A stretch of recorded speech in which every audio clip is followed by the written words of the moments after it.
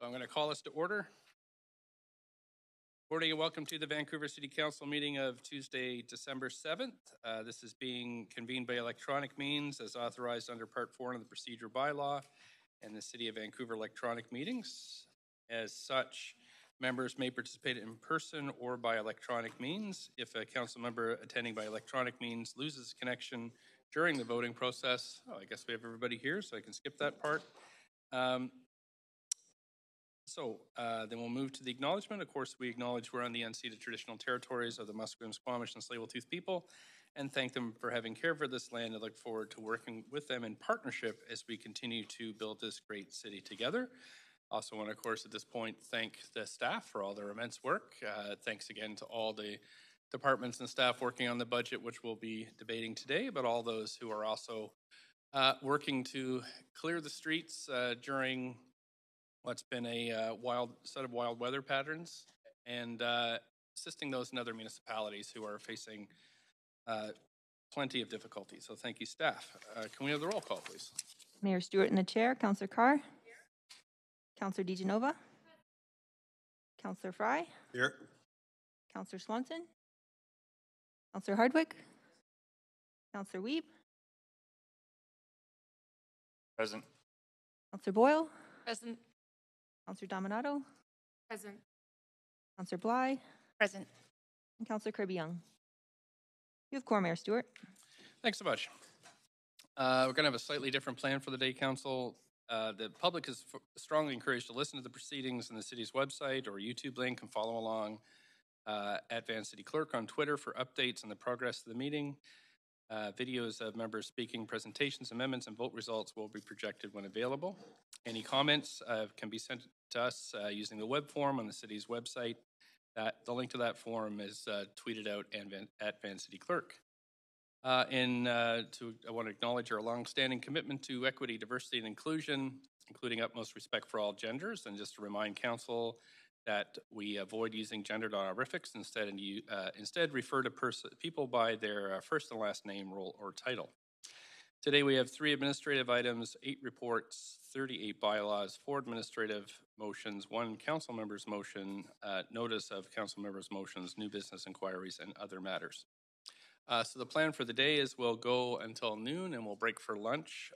Then we'll go in camera from we'll come back to council chambers at 1 o'clock between 1 and 2. Then between 2 and 3, we'll go in camera. Then return to council chambers between 3 and 5. So I'll remind you along the way, but it's just a shorter in-camera session today. And we do have in-camera meetings tomorrow as well. We have to go in camera this week. The reasons and authority under the Vancouver Charter are listed in the agenda. Someone like to move a motion? Thank you. Councillor DeGenova, seconder. Thank you, Councillor Carr. All in favor? Yay. Opposed? Nay. Great. Thanks very much. So we're going to go through a pile of minutes, Council. We have 8 minutes. Minutes 1 are from the minutes of the public hearing on November 2nd, 4th, and 9th. Are there any corrections to the minutes? Thank you. Councillor DeGenova, seconder. Councillor Dominato, thank you. All in favor, yay. Opposed, nay. Great. Minutes 2 are the minutes of the public hearing on November 16th and 23rd. Any corrections? Mover, please. So moved. Councillor Kirby-Yung, Councillor DeGenova, thank you. All in favor, yay. Opposed, nay. Great. Minutes 3, minutes of the council meeting following the standing committee meeting of November 17th. Any corrections? Councillor Carr, thanks. Seconder, Councillor DeGenova, I think I heard. All in favor, yay. Yay. Opposed, nay. Thanks. Minutes 4, the minutes of the public hearing on November 18th and 25th. Any corrections? Mover, please. Councillor Bly. Second, Councillor DeGenova. All in favor, yay. Yay. Opposed, nay. Thanks very much. Minute 5. Minutes of the special council meeting for the purposes of holding a business license hearing on the 23rd of November. Any corrections? Thank you, Councillor DeGenova. Seconder. Second. Councillor Kirby-Yung, thank you. All in favor? Yay. Opposed, nay. Okay, that's passed. Thanks. Minute 6 are the minutes of the special council meeting for the purposes of discussing the van plan, November 23rd. Any corrections? Mover, please. Councillor Hardwick, thanks. Councillor DeGenova, second. Thanks. All in favor, yay. Opposed, nay. Thanks so much. Minute 7 are the minutes of the Auditor General Committee on November 25th. Any corrections? Mover, please. Thank you, Councillor Hardwick. Councillor DeGenova, thank you. All in favor, yay. Opposed, nay. Thanks. That motion carries unanimously. Last, minutes 8 are the special council meeting for the purposes of hearing speakers on the 2022 budget on December 1st and 2nd. Any corrections? Thank you, Councillor DeGenova. Second, Councillor Boyle, I saw. All in favor, yay. Yay. Opposed, nay. Thanks very much. Okay, now we're moving to matters adopted on consent. We have referral reports 1 to 4 on the consent agenda for this item. Reports 2 and 3 do have speakers, though, Council, so we can adopt reports 1 and 4. Anybody wish to? Right. Any debate or questions to staff? No. Any conflict of interest on these reports 1 and 4?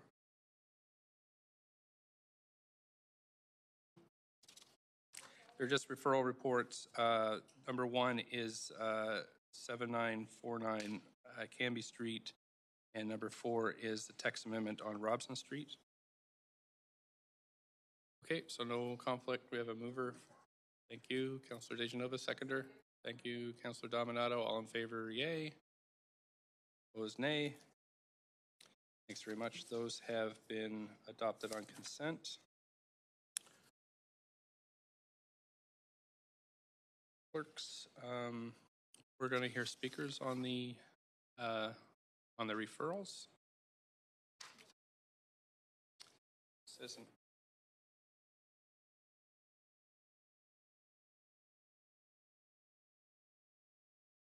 Sorry, Council, a goof there. We'll have to do a referral report. Just need a vote on referral reports 2 and 4. Thanks.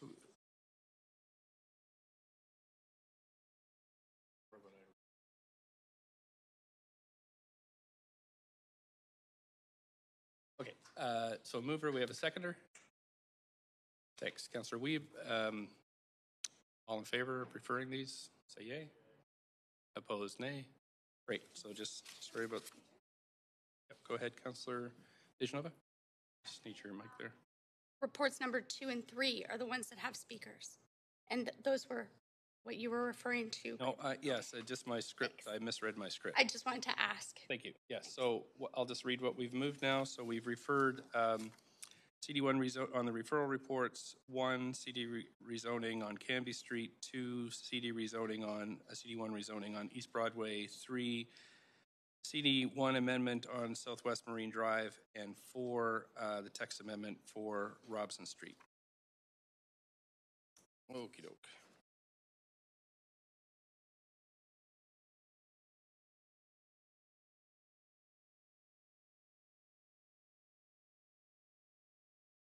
Just 1 second, Council. I'm just catching up here. Great. Okay. So now we're going to consider these reports held for debate, questions to staff, or to hear from speakers. And the first big one everybody's waiting for is the capital and operating budget. Special council meeting on December 1st and 2nd, council received a presentation to ask questions to staff, heard from speakers regarding the capital and operating budget for this year. And so now we're going to consider the reports in order that they are listed on the agenda. So just a reminder, Council, we go through each of the reports. The big one will be item 1F, which is the 2022 capital and operating budget. Before that, we have a number of sub-reports that we'll go through. So the first one is the engineering fees for 2022. I'll ask if anybody wishes to declare a conflict of interest on this. Any questions on this report? Report 1A, 2022 engineering fees. Got Councillor Dominato on the queue? No, Mayor, thank you. Okay. Any questions on the 1A 2022 engineering fees report? Has somebody moved this report then? Kirby-Yung. I think I heard Councillor Kirby-Yung moved it, and I heard Councillor Dominato second. Any discussion? I'll move us to the main queue. And, Council, I'll just be fairly judicious about moving us between queues and let you know when I'm shifting. So we're on the main queue now. Any discussion on this item? I don't see any, so we'll move to the vote. Please vote on screen.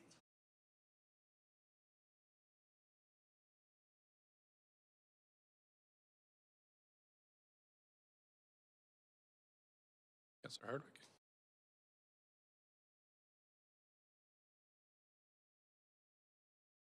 Would you like a vote assist? Okay, great. Thanks very much. So report 1A, the 2022 engineering fees report has passed unanimously. Thanks. Council, the next one is item 1B, the 2022 annual review of water rates and waterworks by bylaw amendments. I'm going to ask for a conflict of interest first. Anybody have a conflict on this? No? Any questions? I'm going to move us back to the question queue. Any questions?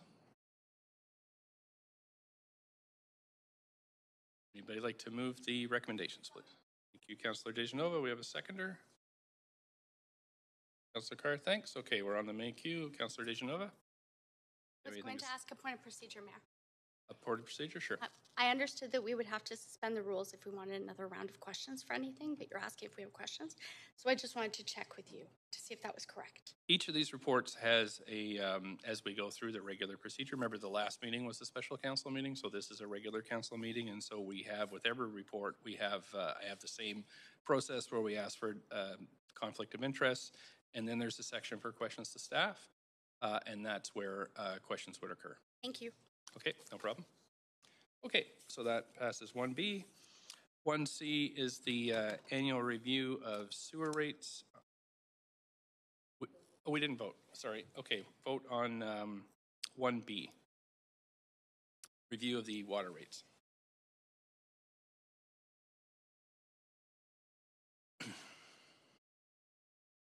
Councillor Fry and Councillor Carr. Great. Okay, thank you very much. That passes unanimously. That's the 2022 annual review of water rates and waterworks bylaw amendments. 1C is the next item, which is the annual review of sewer rates under the sewer and water course bylaw. Any conflict of interest on this? Don't see any. Any questions? Councillor Weeb. Yeah, a quick question. It's great to see as we move towards more of a pay-as-you-go to reduce our impacts. I'm wondering with Iona coming online, what that looks like timeline, recognizing that those investments are going to start to come in. So how much pay-as-you-go and when are we really going to bring down that debt servicing to be ready for bringing on the impacts of Iona?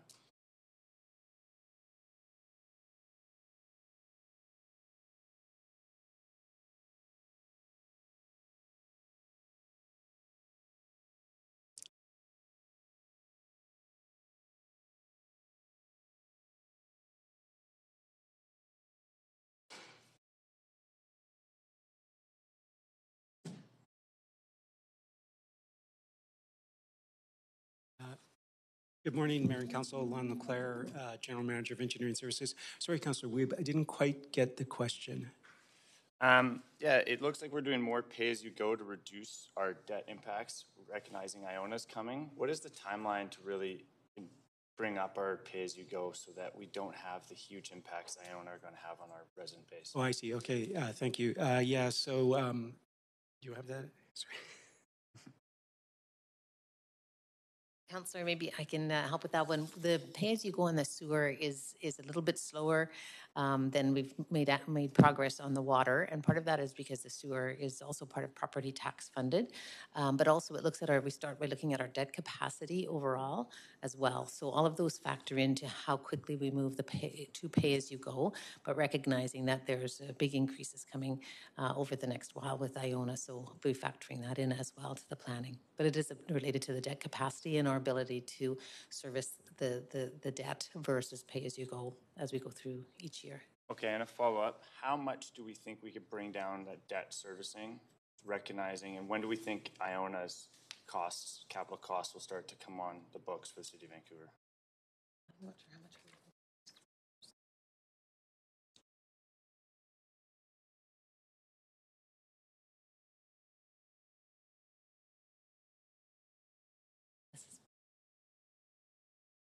think it'd be better if I get back to you on that one. Okay, thank you very much. Just do a Appreciate little it. bit of calculation.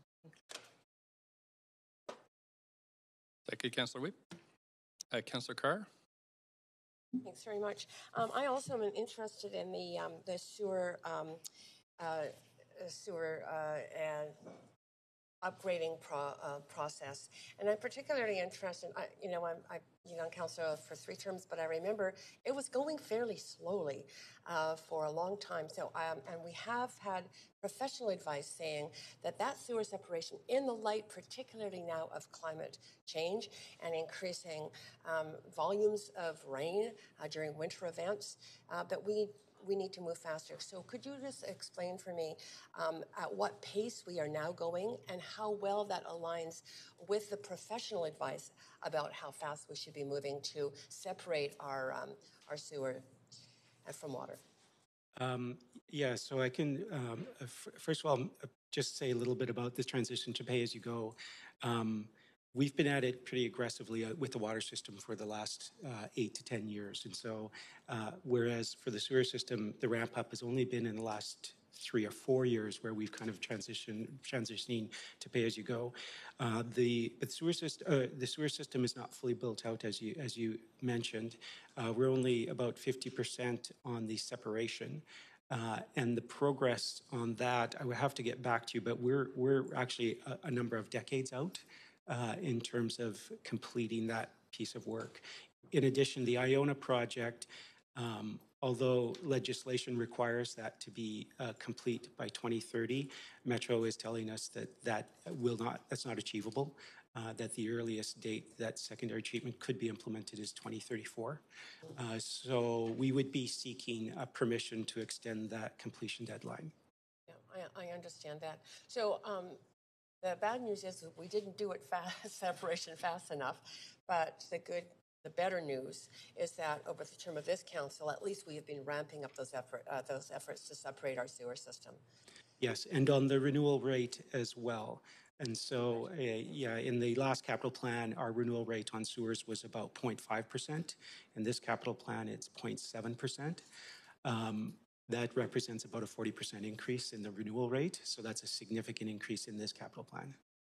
Good to hear that. Thanks very much. Thank you. Councillor DeGenova, 5 minutes. Thanks. I just had a quick follow-up question to that, and that's how quickly are we renewing our sewer system compared to other Metro Vancouver municipalities? In comparison? Thanks for that question. I can have the team just do a quick check to see how we compare to others. Ultimately, maybe a general, I don't expect numbers right this second. I just wanted to be clear. Didn't want to put you on the spot, Lon. Well, it really depends on the age of the city. And so newer cities have, it's because sewers generally last about 100 years.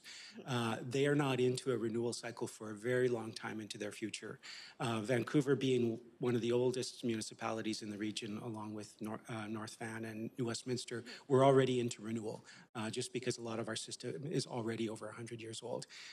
Ultimately, the steady state is a long-term future where you're renewing at about 1.2% per year, and that's kind of a sustainable renewal rate for decades into the future. All right, and my understanding is that North Van actually is on a schedule instead of sort of looking at renewal. That they schedule this. Do we schedule this similarly? Yes. So we look at the condition of the system, and we look at how it's performing, and we actually focus our renewal on the areas where we're most concerned about failure. Okay. Thank you. Kirby Young. Yeah, thanks. Following up on this sewer piece, is it correct that Vancouver was sitting at about 0.5? We're close to 0.7 renewal now, but our overall goal is at least 0.1? And that wouldn't necessarily expedite us to get everything done by 2035 versus 2050 in terms of sewer separation? I don't have a target date for sewer separation. I can just check with my team on that. Just one sec. If I could get back to you with that question. And with respect to the first part of the question, Lon, in terms of is it correct, we were sitting at about a 0.5% annually in terms of renewal. We're now at about 0.7, so we've moved the needle, but we're still not up to a 0.1, which was, I understand, a minimum to separate 2050. Oh, yes. And, but an industry standard would generally be about a 1.2. So we're quite a ways away from a sustainable industry standard renewal rate. So we would have to transition to that over a number of future capital plans. In terms of the target for full separation, our target is 2050. Okay, but obviously an earlier date would be ideal, particularly given what we're seeing in terms of extreme climate and crisis events. We're fair to say that given both the age of the infrastructure as well as the pressing climate pressures that we are behind on our core renewal. Absolutely, and we do have a program underway right now, which is our sewage and rainwater management strategy, where we're looking at how to prioritize separation and renewal to kind of maximize outcomes in terms of reduction in pollution into our receiving bodies, our water bodies. I'm glad you touched on that. So on that, would you say that when we're doing our major infrastructure capital planning, we're doing all of it with a view to climate considerations and a climate lens and resiliency? So really, we're putting a climate lens on all of our kind of core capital spending? Yes, and for our sewer system, our sewage and drainage system, climate change has the biggest impact on that particular network, largely because of rainfall intensity. And so we are dealing with a 30% increase in rainfall intensity for what the system was designed for. So that's the reality of today. But we do have to anticipate that rainfall intensity is projected to increase by another 30% over the next 30 years or so. Okay, so on that note, I know it's kind of keeping me up at night, worries me. As our chief engineer, does that worry you when you look around and see the increased rainfall intensity, what's been happening in Abbotsford, throughout other communities in BC? Like, how do you feel? Does that worry you? Well, yes, and I mean, it's not a concern for me because I do feel like we're doing the work in terms of the big study that we just launched. In that study, even though it'll take a couple years to complete the strategy for how we do our investments over the next couple of decades, it does have a number of near-term, no regrets actions that we can take in the coming years, knowing that will reduce risk for the city overall. For us, it does mean that we are looking at overland flow in a way that we wouldn't have in the past, anticipating that the sewer pipes might fill up during intense rainfalls. Which is pretty significant impact on day-to-day. Yes. I'm trying to find the right word, but just livability seems inadequate, but just functioning in terms of people's daily lives, right? Yes. Okay, thank you. Appreciate it. Thanks. That's it for questions. Have somebody move the recommendations, please. Just 1 second. We have...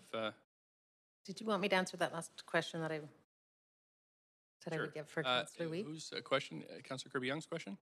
No, I owed an answer to Councillor Wiebe. Councillor Wiebe's question. Okay. Sure, go ahead. Yeah, I've got the numbers for you, and the pay-as-you-go is going to be going up by about $16 million over the next 2 years of the city's portion. At that point, Iona the significant increases will have started for Iona, and that'll be going up by $20 to $25 million a year for the next 3 years of the 3-year plan, and then ongoing from there as well. So the numbers are quite significantly different. We're freeing up, we have a little bit of pay-as-you-go, but the Iona impact will be much more significant. Okay, and I guess a quick follow-up then. How are we going to explain this to the residents that we've had primary treatment, we're moving to tertiary treatment and ensuring that we're not putting contaminants into the Salish Sea, but also that we have fallen behind and our infrastructure needs to go up? Because these are going to be significant costs in the next couple of years. So do we have a strategy to really inform our citizens here in the city of Vancouver why we're going to tertiary and the importance of it, but also that we have fallen behind and that this is a critical need here, mostly with the climate issues that we are having? Do we have anything? Absolutely. So ultimately, the Iona Treatment Plant is a Metro Vancouver project. So they're working on that communication out to the public in general, and we'll be working with them in terms of how we can effectively communicate that project to our own residents as well. Okay, thank you very much. Thank you. Okay, thanks. So That's it for questions. Somebody like to move this report, please? Councillor DeGenova, seconded by Councillor Dominato. Thanks. Any debate on this item? Okay, thanks. So we'll call for a vote. This is the annual review of sewer rates.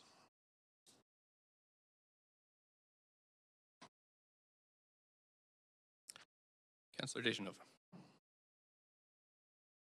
There we go. That's passed unanimously. Thank you, Council. We're going to move to the next item, which is the 1D, the 2022 solid waste utility fees and bylaw changes. Any conflicts here? Oh, any questions to staff? Councillor Weep. Yeah, first question. About 3-4 years ago, Vancouver Park Board approved putting in a demonstration compost facility in Stanley Park, looking at an opportunity to localize our waste collection. And I'm just wondering, looking at the costs of outsourcing some of this work, have we looked at insourcing some of this work again? And are we looking to bring on more localized structures, including a transfer station in the north side of Vancouver, to deal with some of the solid waste issues that we'll be having in the future?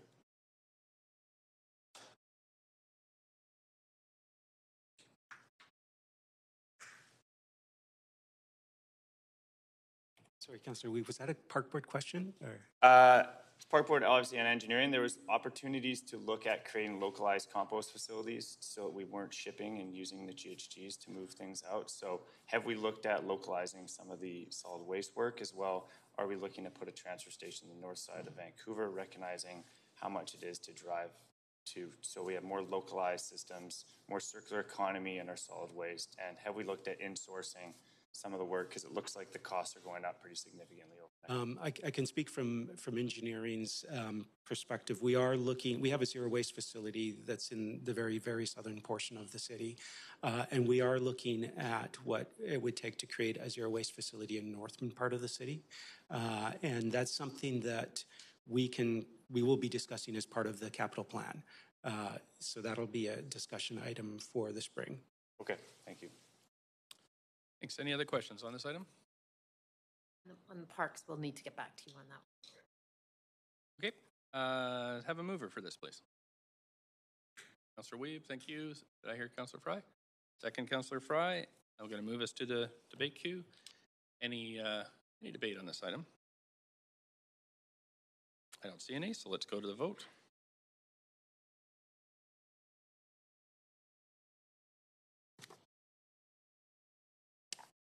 Councillor DeGenova.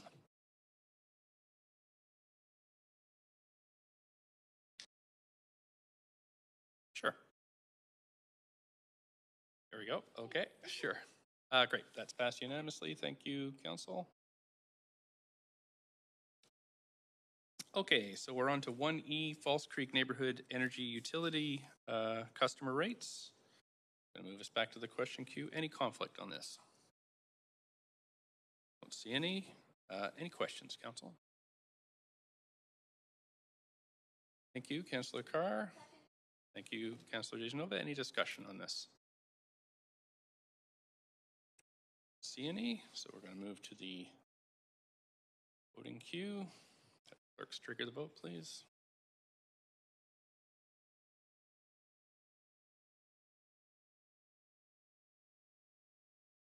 And that has passed unanimously. Thanks, Council. Okay, so now we're moving to the capital operating budget. I'm going to ask first if there's any conflict of interest on privilege. Councillor, I'm sorry, I've done this again. Sorry about that. Councillor DeGenova. Wanted to declare a conflict of interest on a portion of the operating budget, and I understand, and I just wanted to also thank staff for the time that it's taken, and over 7 years, how we've worked together to make sure that we can separate this out. So I will be recusing myself from recommendation A, subsection A, and subsection C. I understand, and I've received legal advice that I can vote on subsection B. And the reason for that is I have an immediate family member who's a sworn a member of the Vancouver Police Department. And for those reasons, and out of an abundance of caution, I will be recusing myself. Also, just want to note that I'll have to see the amendments as they come, as I haven't seen them, and I will do my best. You know, I may call for a recess. If that's not granted, I may just have to recuse myself from that, but I'm hoping that that will be a possibility. Thank you. Thank you. And Councillor DiGenova, you are Deputy Mayor for this month, and so if I have to enter the debate, then you would be Chair. But if we're debating one of those particular items, then I believe the Chair would move to Councillor Fry, who's the duty councillor. Yes, Right. thank you. Okay. Just so everybody knows the process, how that'll work. Great. So we have questions. Councillor Dominato. Mayor, I also have a point of privilege. Councillor Kirby-Young. Okay, sure. I'll pause your clock, Councillor Dominato. Yeah, I just wanted to respond to your question with respect to conflict, and I wondered just for consistency, because I'll also recuse on recommendation A-C. Okay. With respect to the potential $1.4 million reduction, but I wonder if you could, for me, just repeat the other section Councillor DiGenova recused from. I just want to be consistent. B, subsection B. I don't know. I'll have to get the clerks to read that back. Just one second, please. A and C. Subsections A and C.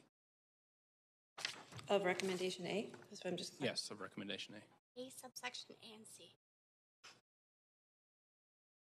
I believe I'm just going to recuse on subsection AC. Thank you.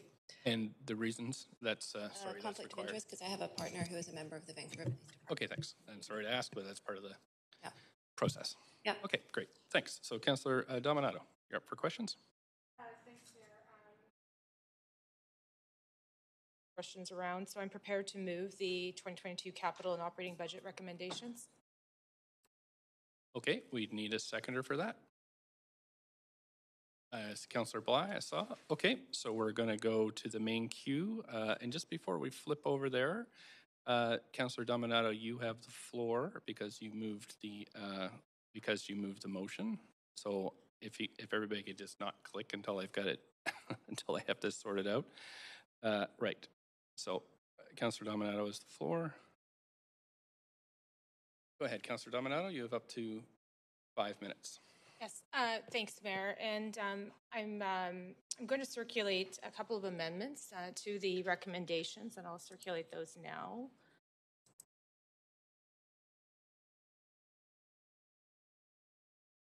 And then I'll start speaking to them. Okay. Let's wait till everyone has that in their inbox.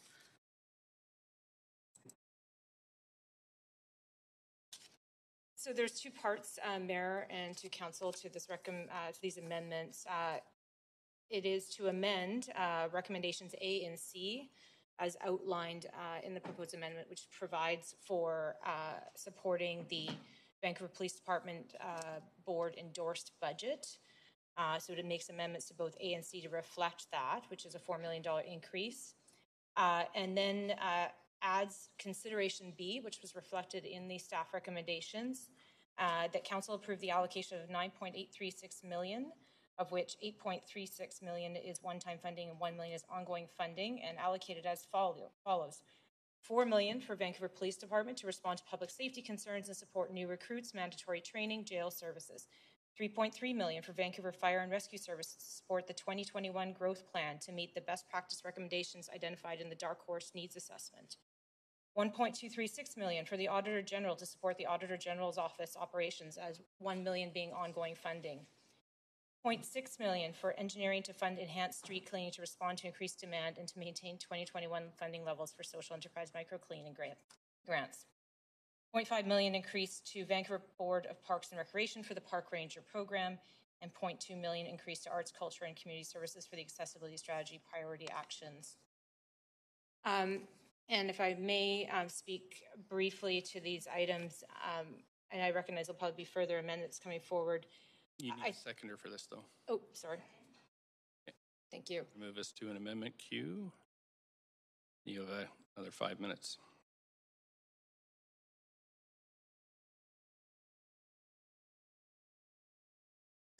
just one second. I just have to sort the queue out here. So I'm just, Councillor Boyle, you're next on the list when I put Councillor Dominato and then Councillor Boyle. Okay, please go ahead.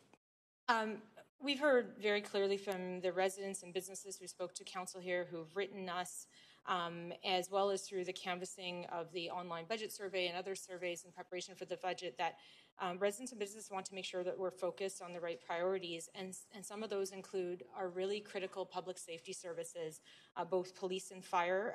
We've heard that time and time again. We know that they're providing critical services to our residents and also our business community. And we have seen an uptick in unprovoked violence against individuals in our communities. And that violence has been both towards individuals who are homeless and on our streets, as well as young women. And people are feeling less and less safe in certain neighborhoods in our communities. And that includes young women, older people, businesses. And so from my perspective, and I've consulted with a number of colleagues, it's fundamental that we ensure that the Vancouver Police Board endorsed budget is fully funded in our 2022 operational budget. I'll reflect the same for Vancouver Fire. We recognize the critical role that fire plays in doing a variety of responses across the city, including responding to our opiate overdose crisis and medical concerns. And also, just in context, I also had the opportunity to do a ride along with VPD and Vancouver Coastal Health just the other day to see CAR 87 and CAR 88 in action and how they're responding to a range of mental health concerns in our communities. And so want to highlight that. It was brought into question whether there would be funding for the Auditor General's office or not. This was a move that was endorsed unanimously by this council to add transparency and accountability to our city, led by Councillor Hardwick. And so this adds the provision that I believe was endorsed by the committee last week to fund that office so that it can do its role within the city. Street cleaning, speak briefly, we are hearing that the public realm needs to have greater care, that we need to be taking care of our city, and so that provision will continue that work. And finally, on the subject, on the couple of items that are included there, the Park Board Ranger program, we leaned a lot on our parks and our parks program and staff to help us with a range of issues, not only just to keep our parks clean and accessible, but to respond to the significant encampments that we had in a number of our parks in the last number of years. And so we think it's critical that we beef that up, that service. And finally, on the accessibility strategy, we've seen that full strategy will be coming in the new year. However, it has been delayed, and this is a human right, and we think it's critical that some of those quick start actions move ahead. I'll pause there. Certainly there's others who want to make comments, so thank you, Mayor. Thank you. Yes, Councillor DeGenova. Turn my own mic on, maybe. Thanks. I just wanted to note that as per the matters that I said I'd recuse myself on, if the vote for this could be separated out of sections A, section C, and I would also ask that the part of this amendment that focuses on section B, although I can vote on section B, I will not vote on this amendment to section B at the advice of legal. Thank you. Council, I'll just remind you about conflict of interest. They do include both votes and debate. So it's up to you what you want to do. But for those councillors who have indicated a potential conflict, that should be taken into consideration, but I'll leave it to you to decide. Just a point of privilege. I'm following legal advice, and I've been told that I can sit here but will not engage in debate on those matters. Okie doke. Okay, Councillor Boyle. I have a question first to staff, which is I'm wondering if staff could let us know if the amendments proposed by Councillor Dominato would bring the tax rate above 5%. It looks to me like the unallocated 10 million is allocated in addition to an extra 4% for the police budget. So I'm just wondering where that lands us. Okay, if I respond. The $10 million that was set aside, $9 million of that is for one-time funding only, and so it would not provide funding to increase the budget for ongoing years. So if if, for any of them where we're hiring staff, we would want to have, unless we're hiring temporary staff, we would need ongoing funding in order to bring in permanent staff. And so that would be the case for fire, police, et cetera. So those would be increases above the tax rate rather than using the 9 million one-time funding. Okay. We can do a quick calculation of how much that would be. That would be great. I'd appreciate having a sense of Yeah. what that will just increase in taxes the proposed minute. amendments would bring us to, and maybe actually noting that I'd like to ask for a recess so that all of us can take a deeper look at this, and so we can hear back from staff on how much this would increase How much time would you? the tax rate. Maybe 15, 20, 15? Okay. So we have a motion on the floor for a recess for 15 minutes to consider this amendment. Do I have a seconder? Thank you, Councillor Fry. All in favor, yay. Yay. I'll have to check with the clerk. Just 1 second, please.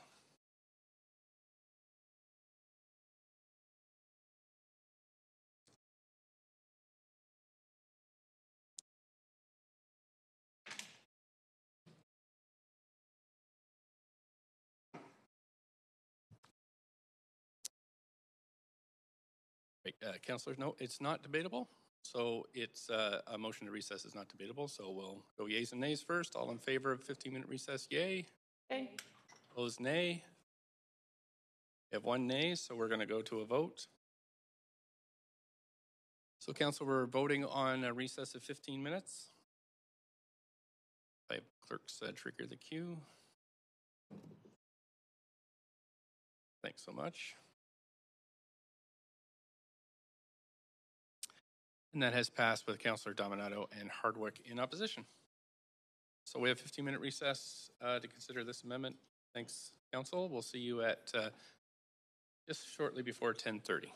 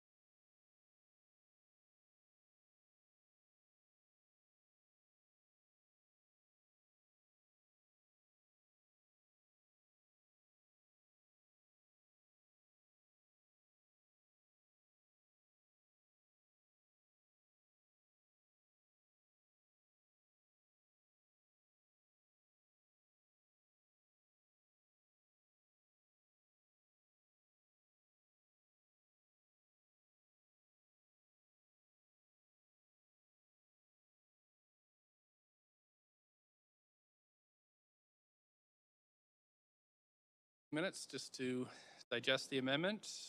Councillor Boyle, you're on. You have about 3 minutes left on this queue, so I'm going to call us to order and go ahead, Councillor Boyle.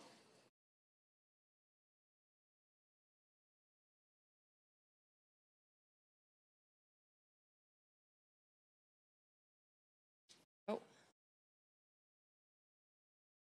I'll try that again. No problem. Maybe my. Oh. Apologies, Councillor, we're just doing some of the math there. What we've done is we've looked at the items on the list and the ones that could be one-time funded versus the ones that would be ongoing funding needs, and the ongoing and conferring with the general managers as to what maybe some portions could be one-time and some portions ongoing. Ongoing would be 0.7% tax increase. Above the 5%? Above the 5%, so it would be 5.7%. Okay. Okay. Thank you. On the items here, and some portions would be only one time. Okay, thanks for this day of math. I am going to move a strike and replace to the B portion of the amendment that's on the floor, and then and an additional BA, BB, and BC as circulated. So maybe we can. Do you have a seconder for this? I heard Councillor Weep, so I'm going to the amendment Q2. I have up to 5 minutes. Agreement across council that it's important that we be making investments in this time in so many of the critical services that our residents are asking for and rely on. And I appreciate Councillor Dominato starting that conversation.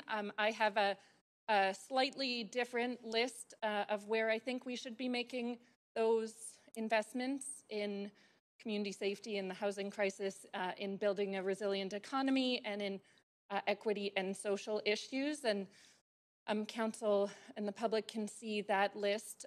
It includes a number of social equity priorities that we as a council in various ways have endorsed over the past years of our term, including funding to implement the United Nations Declaration on the Rights of Indigenous People, which passed unanimously, including moving or starting halfway through the year to move to a fine-free service to reduce the barriers that 50,000 of our residents experience in accessing library borrowing, and removing reductions in library hours, including funds for language access, which we saw was so critical in the emergencies we have been experiencing to make sure city materials are translated into the many languages that are first languages for many of our residents, including supports for fire and rescue services, for the incredibly crucial services that they are providing and continue to provide, particularly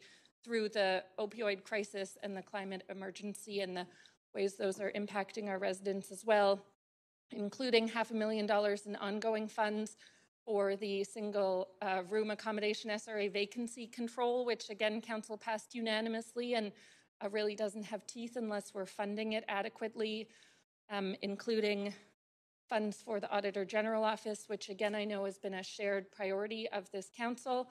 And then I won't read it all.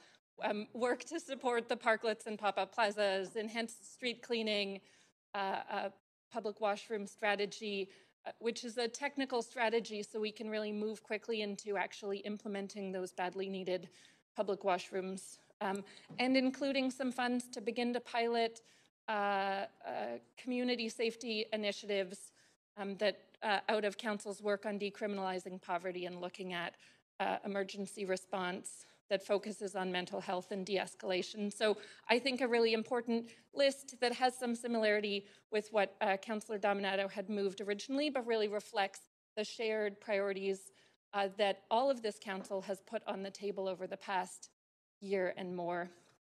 And then some identification of how we fund these through some additional savings, as well as through what we've been calling the unallocated 10 million, and if there are further revenues to be moving further on the park ranger program. So I will leave it there for now.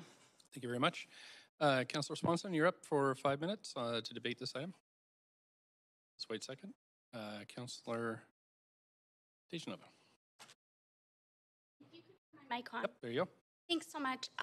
Just on that point of privilege, I'd ask for recusal and segregation of the vote.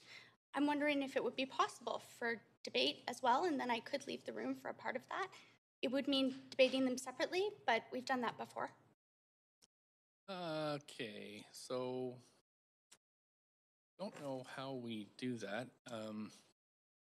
So your request is for that we segregate the vote on this amendment to or this amendment to the amendment. I think what we could do perhaps is it's tough because we have a queue of people. I don't know how we're going to segregate the debate on this one. Could debate that if I could ask, because I can't ask for a procedure. My point of privilege was I was hoping we could deal with them separately, and then I could leave for that part, and that would mean 2 votes, almost like 2 We can amendments. definitely do the separate votes, but the debate is going to be hard to separate out because I don't know what the councillors on the queue will debate. So Exactly. So I was going to, my point of privilege was asking them to possibly debate that separately in I can't control that though. So I understand. I will try and leave just to note my point of privilege if I hear that. I'll leave it to you, but we can definitely separate the vote. All right. Okay, thanks. I tried. Sure. Sorry, Councillor Swanson. So whenever you're ready. Yeah, I really support this amendment. I'm particularly happy, needless to say, that the ongoing funding for SRO vacancy control is in there. I'm also happy that we're working on equity measures like getting a start on fine-free service in the libraries, like finally having action on the murdered and missing women's report, putting some money in for Indigenous services, Indigenous work and UNDRIP.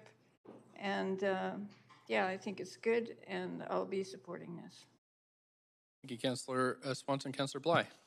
Thanks very much, Mayor. I'd actually like to move a recess similarly to the previous amendment, providing some time for the majority or those of us that haven't seen it up How until much a time few would you minutes like? ago. 15 minutes. 15 minutes. Yeah. So we have a motion second from Councillor Dejanova. All in favor of a recess for 15 minutes, say yay.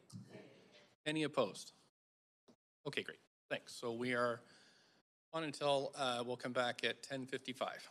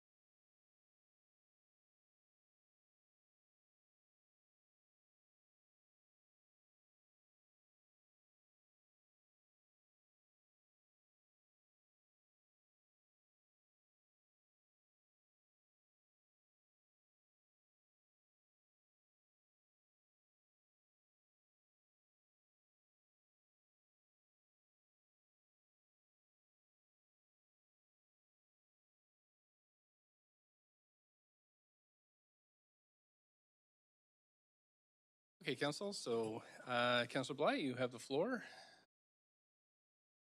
We're going to reconvene. Go ahead, up to 5 minutes. Thanks very much, Mayor. I'm actually still going through parts of the amendment that are ongoing funding. And I just want to clarify with the question to Patrice is that the ongoing funding is covered through the contingency, the 2 million. What's left in contingency, and then also the 1 million, the other 1 million ongoing accounts for any of the ongoing that's in this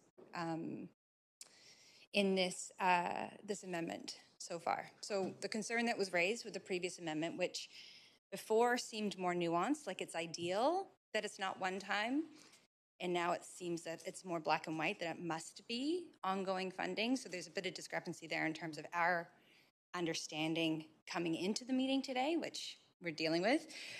But I just want to be completely certain that the ongoing funding that's in this amendment is covered through contingency and the additional 1 million. Let me just check.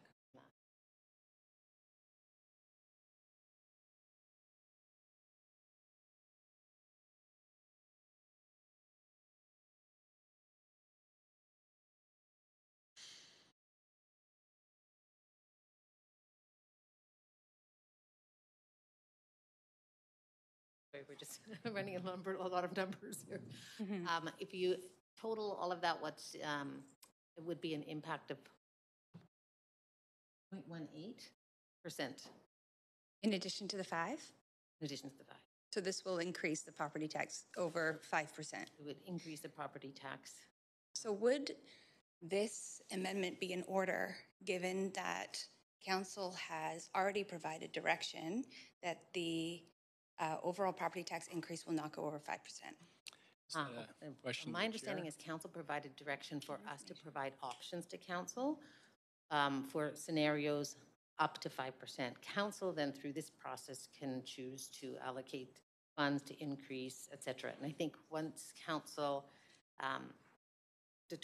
we can provide the information on what the impact would be, but once council approves what they would like to have in the budget, then we would adjust the recommendations that had the property tax amount and the increase. So they're further down in the recommendations. So does that make sense? Right, but we've had motions come forward before that challenge previous decisions of this council. Let's say it's not about the budget at all. And those were ruled out of order. And now we have a motion before us that challenges a previous decision already made by this council within the last calendar year. And I don't understand how that isn't. It's more of a question for the chair. If you're asking whether or not this amendment's in order, then. Sure, then I'd like to. You'd like me to rule on whether it's in order? Please. Okay, I will do that. Thanks. I'll just stop your clock here and we'll check quickly with the clerks and get right back to you.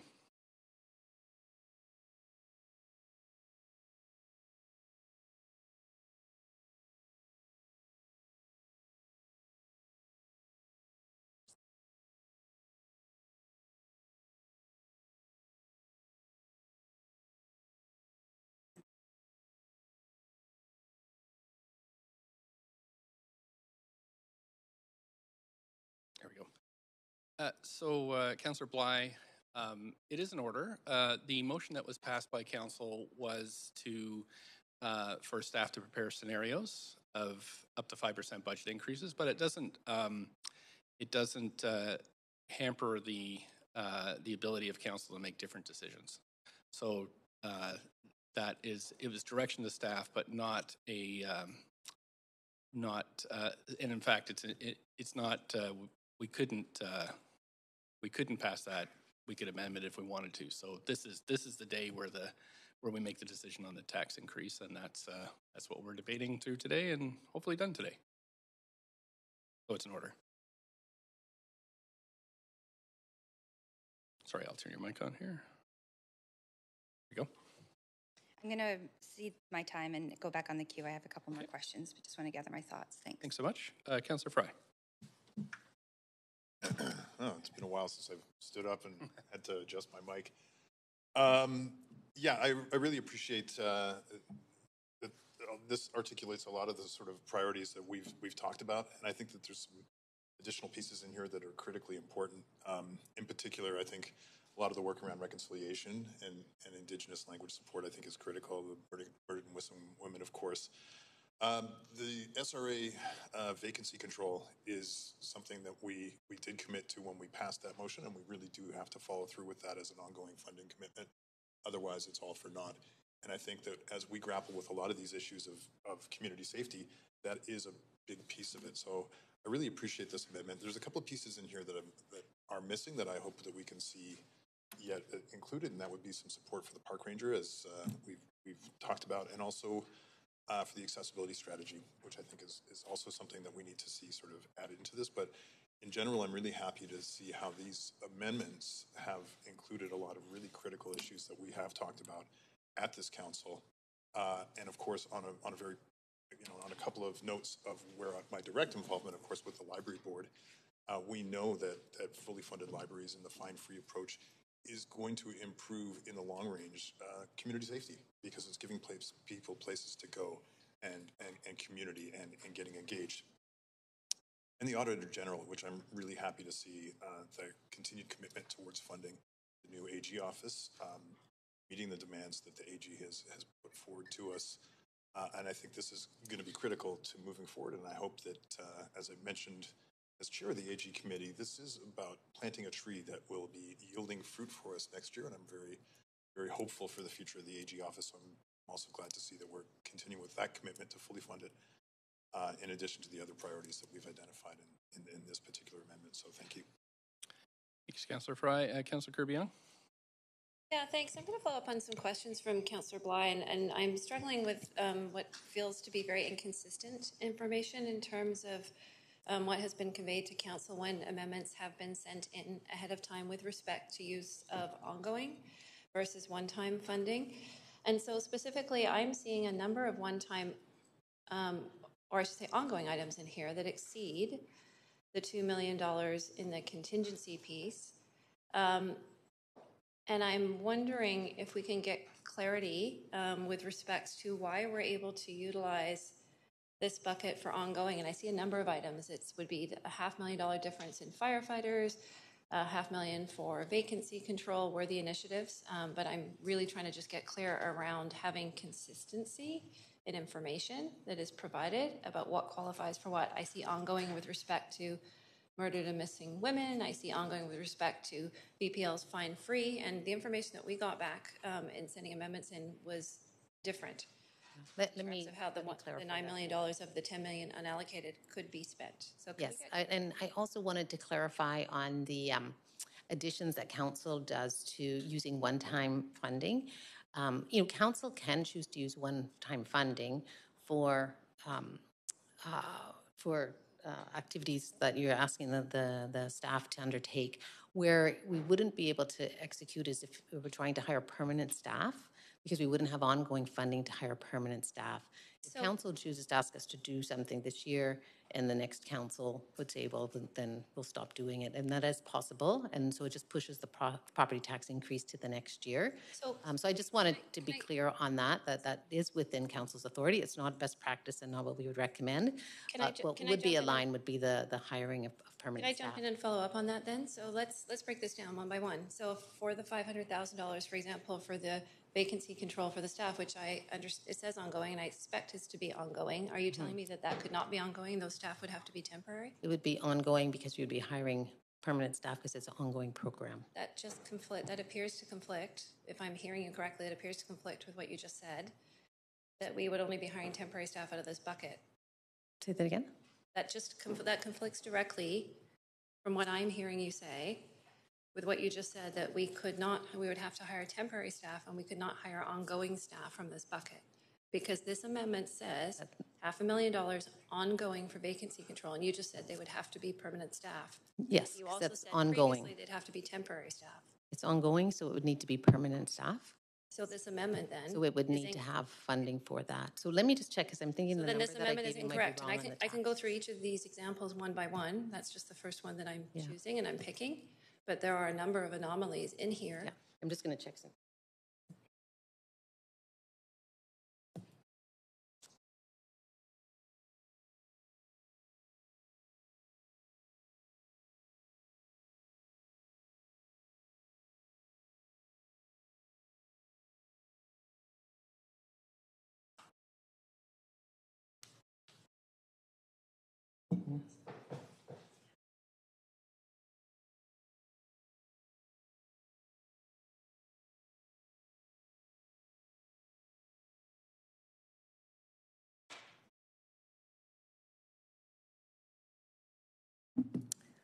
Councillor, just we went through the list here, and our understanding that is about 4.9 million is ongoing, and 3.58 could be considered one time. So for the ongoing, there's also an offset at the bottom there on contingency and the delay of one of the programs. So that brings it to 2.6. There is 1 million of funding available ongoing. So what is not funded is 1.61 or a 0.2% tax increase. So then this amendment, so sorry, let me just repeat those numbers for ask the question. So you said there's an offset of 2 million from contingency, 1 million that was allowed to be ongoing, and you said the shortfall was 1.6. 1.61, yeah. So therefore, this amendment is inconsistent with financial practice and the advice that we have received from finance staff as to how one-time and ongoing funds can be used. For 1.61 million. For 1.61 million. So Chair, I'd like to ask if this amendment So that would either be a tax increase. Is out of order because according to section 8.7, because it conflicts with best practices in terms of the best interest of the City of Vancouver, and it goes against our financial practices pursuant to section 8.7. I can take a look at that and get back to you. Thank you. If council approves this, we would change the property tax number at the end, right?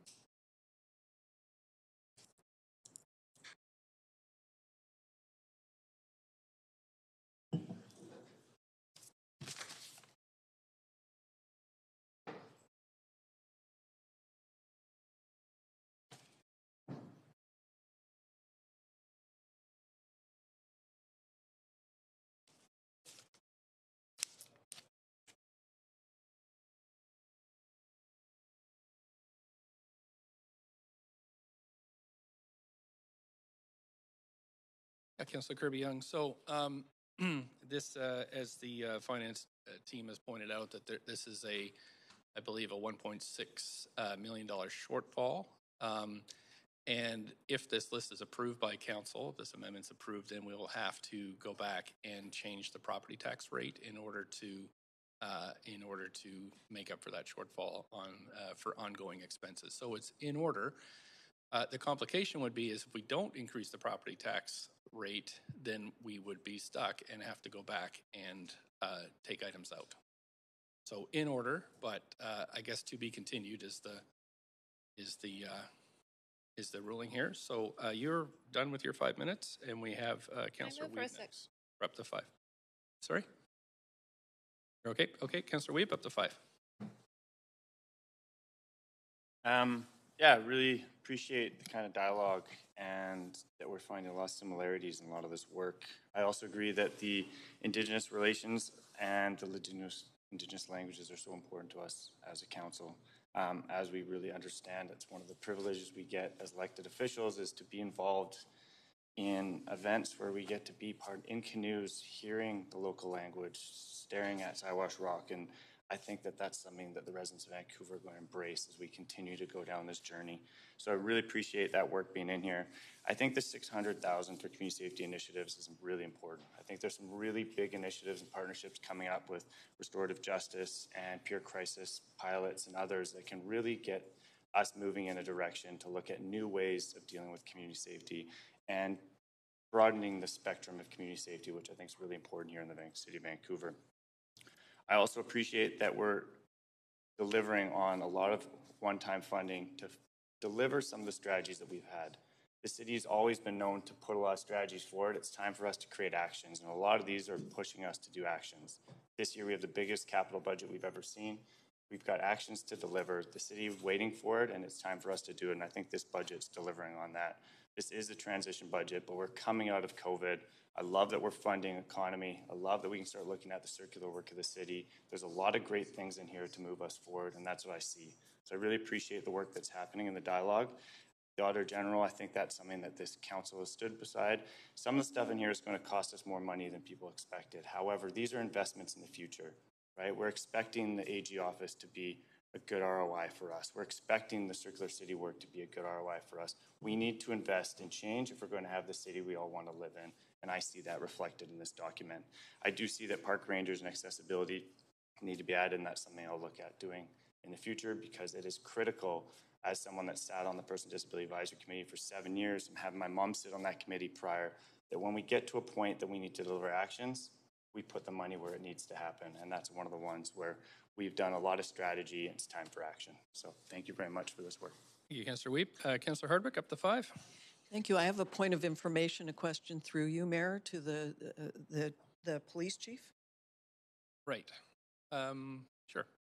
Chief Palmer. Welcome.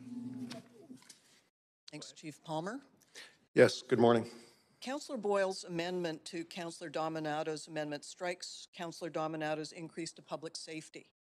Would the funding in Councillor Dominato's amendment help public safety in Vancouver, and how vital is this to public safety? Yes, Councillor, thank you for your question. So Councillor Dominato's amendment does have a positive impact on public safety in the city, whereas Councillor Boyle's amendment would have a negative impact. And I'll tell you how this would impact us on the streets of Vancouver. This one that is before you from Councillor Boyle would actually result in fewer police officers in Vancouver right now. Can I just correct here? Is that Councillor Hardwick, the amendment from Councillor Boyle does not strike the section of the proposed amendment that relates to the policing funding. It's an addition. So that part of the amendment is still there. Okay, I'm misreading then. Yep, I know there's a lot going on. So, point of order. I'm reading the amendment now, and I wonder if you could clarify, because I see a strike and replace, which struck Councillor Domino's entire amendment, including BA, which included the... These sections that were indicated are struck. BA, it was a strike and replace, so it struck the entire amendment. Right, not debate here, so... Can we get clarification, please? Yeah, I'm clarifying for you. That section of the motion was not struck. What's struck is what's delineated there. So just for clarification, the section, the opening part of Councillor Dominato's motion is still live after we'll see what happens after the amendments, but that increase to police in the one-time suggestion is still there. So Councillor Hardwick. I'll move on to my next question then. Related is, what are you seeing in other police departments across Canada and the U.S. where the police were defunded and not funded appropriately? Yeah, we're seeing, and I did do a presentation on this at the last council meeting when we presented the budget. So we are seeing the defund the police moving to refund the police, and we have seen budgets increased in cities all throughout the United States and in Canada. I put the slide up that showed the percentage increases that are being proposed to councils across Canada, and I can just go through them, include Edmonton at 3.1%, Ottawa at 3.4%, OPP 3.5%, York 3.8%, Calgary 3.8%, Regina 4%, Durham 4.2%, Halton 4.2%, Niagara 4.5%, Peel 4.8%, and Victoria at 7%. So Vancouver is actually at the low end of cities increasing their budgets that account for a refunding of police. Thank you very much. Thank you. Through you, Mayor, I have a question actually ultimately to the city manager. Good thing. This is regarding the business planning and project support in the city manager's office. First of all, I'd like to know what it does ultimately and what the budget is. I've seen that the group will give up $800,000 in salaries to meet the 5% target, in addition to offering $200,000 to meet the 4% target. And so my question ultimately, would it be possible to take $200,000 of ongoing funding towards the Auditor General? But if you could comment, please, City Manager, on the BPPS funding. Thanks, Mayor Stewart, through you. So the business planning and project support team within the City Manager's office is essentially functions as an internal support service for departments with complex programs, project management. Essentially, they work as internal consultants. So they work on behalf of other departments to help them deliver on their operational priorities. With respect to the Auditor General's budget, the one-time $2.2 million there, We do believe that, I'm confident that within the next year, we'll be able to find efficiencies within the operation to ensure that the Auditor General funding can be maintained ongoing beyond next year. So that's the reason why we believe that this is workable. Like I say, I'm quite confident that we'll be able to find efficiencies, either within the City Manager's Office budget or beyond that. And the 800,000 that has already been taken out, how did you rationalize that? So we have looked at that team. I mean, what it will mean is less capacity on the part of the entire organization to move big projects forward, because that's what the BPPS team does. So, for example, we have several of those consultants right now are working to support the permitting improvements. So that's the type of work that they do, is they go and help departments on complex kind of either project management or problem definition and so on. So that team does have some vacancies, so we've decided to hold those, and we will just manage the size of that team down. So the impact of that, like I say, will be reduced capacity to move big initiatives forward, but we're, again, in the balance of all the things that Council is looking for, we're putting that forward as an appropriate trade-off. Thank you. Thank you, Councillor Hardwick. Before we move to Councillor DeGenova, I just wanted to clarify again what we're debating here. Councillor Dominato moved a motion that was sent to you that has sections A, C, and amendments to B. Section A is an amendment to the police operating budget. Then Councillor Boyle sent an amendment to the amendment that only deals with B. So the initial portion of Councillor Dominato's motion, Section A, those proposed changes are still live. But I am looking at a strike at BA, $4 million for the Vancouver Police Department to respond to public safety concerns and support new recruits, mandatory training. It's not debate, that is a reduction that's been struck. Okay, Councillor DeGenova. I'm just going to take myself off the queue. I'm just putting together. Sure thing. Councillor Bly, you have up 2 minutes left.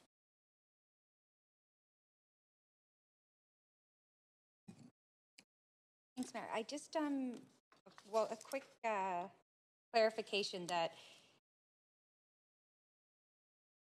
we understand, and this is a point of information, Mayor, to Sure, Patrice, absolutely. if I may, that if to move ahead with a budget for that is in alignment with the Vancouver Police Board recommendation, we would require $4 million in addition to what's put forward. Is that correct?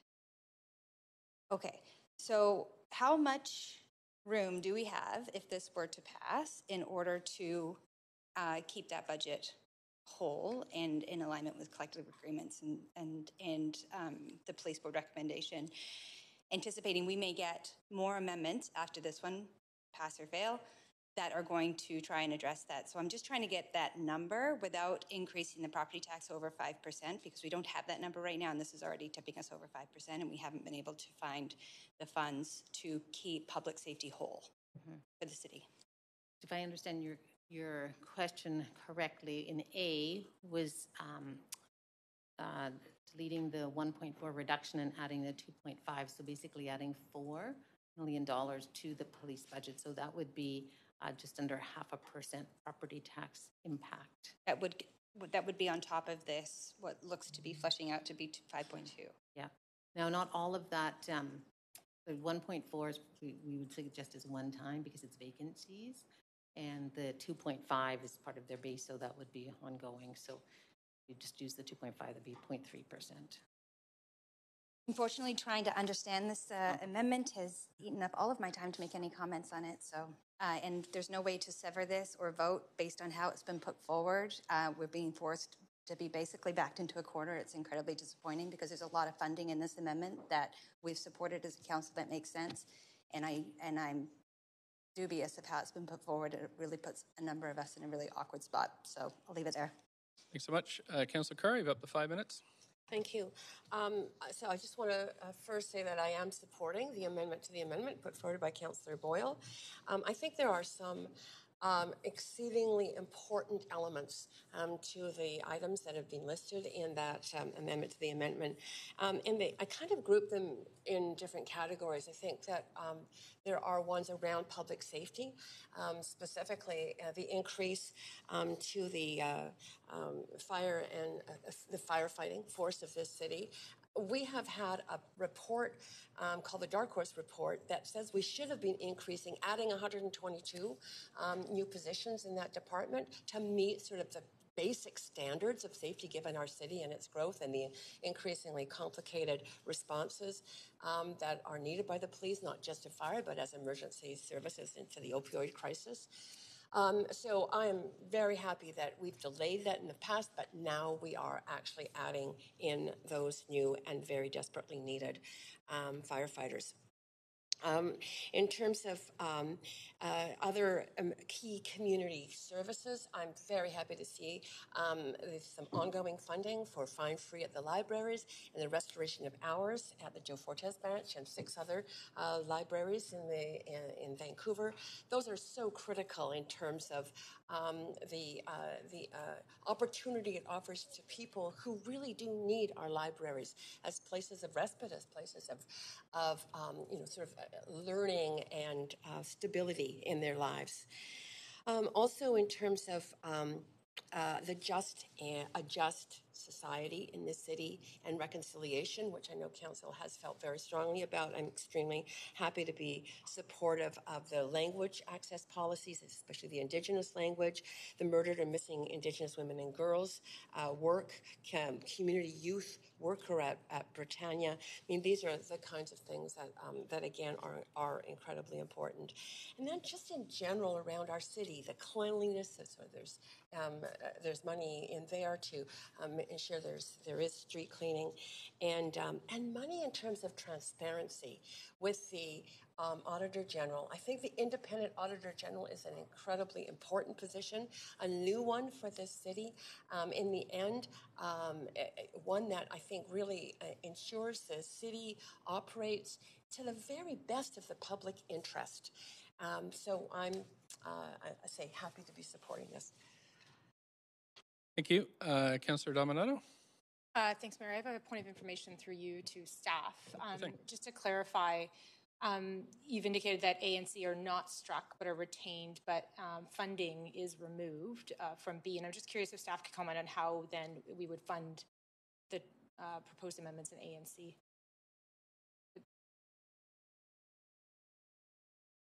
Sorry, to be clear, funding for VPD has been struck. Yeah, based on now this is written with the added funding to VPD would require property increase above 5%. So there's no offset in this. I'm having trouble hearing just with the mask and. That would be a property tax increase in order to fund it, because the ideally is ongoing funding is what was requested by the police board versus one time. So it would need a property tax increase or some other offset. Is my understanding of the intent. So essentially it does strike support for VPD in this budget. It does not provide for support in what's proposed in the amendments currently. It doesn't provide support? No. The current amendments do not fund VPD. What's struck in B? A would still fund A and C are there. Yeah, A would fund VPD. And I think A, you take A and add to B. And I think that I was just going to send you a note, and you had the in your motion, you had the $4 million under B as well. It just needs to be in A. It doesn't have to be in both of them. So I was just going to send you a note on that. That's okay. Could I get some clarification around, sorry, I just lost my train of thought there. How the Vancouver economic strategy, what that point, it's 150,000, what that's going to be used for? Who's that directed to? I guess to the mover of the motion. Okay, Councillor Boyle.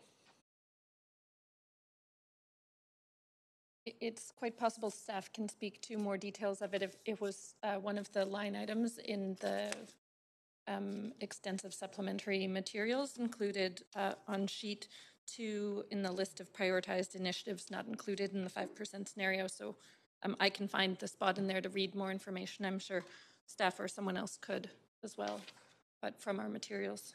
Want clarification, Councilor Domino? Thanks, that's fine. Okay, thanks. Councilor Kirby-Young, you. Yeah, I have a point of information, Mayor. You are at 5 minutes though for this. You are allowed to ask points of information, are you not? No, you have to have the floor and you have to have time, and you don't.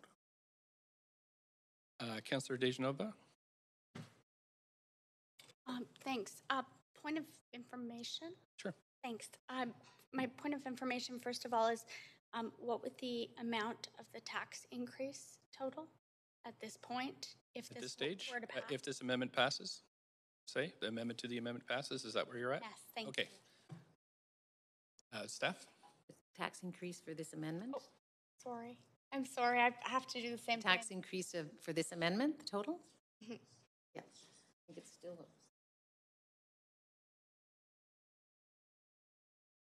Thanks to staff for these on-the-fly calculations.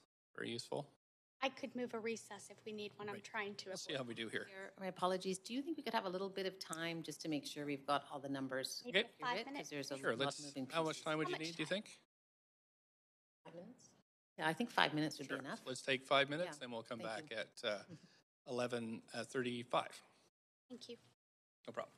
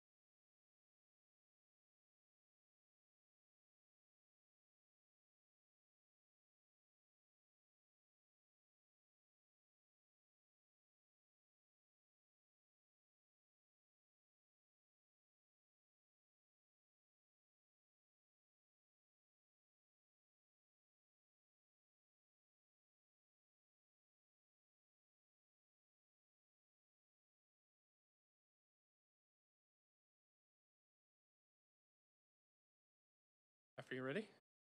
All right. Are you ready to reply and everything? Yeah. Okay. Okay, Council, so I'm going to call us back to order. Councillor DeGenova.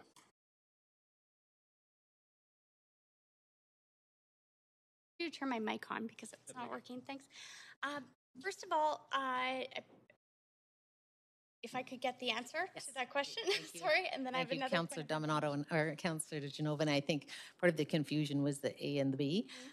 So A is additional 4 million for VPD. That's equivalent, would be the equivalent of 0.3% property tax. B, that would be the equivalent of 0.2% property tax. So all of those together, if funded through property tax, would be at 0.5%.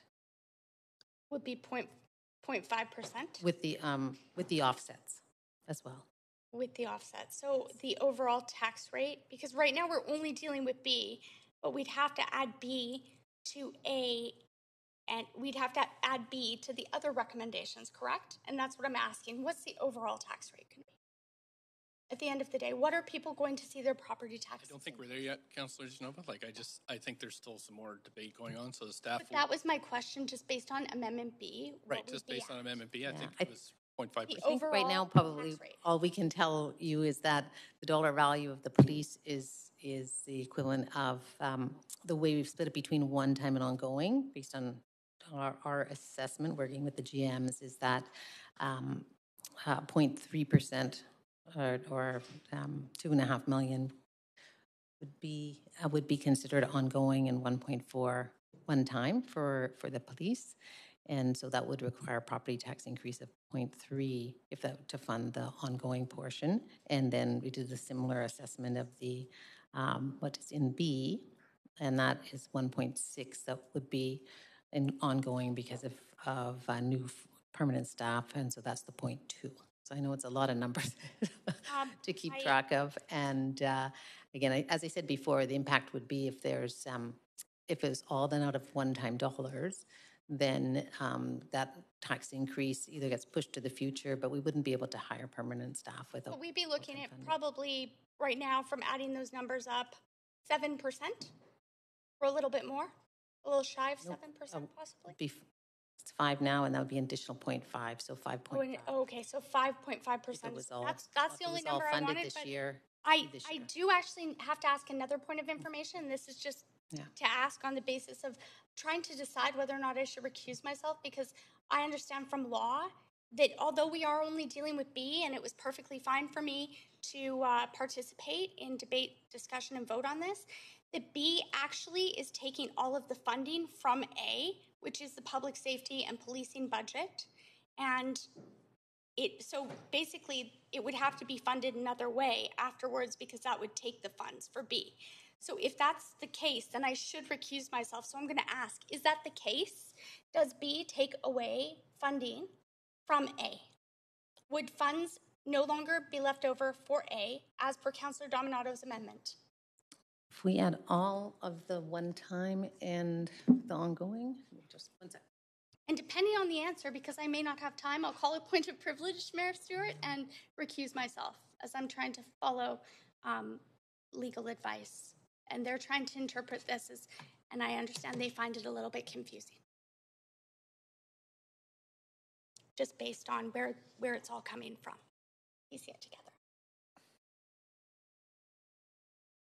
Do we need a recess, Mayor Stewart? No, I mean, again, the recusing is up I know, but councillors. I need the answer to understand if I'm going to recuse. You have your 5 minutes on the floor like everybody else. Thanks. So for me, I don't see anything about policing in this. Remember, we're on the amendment to the amendment, right? I understand, but I just need an answer from staff. Thanks. Well, we are at the 5 minutes. I've been waiting Mayor for Stewart, that answer. maybe pending the work here, I can provide a general answer to that. Thank you. Okay. So in our view, the reference to policing in B is actually unnecessary. That the police funding is dealt with in Part A of the amendment, which is retained in Councillor Dominato's motion. So we don't see that the removal of the reference to police in B has an impact on the VPD budget. Okay, and that's the City of Vancouver as a whole, including law? Well, That's still the up to advice you. we're giving you right now. Thank you very much. Okay, so that's it for debate on this one. So we're going to move to a vote. And just to clarify, before we start the voting queue, is that we are, Councillor Dominato moved an amendment to the budget document. Councillor Boyle has moved what's on your screen to replace portions of Councillor Dominato's amendment. And it's on screen there. So we'll call the vote now.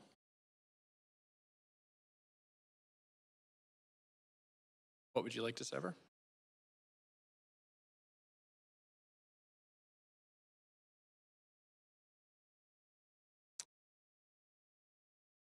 Is it BA, which is the whole list? I don't know if you can separate that out.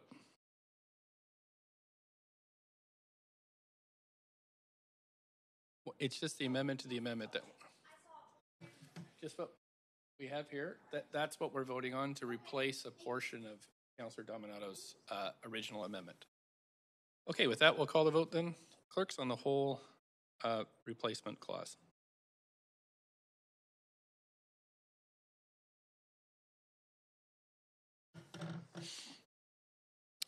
Okay, Council, so that passes with Councillor Kirby-Yung, Bly, Dominato, Hardwick, and DeGenova in opposition. Okay, so we're going back to the amendment queue. Councillor Boyle, you have 4 minutes and a half. I don't have anything more to add. Okay, thank you. Okay, Councillor Kirby-Yung, you have up to 5 to Councillor Dominato's amended amendment. Yeah, I'll just speak briefly because time is precious commodity. And that is that I wholeheartedly supported Councillor Dominato's original amendment. I was pleased to work on it with her and a number of councillors because what it did is it kept both of our public safety services, fire and police, whole. It actually further increased firefighter resources frontline with respect to funding year 3 of the Dark Horse report. It responded to what we heard from the public with respect to 58% across all age groups prioritizing core services as their fundamentally most important priority, followed by housing affordability and others. Social initiatives and equity were the least ranked priority at about 18% approximately across the board, actually at 50% of the rate of support for climate initiatives, which was about 38%. So if you look at the priorities of the citizens of the city of Vancouver, this budget and those amendments do not align with what residents told us that they wanted to see in this amendment. Not only did the amendments align with what we heard from residents that they wanted and needed right now with what was happening in their city, it did it without a further property tax increase pursuant to the commitment made by this mayor and council that it be no more than 5%. And I know, because we're seeing a number of amendments coming in, that we are headed right now for an approximately 7% total property tax increase, assuming that all of these amendments will pass. If you factor in trying to find a way to keep policing and public safety whole, which is what the residents of Vancouver have clearly and unequivocally signaled that they want, if you factor in the 5%, and if you factor in the amendment that is forthcoming that the mayor has now circulated for an additional $9 million for climate, which is approximately another 1%.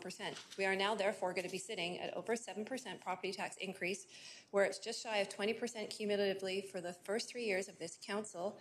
The citizens of Vancouver's incomes are not going up. We have some of the most expensive housing in the country. If you factor in the total property tax bill for the average family homeowner in the city of Vancouver, we are the highest in the region with the exception of West Vancouver. That is not what I am hearing that the citizens of Vancouver have asked us to do with this mandate. That will put us at about 27% increase cumulatively over 4 years. I do not know anybody in normal times in a very difficult city to live in that gets that kind of increase, let alone in the midst of a pandemic when all of our folks have been struggling. So this is an unsustainable path. Myself, Councillor Bly and Dominato released, I think, anticipating how this discussion might go. sent out a release speaking to the unsustainable path that the city is on. And in addition to the 7% that we're going to see annually in property tax increases, this is the path. Make no mistake about it. This is what is coming. We're going to be seeing an additional approximately 9% every year in utility taxes. We have a capital budget of approximately $2.2 billion over the 4 years. In this year alone, coming up for 2022, there's about $133 million for climate-related projects. We'll talk about this more, I'm sure, with others. There's another $33 million of new identified. That's core infrastructure. Core infrastructure is climate infrastructure. It is climate resiliency. We are on the wrong path with this budget. There was no opportunity to provide comments and make amendments. We also added park rangers into the amendment that we brought forward. Again, responding to some of the core needs that we are hearing in the city in terms of how people change their behavior. The increased need to be outside in the parks. And again, without a property tax increase beyond 5%, which is already a stretch for people when you live in one of the most expensive cities in the country. So I cannot support the direction that this is going. And I didn't get a chance to say it previously, and so I'm going to say it now. And I will leave it there and save my time my minute, because as I said, time is precious. Thank you. Councillor Fry. Yeah, and I just want to reflect on some of the conversation around equity not being a priority in the polling that we heard. That's a slippery slope. We can't put equity issues and minority rights and those kind of issues in the same bucket as what the majority wants. So indeed, language translation services, not a priority clearly, but it does matter to some people. Reconciliation, perhaps not a priority to the majority, but it does matter to people who have suffered through the legacy of residential schools. Funding for a youth worker at Britannia, it's a small little piece. It was included in here, and that is a vital piece for young people in one of our most vulnerable communities in the city of Vancouver. SRO vacancy control didn't make the list as a priority for the majority, but I can tell you that SRO vacancy control that this council did make a show of approving just not 2 weeks ago, that is a critical intervention for some of the most vulnerable housing stock and the most vulnerable population in the city of Vancouver before they hit homelessness, which of course then contributes to other issues around community safety, street cleaning, all those other kind of priorities that we have to address as core services. So I just want to caution against the idea of putting equity into some kind of bucket that reflects the will of the majority in a poll, because this is where we have to make hard decisions and make appropriate decisions for some of the most vulnerable people in our city and for needs in our city that maybe not always get reflected in the thoughts of the majority. So I just want to put it out there for equity. I think it's important, and I'm proud to stand with this amendment that included equity in our budget considerations and priorities. Thank you, Councillor Fry. Council, we're at 10 minutes to 12. I'm hoping that we can finish this item. So I'm wondering if we might have an extension. Just so you know, we already have set the in-camera at 2 p.m., so that should give us time to finish this item, to have our lunch, and then get back to council. So can I have a motion to extend? Thank you, Councillor Carr. Seconded, Councillor Boyle. All in favor? Yay? Any opposed? Okay, so we'll move to a vote on the extension. Just going to call the vote. All those in favor extending past noon? Councillor DeGenova? How would you like it? We can do a vote assist. In opposition. That extension has passed with Councillor Kirby, Young, Blythe, Dominato, Hardwick, and DeGenova in opposition. Okay, Council. So, Councillor Fry.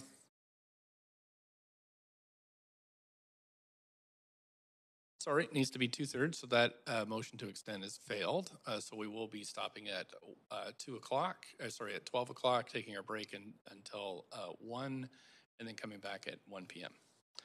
With that, though, I put myself on the queue. It does involve the police, so I would suggest that Councillor Fry would chair. So can I turn the chair over to you, Councillor Fry? And I'm fine with that, Mayor. Just to okay, thank you. That. Thanks. All right. So, Council, I have put forward an amendment to Councillor Dominato's Section A for a couple of things here. One is that We, although we support the funding increase that Councillor Dominato has suggested, but on letter C, we add a bit of direction from council to the board, is that we asked that the board be requested to prioritize funding in a particular way, and that is to give money to community policing centers, CAR 87, and I think most importantly, VCH supported mental health services. So that's a request to the board as they're looking at the distribution of their budgets. The second is that the council ask the VPD board to request. We have this brand spanking new Auditor General position, so it would be really great if the board would make use of this as well. That's included under the terms of the Auditor General's mandate, and so that the council would be asking the VPD board to request the Auditor General undertake a study of funding provided to the police, just so we can have a more informed budget debate next year.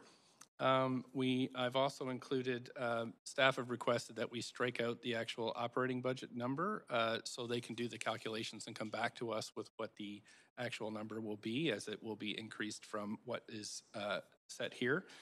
And finally, we did get news yesterday about VPD wages. And so this new section D would have an increase of 15.7 million to the police board to fund the arbitrated compensation increases. So those are my amendments to Councillor Dominato's amendment. And I guess I'd need a second. We have a seconder? Seconder? I'm asking if somebody's seconded by Councillor Carr. Can we move over to an amendment queue? I have a point of privilege and a point of order, Chair. Sure. My point of privilege first is that if council ends up in discussion with respect to AD, I will recuse specifically on AD. And my point of order, and I realize that there's language about request the police board, but it's respect to whether or not this amendment is in order pursuant to section 8.7, because the independent role of the Auditor General is very clear that there should not be pressure or direction from council, and I do feel that this errs on the side of providing pressure for trying to direct the work of the Auditor General through the police board to ask them to do a review of their own funding. And so I'm asking for ruling if that is in order. I realize it says request, but I think that it really straddles the line in terms of impugning the independent nature of the Auditor General Office pursuant to section. Yeah, so actually I did review this earlier as chair of the Auditor General Committee, and pursuant to section 3.5 of the Auditor General bylaw, in fact, the various boards are covered by the AG bylaw, but they specifically would need to request an audit as opposed to us requesting the Auditor General to audit a board. So this is consistent with the Auditor General bylaw. So I'm sorry, Councillor Fry, did I hear you say that you had previously received a copy of the amendment ahead of council? No, I just reviewed it just now. We got it at 10:57. We received this amendment in the amendment queue at 10:57. So. And you do not feel, it in order. and I'll ask this question as Vice Chair of the Auditor General Committee sitting alongside you, you do not feel that this sets direction and intention with respect to what the Auditor General It does set direction to the VPD board. But we cannot direct the board of the VPD. It's an ask. I don't think it's sorry, I misspoke. It's not a direction, it's an ask. Well, there is conflicting language in here when it says it says both direct and request. I wonder if you can rule on that. I'm going to rule it in order. I think this is getting into the realm of frivolous. I'm going to move to the amendment Q. Councillor Hardwick. I believe you need the floor to have a point of... No. Okay, sure. Councillor DiGenova. Would you like a copy of the procedure bylaw? Nope.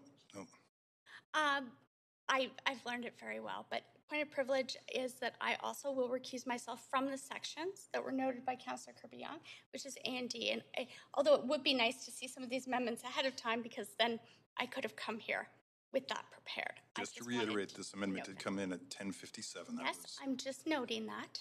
Okay. Thank you very much. And I had to get legal advice. Great. Councillor Hardwick for 5. Sorry, I'm not going to drop this. If you look at the Auditor General Bylaw 3.7, it says that it's not required to adopt recommendations from council.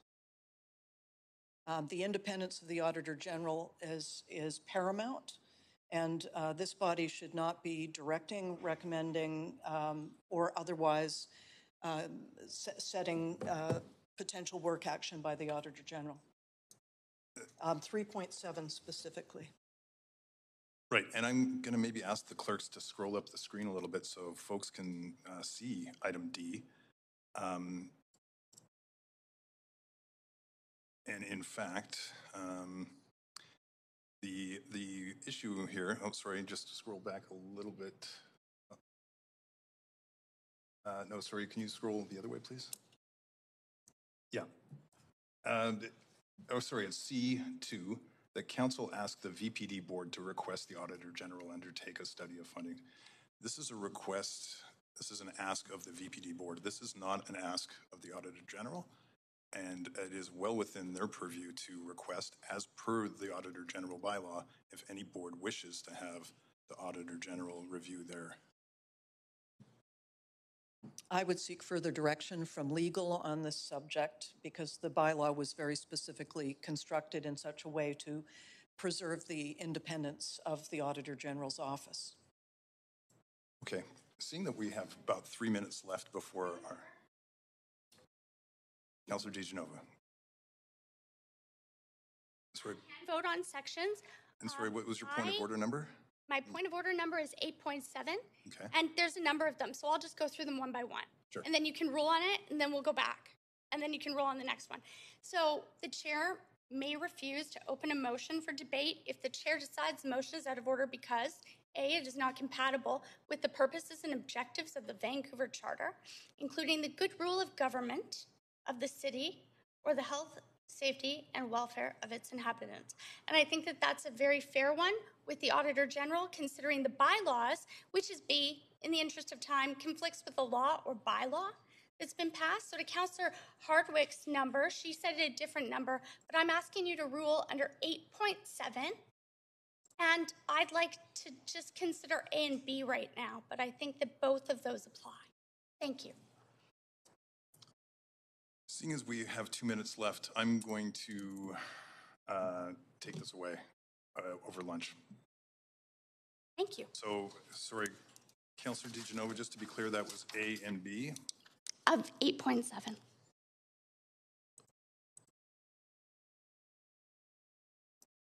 Okay, can I move? I just note that my clock has continued to run throughout this exchange. Sure.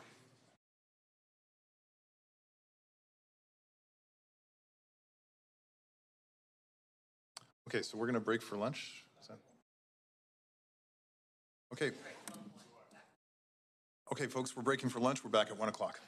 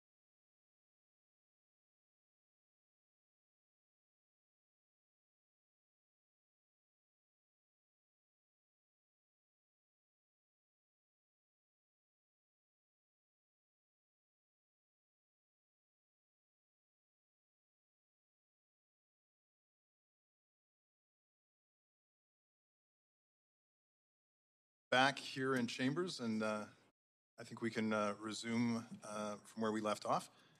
And just as a refresher where we left off, Councillor DiGenova had called 2 points of order on 8.7A, 8.7B, generally compatible with the process of Vancouver Charter and good governance, and does it conflict with a law or bylaw?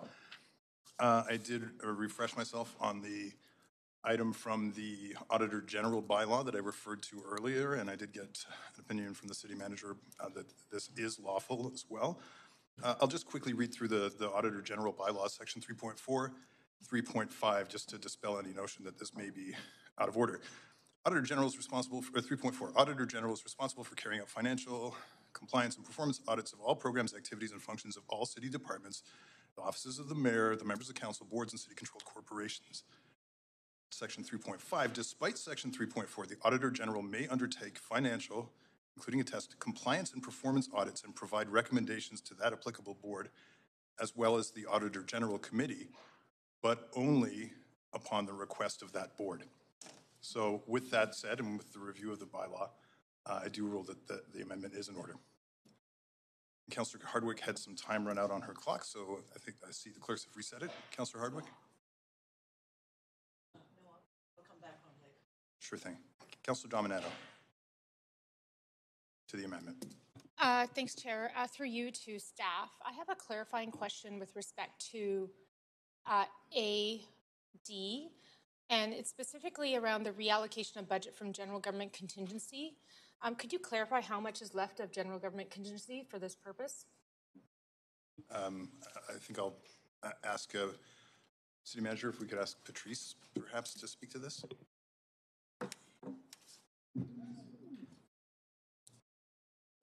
Councillor, in general government, our contingency is sort of a broad number that covers many, many things. It's not specifically for just this item. There are many other items, but we did have an estimate going into the process for the VPD, and this is the difference between our estimate and what the final award was. Okay, maybe I'll just want to maybe get more clear on my question. I think there was an amendment passed just prior to this that also was seeking funds from general government contingency.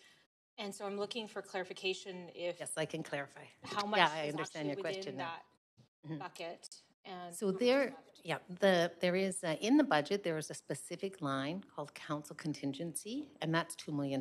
It was 4, and it's down to 2. So that's the amount that's actually budgeted in the budget. In general government, we have sort of a risk contingency. It's not a specific budget. It's just, we recognize that there's a number of risks up and down, and then we have certain amounts that we kind of earmark for different things. So how much is in there right now? Let's see if I can find it.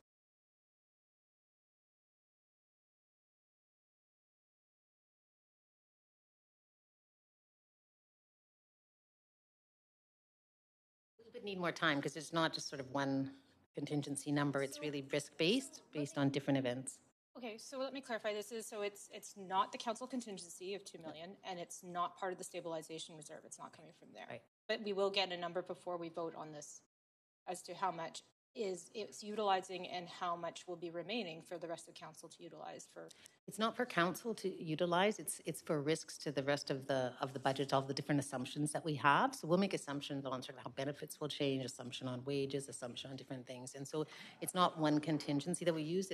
So this was one that was specifically identified as the risk for wages for public safety. And so it had a number, and our number was low by this amount, if that makes sense.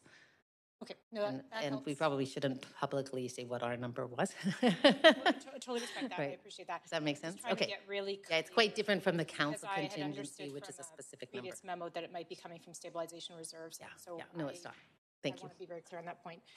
And then I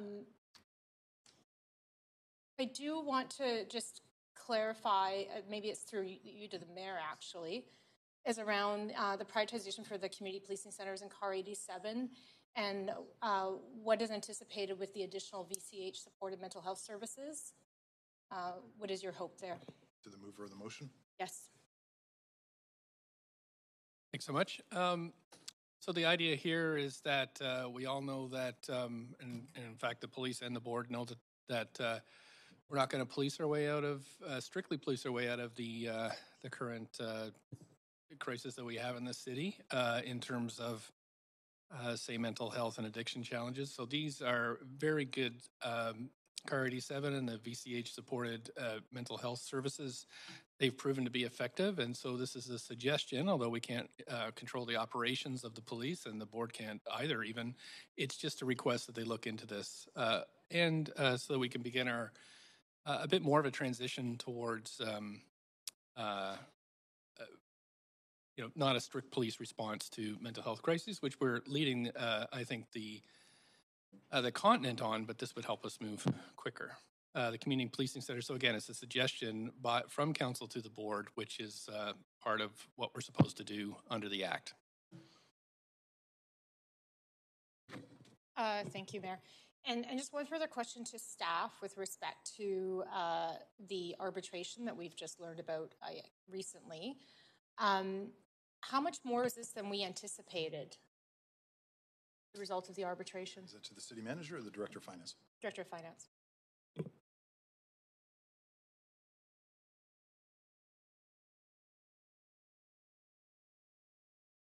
Councillor, it is 2.9, which is the amount in that's noted there.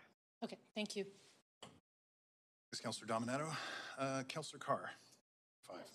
Thank you. I just want to very much appreciate the mayor for putting forward this amendment. It's a good one. It's a strong one. And so I want to speak to the different parts to this amendment. First of all, the fact that there is an increase to the budget for the police for items not included in the original budget, and they are important ones, I think, around acknowledging that there are grave concerns that the public has around public safety, but that they also are ones that are supportive of people who are more vulnerable, people who may end up in jail. And so I really want to acknowledge the nursing services in the Vancouver jail, as well as mandatory training standards for the police, which I'm sure that they are undertaking and will continue to undertake. So the 3 points that the board prioritized funding for community policing centers, CAR 87, and VCH supported mental health services. Again, I want to acknowledge the VPD council has met on several occasions with the VBT board and leadership, and I heard their real acknowledgement of the positive impacts of those services. So I think that from my point of view, for you to hear from council, we can't direct the budget or change the budget, but we can only affirm our support for those services too and acknowledge how impactful they are in a positive way within Vancouver. Secondly, that the Auditor General undertake, that the board, VPD board request the Auditor General undertake a study of funding.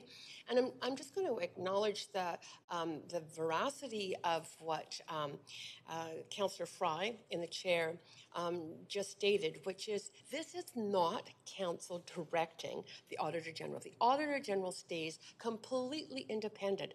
And I imagine will receive requests from a number of departments around coming in to audit their services. So it is in the hands of a department, or in this case, a board, to request that audit. All we can do is through this motion ask that the VPD board pursue that request to the Auditor General, who will then make the decision in light of whatever other requests come forward and his own indications of where he would like to take his audits. And thirdly, that staff provide a monthly statistical crime report to council. We have heard from the public about concerns around safety. I think that monthly report is very good. It's transparent to the public then, so that we will have an ongoing and a timely set of data where we can then work with the VPD board and the VPD themselves in terms of making any and discussing any potential changes to respond if those stats change. So I am very much in support. Thank you. Councillor Boyle. I'm going to briefly ask that we sever the vote of CI and II, those top two turquoisey sections, from the new D and below. So just two separate votes there. Great, thanks. Okay. That was quick. Councillor Hardwick. I find it ironic that that intent of independence can be moved around. I'm trying to find the right words to describe. So we don't direct, but we suggest. So we indirectly are directing an outcome that we're looking for. So I guess it's a careful choice of words that can be used. But when you ask the VPD board to do something with the Auditor General, to me, it's just adding a step. But the intent is still there. Now that this has been ruled upon, but I suggest that when we look at the outcome that we're desiring here, it is to direct the Auditor General to undertake an action in this regard. So I don't know. It's kind of frustrating, and I'm concerned in the future that while we can take suggestions, that it not be in any way. To me, it's just adding a step. But the outcome and the intent is the same, and that is that the Auditor General should review this. I think that needs to be said. Thank you. Thanks, Councillor Hardwick, and I will remind folks on council of our procedural bylaws, section 6.1C, around questioning the motives of councillors and staff. I appreciate that was within the boundaries, but just reminding folks as we move along. Councillor Kirby-Yung for 5. Hold on. I have a point of privilege first before you start my timer. Sure. If I can. And that's just with respect to the section AD that I had said I would initially, in seeing this amendment for the first time in abundance of caution, would recuse on. I've since received legal advice that clearly tells me I'm not encumbered in this vote, so I will be voting on the entire amendment. Just want to clarify that for the record. And with respect to speaking to this, I think what I want to say is that it's really important to fund public safety. The original amendment that we had on the floor here endeavored to keep both of our services whole, and in essence treated one of those two services unequally by funding the third year of the Dark Horse Review for Vancouver Fire, recognizing, quite honestly, the temperature of this council, and keeping policing whole. And so I think that, to state it very clearly, because it can be tricky to follow along in council meetings, there's lots of amendments and there's lots of things that are going on for the public, but I want to really state that what these amendments do in terms of what has been passed already, sorry, I'm hearing a lot of chatter over here, what has been passed already and what this amendment that we have in front of us will result in the VPD continuing to sort of try to fight to stay whole. And I think, and this is my personal opinion, and I'm very clear on the procedure bylaw, thank you, Councillor Fry, continuing to be questioned about the validity of their expenditures on public safety. And we are not applying a similar lens to our very valued and very important fire service. In fact, we are actually augmenting their resources, which I also support. But I do think that both of those public services are essential in the city of Vancouver. I think that they both play a role. I think that they're both dealing with the very significant impact of downloaded of services, whether it is stretched resources in ambulance and fire, whether it is the health crises that we have related to the opioid, the epidemic crisis, whether it's the major heat waves when people are responding in terms of trying to support people, and sadly the 99 people that we lost.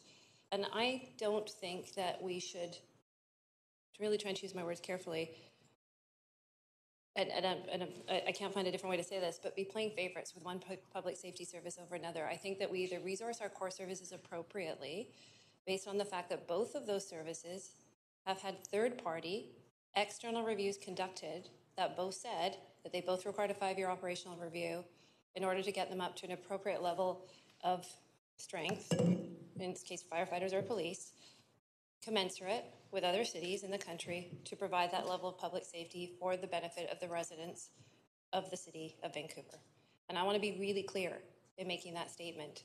I am going to support this amendment, as I said, because I think that public safety is essential, and because a goal coming in here today was to ensure that police was kept goal, but let's make no mistake about it. We're still fighting for the validity of police, and either this council, I feel, supports public safety or we do not. And those, from my perspective, are key services that we need to build into our budget, just like in terms of climate mitigation for core infrastructure and other components, and prioritize first and foremost. So I'm going to leave my comments there for now so I can save some time. Thank you. Thanks, Councillor Kirby-Yung. Councillor Dominato, you've run out your clock time. Sure. Still dealing with the amendment to the amendment. Is that correct? Thank you. Getting nod from the clerk. Yes, this is an amendment to an amendment. Thank you. Councillor Wiebe. Yeah, I'll speak quickly. The original amendment was one-time funding, and I think this really showcases that we're looking for ongoing funding to fund police services. I think it is important that we continue in our budget to have ongoing funding to deal with this important issue of public safety. I also appreciate some of the amendments in here that showcase how this is a transition budget, and we are looking to fund continuous ways where the VPD has shown leadership. It has been great to see those growths in the public safety strategies and the work they've done to lead some of this work, and we're seeing that in here and reflected in the policing centers and CAR 87 making it an opportunity to have 6 more if possible. I'm also really supportive of recognizing that we need to fund when we have arbitrated compensation increases. However, this is something that has continued to increase steadily over the year, and it's making this unsustainable for us as a city to continue to fund. So we need to figure out how we're going to continue to fund with the download of all the resources and all the expenses onto the city, a continued increase at maximum arbitration, because it is putting a strain on our budget. Thanks. Thanks, Councillor Wiebe. Councillor Swanson.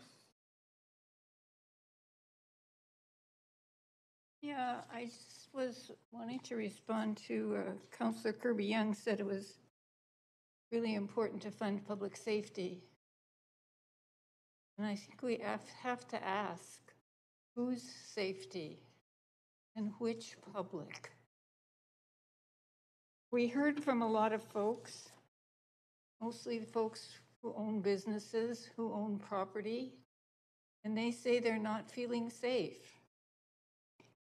And then we heard from a lot of folks who are houseless or people with mental health issues. And I've heard from people who use drugs and from sex workers, and they don't feel safe with more police. The Defund 604 group has called for putting police money into things like indoor sex worker spaces that are safe, housing people that don't have homes, peer-led response to mental health crises, and to save for people who need a safe supply of drugs. I think that's what we should be using these extra millions for, not more police.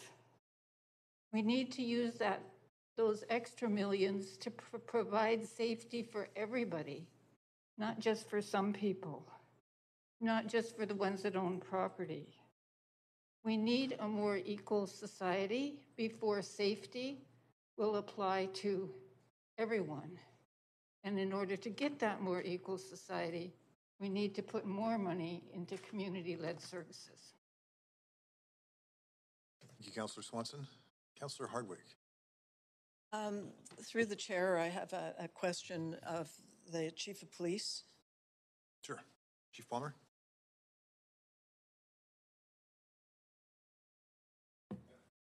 Thank you.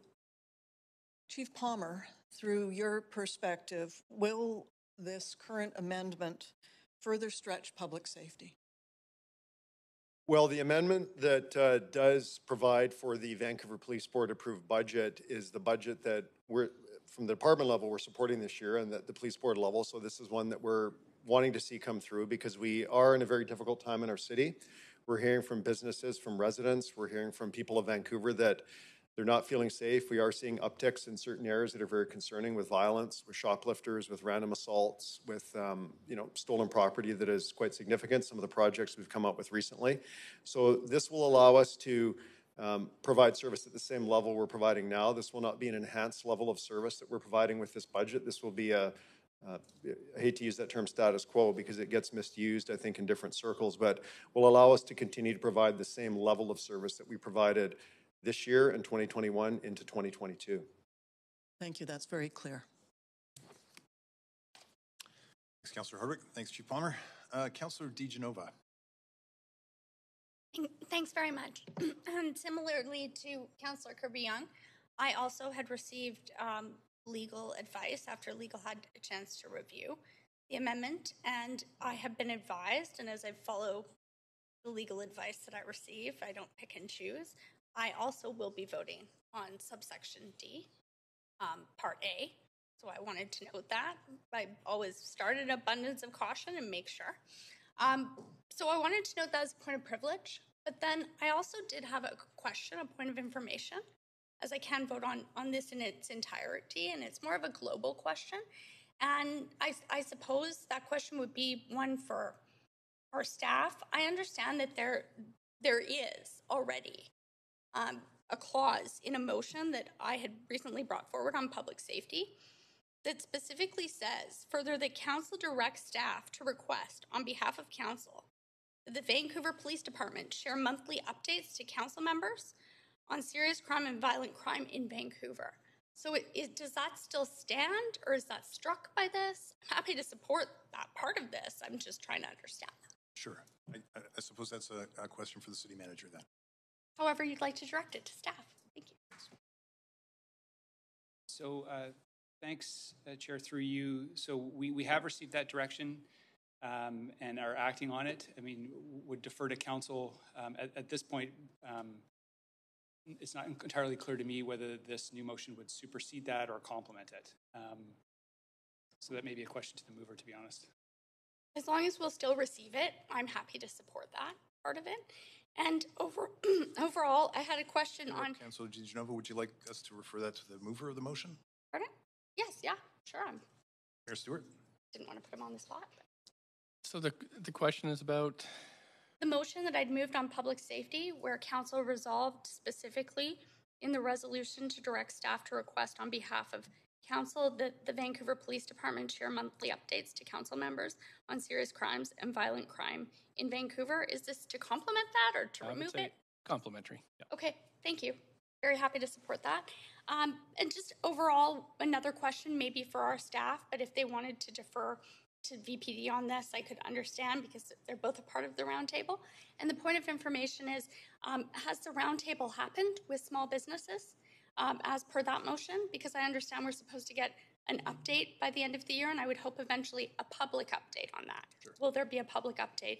When is that coming? Because it is very closely related to this. City Manager? Certainly, yeah. So I can confirm that roundtable happened yesterday morning. Staff are in the process of compiling a report for council that we will distribute certainly before the holiday break, and it will be made public at that time. Thanks. And could you share a little bit broadly about the concerns of the roundtable and whether or not these specific amendments before us will complement some of the feedback and input you've received? Yeah, it was a very, from my perspective, it was a really constructive discussion. Lots of issues, as you might imagine, that were raised by the representatives of BIA's the business committee who are on a part of that meeting. Certainly the support from the VPD was one of the issues that would raise. So in that respect, I would say that this motion is aligned with the interest that we heard on the call. And then thank you very much. I'd also like to ask VPD to comment on that as well, if they feel that they'd be able to sort of meet the concerns and continue to work with small businesses, if possible, to ask a point of information, Chair? Sure. To VPD. Honor. And any concerns they have about being able to do that. Just with the rest of my time, I have about a minute. Thanks. Oh, thank you very much for the question. So with regard to the meeting that you're referencing, there was clear support for the VPD and for the VPD budget coming out of that meeting with businesses. And I know you will be receiving a more robust report from staff on that, but that's definitely something that businesses support. I just will make a comment that because this will allow us to provide the same service that we're providing this year, and just remind council, as has come up with comments from other councillors, that similar to the fire department with the Dark Horse report, we did have our operational review, and the VPD is and should be on a trajectory of increasing resources over a 5-year period. And we did do that for 3 years and then we're pulled back. So that trajectory is not continuing to go upwards at this point, even though the challenges we're facing are quite significant. So these will be things that we'll be working through with you and our board and with the business community, but it is still of concern to us, the level of service we're able to provide to keep people safe in Vancouver. But this budget will allow us to provide a static level of service. Thanks, Chief. Councillor Bly for 5. Thanks very much, Chair. So I will be speaking in support of the amendment in the sense that to keep the police budget whole. I don't support doing so that we increase beyond 5% as a property tax increase based on our previous direction and commitment to the public who are depending on some sort of predictable outcome here of today's proceedings, but that might be a different comment. So I just want to say that I do support this amendment. I think that there is a narrative that and very real, and we heard a lot of speakers last week talk about their experience with the police and negative experience, but I would be remiss if I didn't counter some of the comments from other councillors in chambers that sort of speak about that being a wholesale fact, that only vulnerable folks are victims of crime, particularly random attacks. And so, you know, I think that we have a responsibility to not feed a false narrative here at Council. And although I absolutely can support and do support anybody that's had a negative interaction with police, that is absolutely their experience, and it needs to be acknowledged, and it needs to be raised, and it also needs to be rectified. And I trust that that's the conversation that we're having here. And I know that our police chief and deputy chiefs have been through these proceedings for days and days and days and have heard that there are some concerns being raised that are valid around individual conduct of those members of the Vancouver Police Department. That being said, those on council know, of course, a personal experience where my daughter was sucker punched in the face by somebody while leaving a nightclub in Gastown, and the police responded right away. They actually ended up apprehending the person over a few days. She got to face him in a court system. She got an apology letter, and he was fined $100 that he didn't pay. And we got to hear his difficult circumstances that led him to having an issue with alcohol. And he was employed, he was housed, and he had anger issues. And she got to have that day, and she still to this day deals with the anxiety from that. I can also say that on Friday night, I was walking home in Olympic Village, and a homeless man, 30 years old, French-Canadian, his name was Jesse, was randomly bear sprayed at close distance by a group of young people in their 20s, and Rory on a bicycle and myself and my wife were there first on the scene. And we stayed with him for 2 hours. We walked home, we got clothes for him. We called 911, we called for an ambulance. He was not comfortable, and I'm going to just say this, he was concerned about what would happen to his belongings and his safety. We stayed with him. He was in extreme pain. He was screaming at the top of his lungs. He was throwing up because of the poisoning that he had.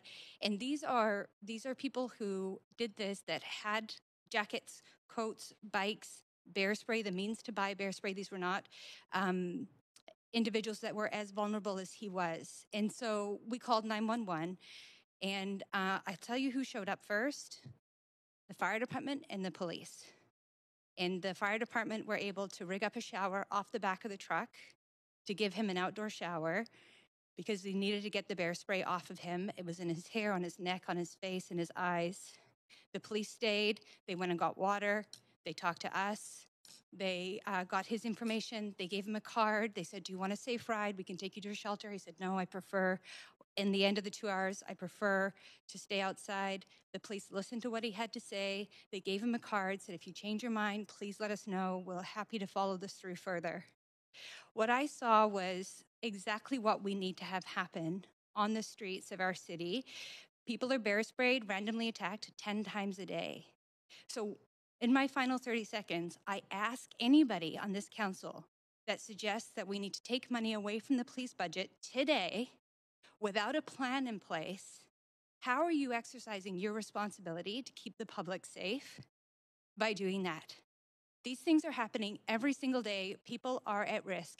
This is not police picking on homeless people. This is people about their own business that are randomly being attacked by no fault of their own. And the only people that show up are the police and fire. BC Ambulance called me 2.5 hours later and said, do you need an ambulance still? And I said, no, we're good. The fire department and the police department have taken care of this individual. So I'm out of time. I thought about whether or not I would tell that story at some point today. You guys have to really, really listen to this. Without a plan, an alternate plan, we cannot just take away public safety. Bring a plan forward, let's debate that, but nobody on this council has done that yet. I'll leave it there. Thank you, Councillor Bly. I was going to add a few of my own comments, but I don't feel the need to follow that up. That was very well said, Councillor Bly, and I just want to say that I'll be supporting this amendment from the mayor, and I recognize this is a complicated conversation that is ongoing at the provincial level as well with the Police Act review. But certainly I think this is a clear indication that we support public safety in the city of Vancouver. With that, clerk, can we pull a vote? Oh, and I should remind folks that if A is approved as it stands, then C will need to be updated. So we may want to sever those into a separate vote. C will need to be updated to $366,898 and $431. So that'll be adjusted if A carries. So yes, we will sever this and start with, is that AD and C?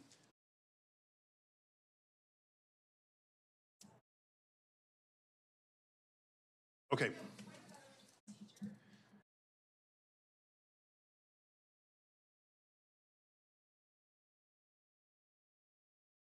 That is correct.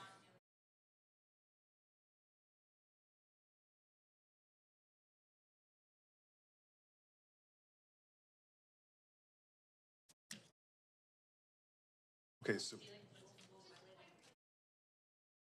Okay, sorry, we got multiple people talking. Thank you, Councillor Dominato. Point of privilege, Councillor DiGenova. I had also stated, as did Councillor Kirby-Young, that we had received legal advice that we could indeed vote on the amendment in its entirety. Correct. But we will be severing. There was no need to sever on my request. Just wanted to. Appreciate that. We will need to sever to accommodate the changes to the total in C. So, clerk, we'll start with CI. Is that correct? Okay, folks, we're voting on C, Roman numeral 1, lowercase 1.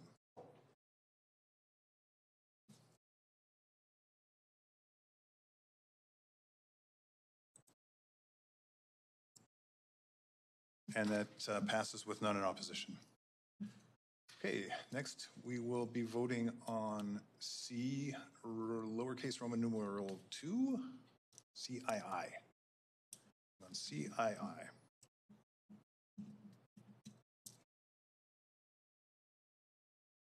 Sure. We can get that up on screen. I was going to make some kind of pirate joke about CII. No? Tough crowd. Voting on CII, folks.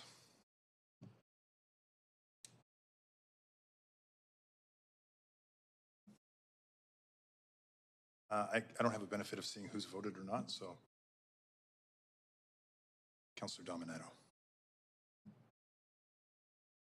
And that passes with none in opposition. And lastly then, we will be voting, or no, sorry, not lastly, we'll be voting then on AD. Get the clerks to pull that up on the screen for A brackets D.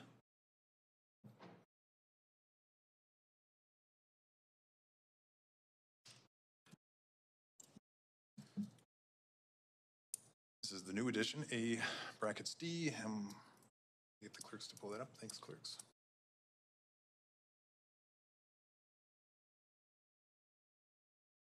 There's 4 more to vote. You haven't voted yet.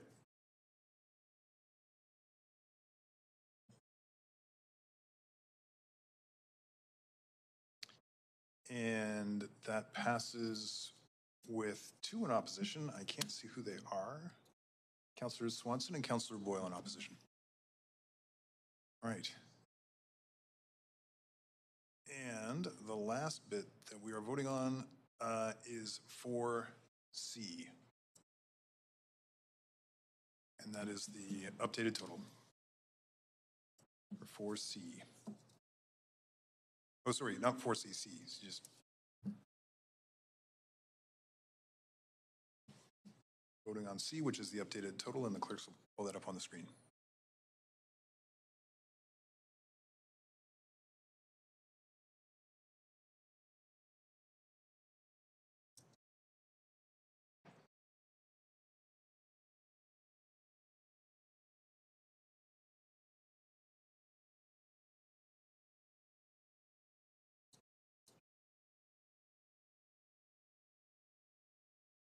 I'm not sure who hasn't voted yet, but.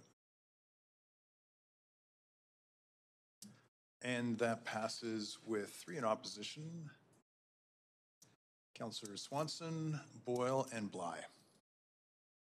Okay, that concludes this business, and back to you, Chair Mayor. Thank you so much for that. And that's it for me, so we can move on to Councillor Carr next, up to 5 minutes. Thanks, Mayor.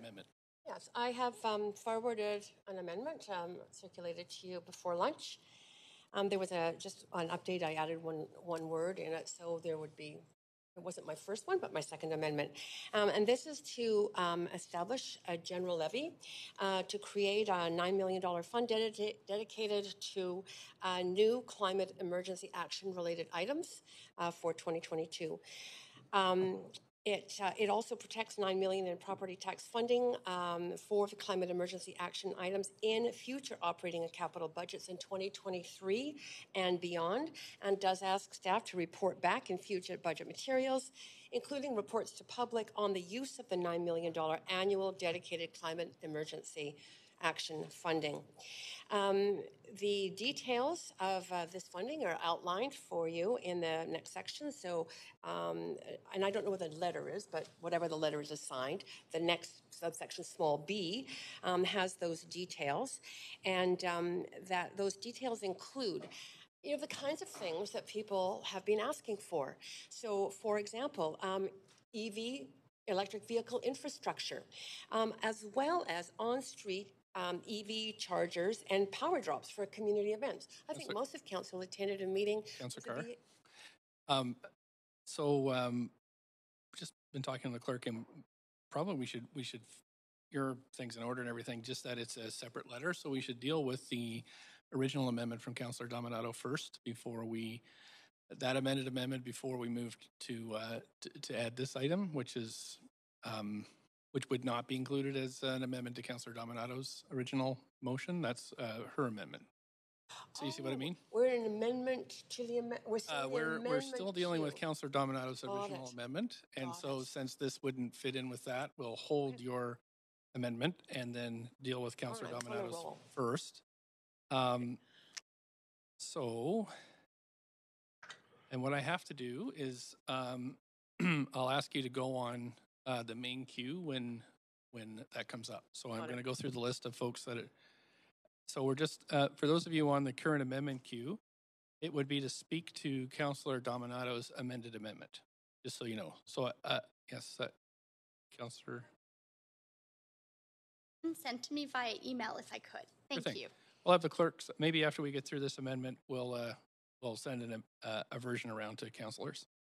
Councillor Wiebe, did you have anything that you wanted to say on Councillor Dominato's amended amendment? Yeah, I have an amendment that I sent in, and that's to add 2 items that I talked about earlier, which is the importance of having park rangers as well as the accessibility strategy. Okay. Seconder for that? Councillor Carr seconds. Okay, so we're in amendment queue. Councillor Dejanova, you want to speak to this? I just have a question, so through a point of information to the mover of the amendment. Yep. Councillor Wiebe, if I could, through the chair, I hadn't seen this ahead of time. I mean, it came out around lunch, and I'm just wondering how you propose to fund these amendments, And then I have a question for staff about the accessibility strategy, considering the fact that council had also already committed to this. So we shouldn't have to do that. But thank you. Councillor Weep. Yeah, first one on the accessibility strategy. Have done accessibility.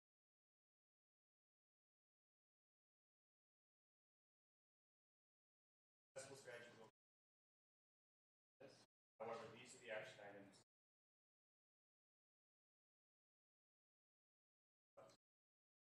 Second, there's a little bit of room left over in our one-time funding allocation. Why it differs.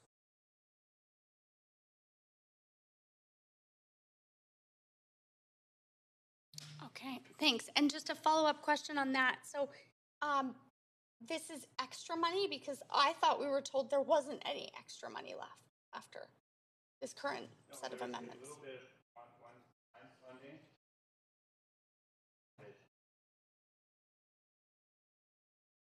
So the one-time funding would be for what?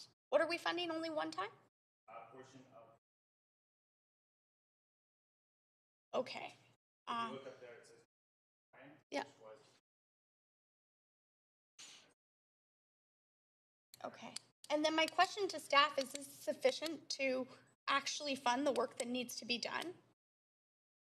Councillor Sandra Singh, General Manager, Arts, Culture and Community Services. The funding up here was associated with 3 action while planning initiatives that staff sought council approval to move forward with, subject to budget allocation for immediate action while we complete the strategy to be reported back to council later in early 2022.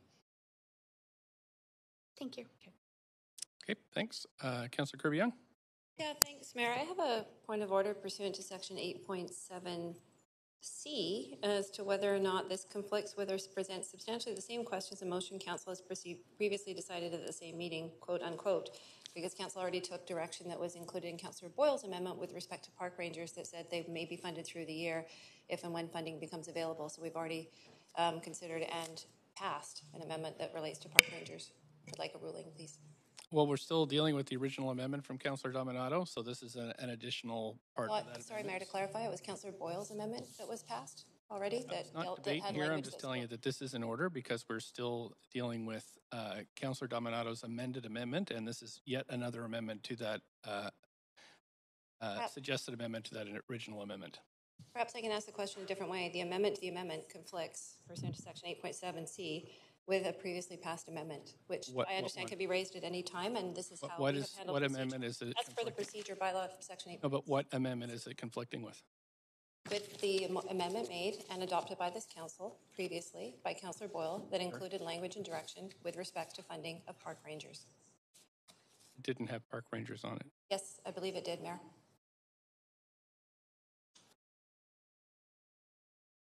I'll have to check then.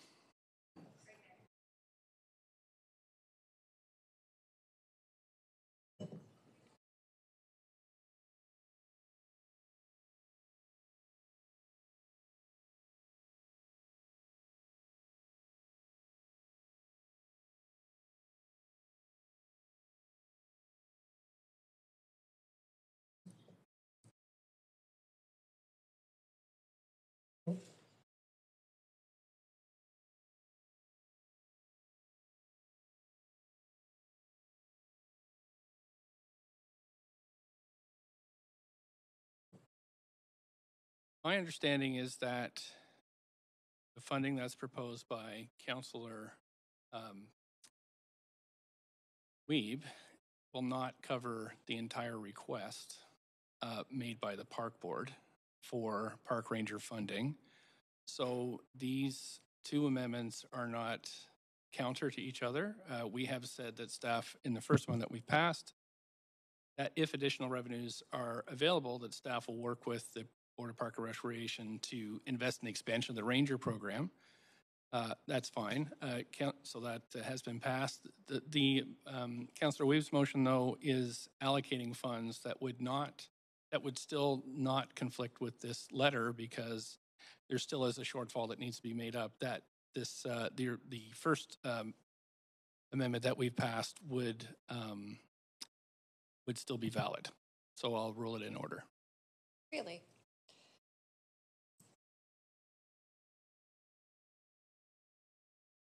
Councillor Dominato. Thanks, Mayor. I'm just moving an amendment. So I'll just- Actually, we're in Amendment Q2, so you can't amend at this point. That's fine then. I'll move it after. Thank you. Thanks. Okay, anybody else on this item?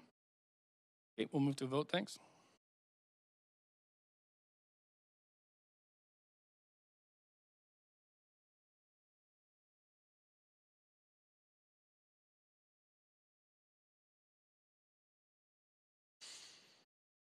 Councillor Dominato.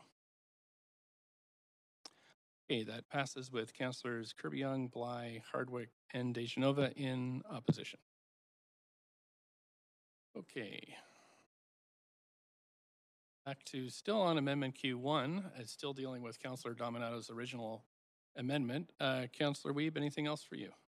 Oh, that's everything. Thanks. Thank you. Councillor Dominato, to your amended amendment. Yes, thanks, Mayor. I have two amendments. Just editing on the fly, so my apologies. I'll circulate that now.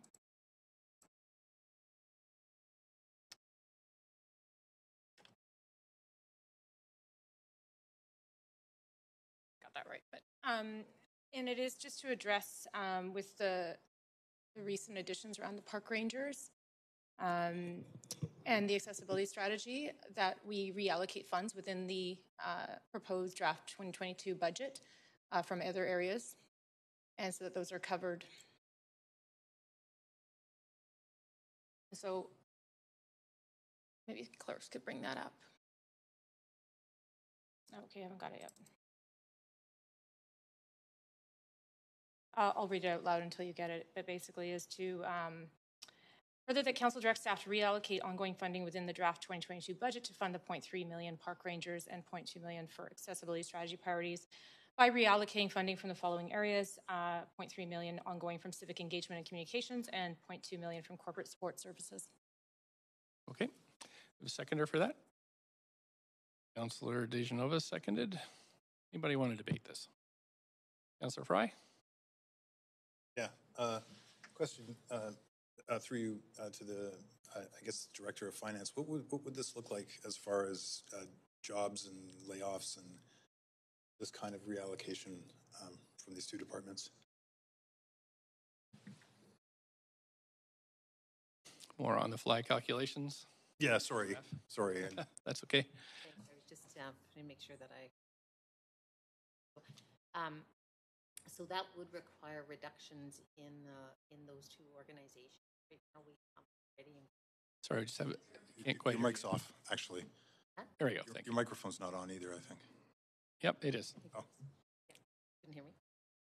I was just saying that for those two amounts for those two departments, that would require reductions in staff. In the 5% budget, we've already reduced staff by in the non-public safety and frontline serving groups up to 2%. So we're asking them to hold 2% of their staffing at the 5%. So this would require additional staff reductions on top of those vacancies. Okay, thank you. Okay, Councillor Boyle. Sit down. I'm hoping also to ask a question as a point of information and just really trying to understand what this would mean in terms of staffing and impacts. Can you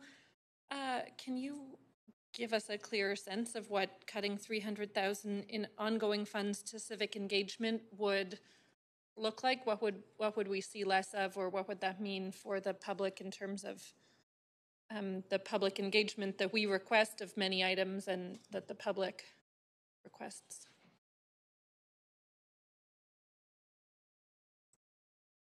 Councillor, we're just going to do a little bit of on that one.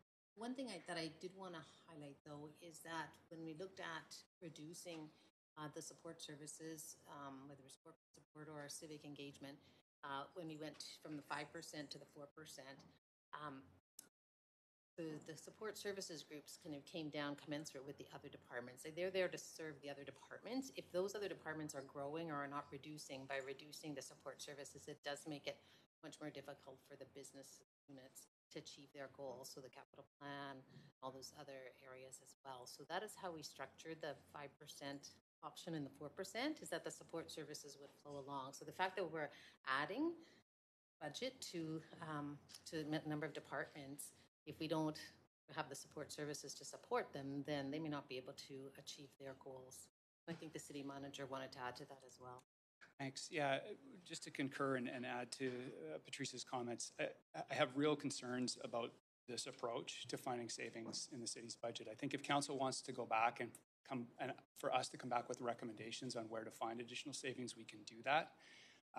These would not necessarily be the recommendations that we would make. I think the other thing to acknowledge is that these support services that we're talking about, both communications and corporate support services, serve public safety departments as well.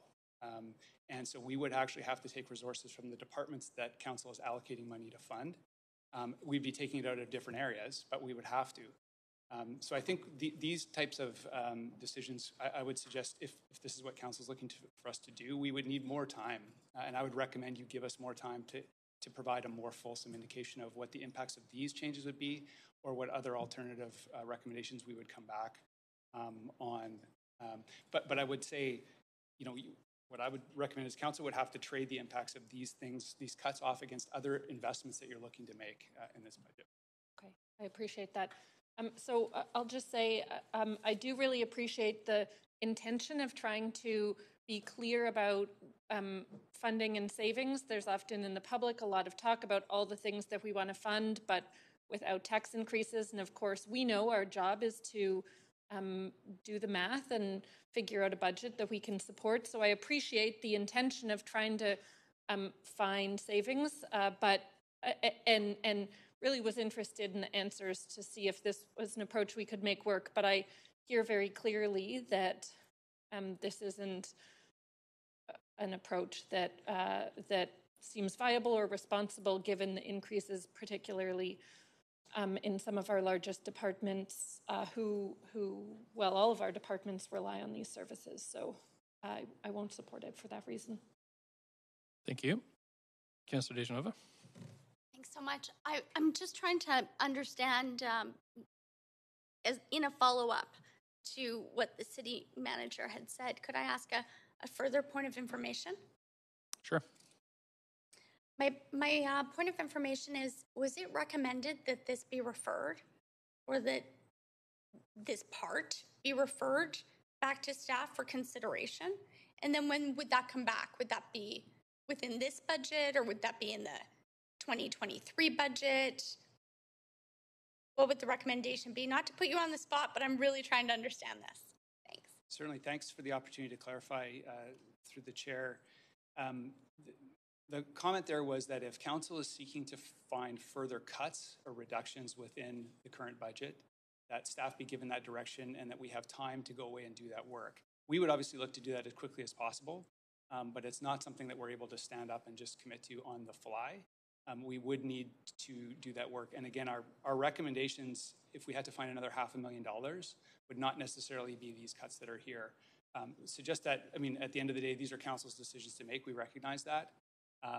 But we think it's important for council to understand what the implications of these decisions would be. And again, I think my point there is that these $500,000 in cuts would impact some of the departments that council is giving money to as additional investments. So those trade-offs, I think, are important for council to understand. Okay. And similarly, and I know we're only talking about this amendment, but if council was to discuss a 1% increase and we needed to find those efficiencies, that would take even longer than this. Is that correct? If the intent was that council wanted us to find another % worth of efficiencies, now we have provided council with a 4% scenario. It was pretty high level, but we could go through in detail what those impacts would be. They're significant.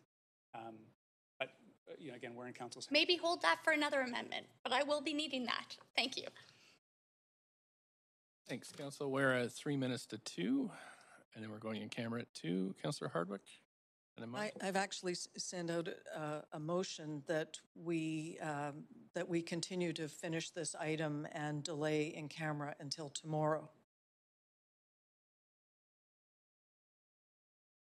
Okay. I don't think we can do that. I don't think that's in order, because we've already approved the agenda for, we've already given notice that we're going in camera, but I would have to check with the clerks on that. Should be able to vary the rules.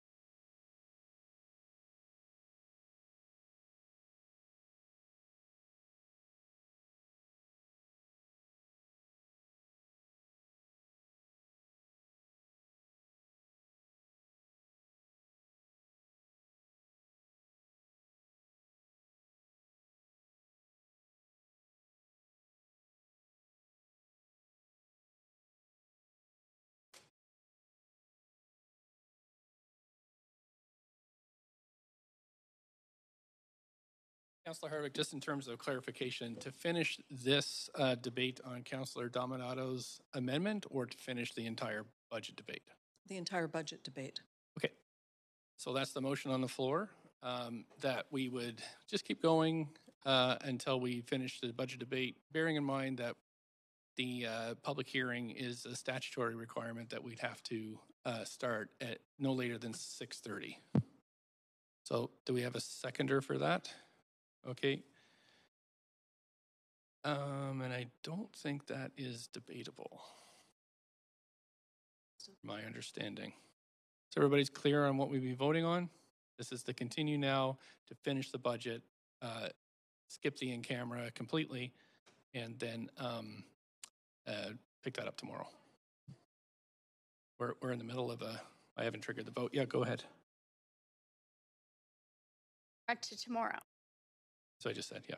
Okay, you said eliminate in camera. Okay. Yep, no in camera today. Thank you. So we just keep going until no later than 6:30. Okay, so we're good. Well, I'll just call a verbal vote. All those in favor, yay. Yay. Opposed, nay. Okay, so we'll have a vote, a recorded vote then.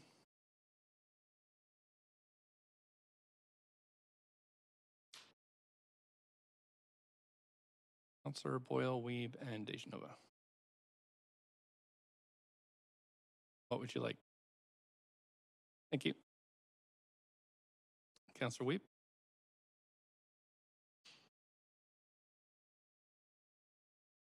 Okay, so that fails. It is 2:00 now, so we will go in camera, as was the plan for the day, and return here at 3:00. Thanks so much. Finishing with you, Councillor Hardwick, you'd be next up.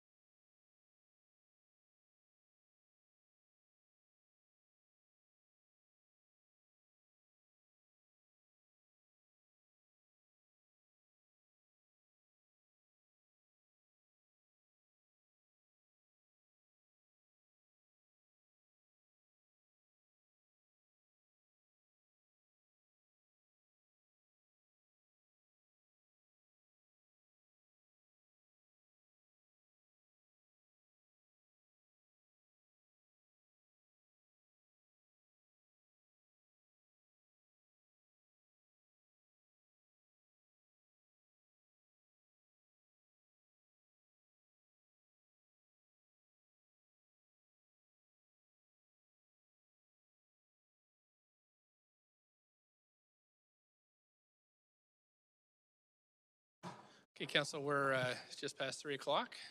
If I can call us back to order.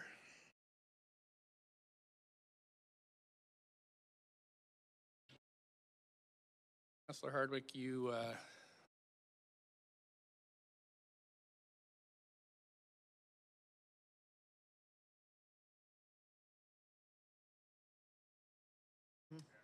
sorry, Councilor Hardwick has a cue, and you're speaking to the amendment to the amendment. I'll come off. You'll come off? Okay. Where'd you go? There you go. Oh, okay. Sorry, I'll put you on. Okay, Councilor Kirby-Yung. We are speaking to, we're doing the Councilor Dominato's amendment to the amendment. I had a point of clarification to staff, if I could. Yep. And that was just with respect to, again, conflicting information that I'm trying to reconcile. And that is that we're often told that not advised against by staff and often finance not to bring forward amendments that don't have a source of funding. And then I'm hearing from this one that the city manager stated it would be preferable to state a desired reduction dollar figure and then have staff come back and advise how that would be achieved. And I've heard both things with respects to amendments have been circulated on the budget. Can I get some clarification on that? Because I'm really trying to reconcile the conflicting information that I feel council are receiving. I think the city manager is going to answer.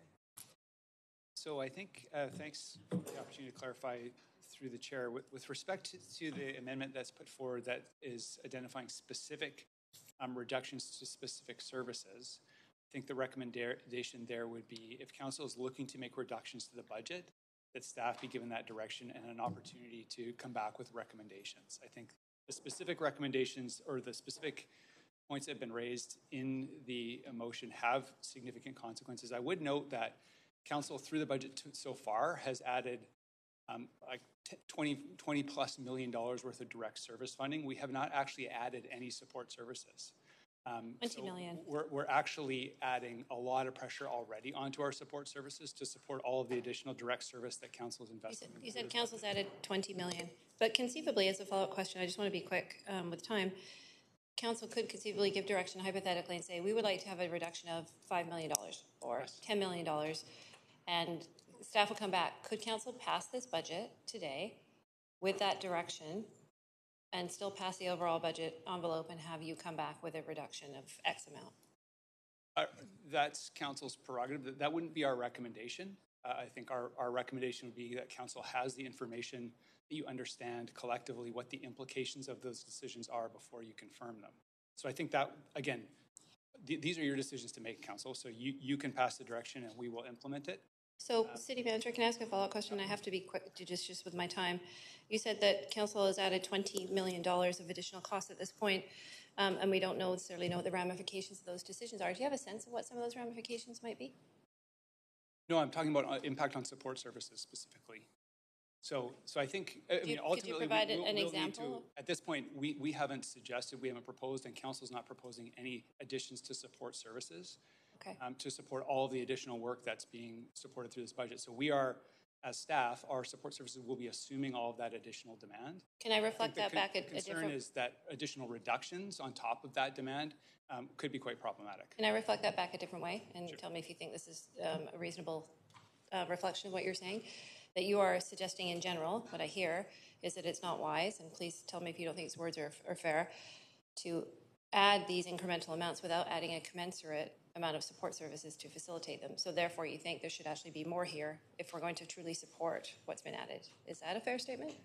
I think it is going to put pressure on our support services. At this point in time, we believe we can accommodate that, but I think we just wanted to make the point that our support services are going to be stretched to support all of this additional work that council is taking on here. And we don't believe we can't do it, but it is a budget pressure. It is a workload pressure for sure. And that stretch sometimes, correct me if I'm wrong, can sometimes compromise the existing work and priorities that council has passed across a broad spectrum of initiatives a lot. Like we have heard about the pressures in ACCS, for example, where they've said, and I think the general manager of ACCS said they have already decided prior to a bunch of these amendments that they have to scale down, scope down the work, keep it basic, keep it simple, get it out. And we're already hearing about those pressures before we add this. Is that an example?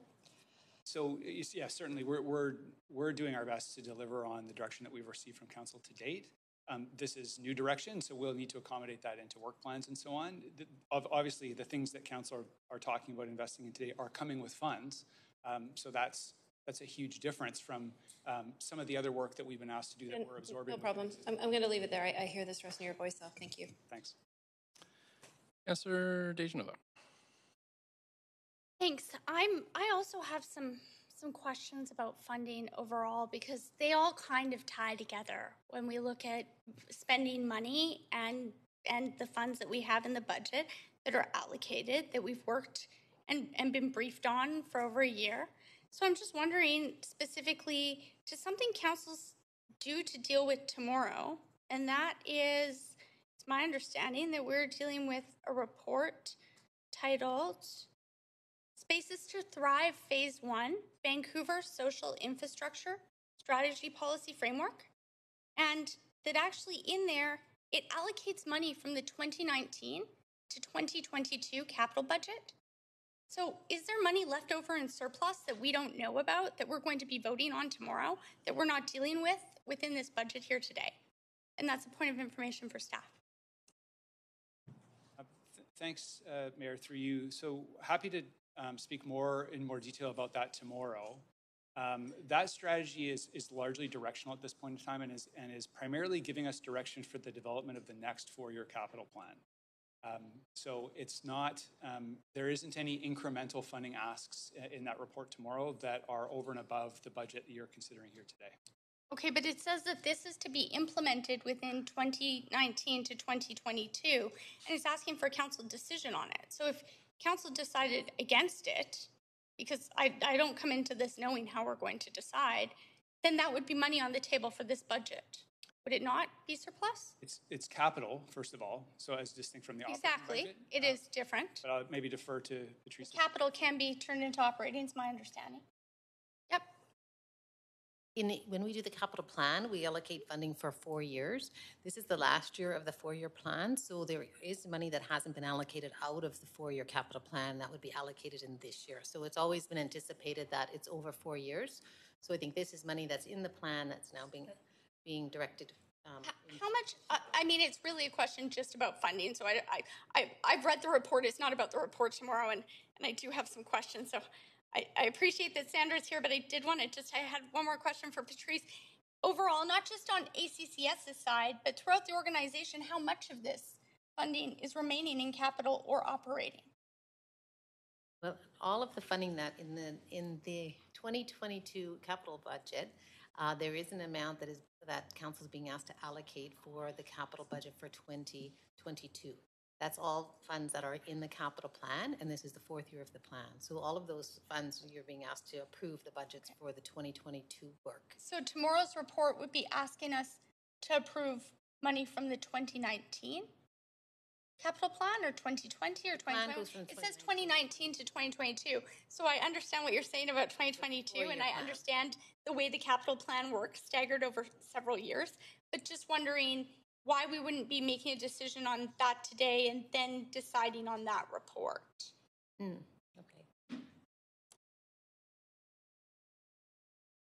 Councillor Sandra Singh, General Manager, Arts, Culture and Community Services. In that report, what we're highlighting is a number of capital projects that Council has already given us direction to implement. For example, a sex worker drop-in centre that was directed by Council through the Mayor's Overdose Task Force. So these are projects that are already on Council's priority list, Indigenous Healing and Wellness Centres. Okay. So, but I'm just trying to understand the process of why we're not dealing with it today instead of tomorrow. To save you some work and time also, as you're here all day today. Yeah, I'll have to go back and look at how. No, I do appreciate it. It was more of a process question. No, and thank you for clarifying that.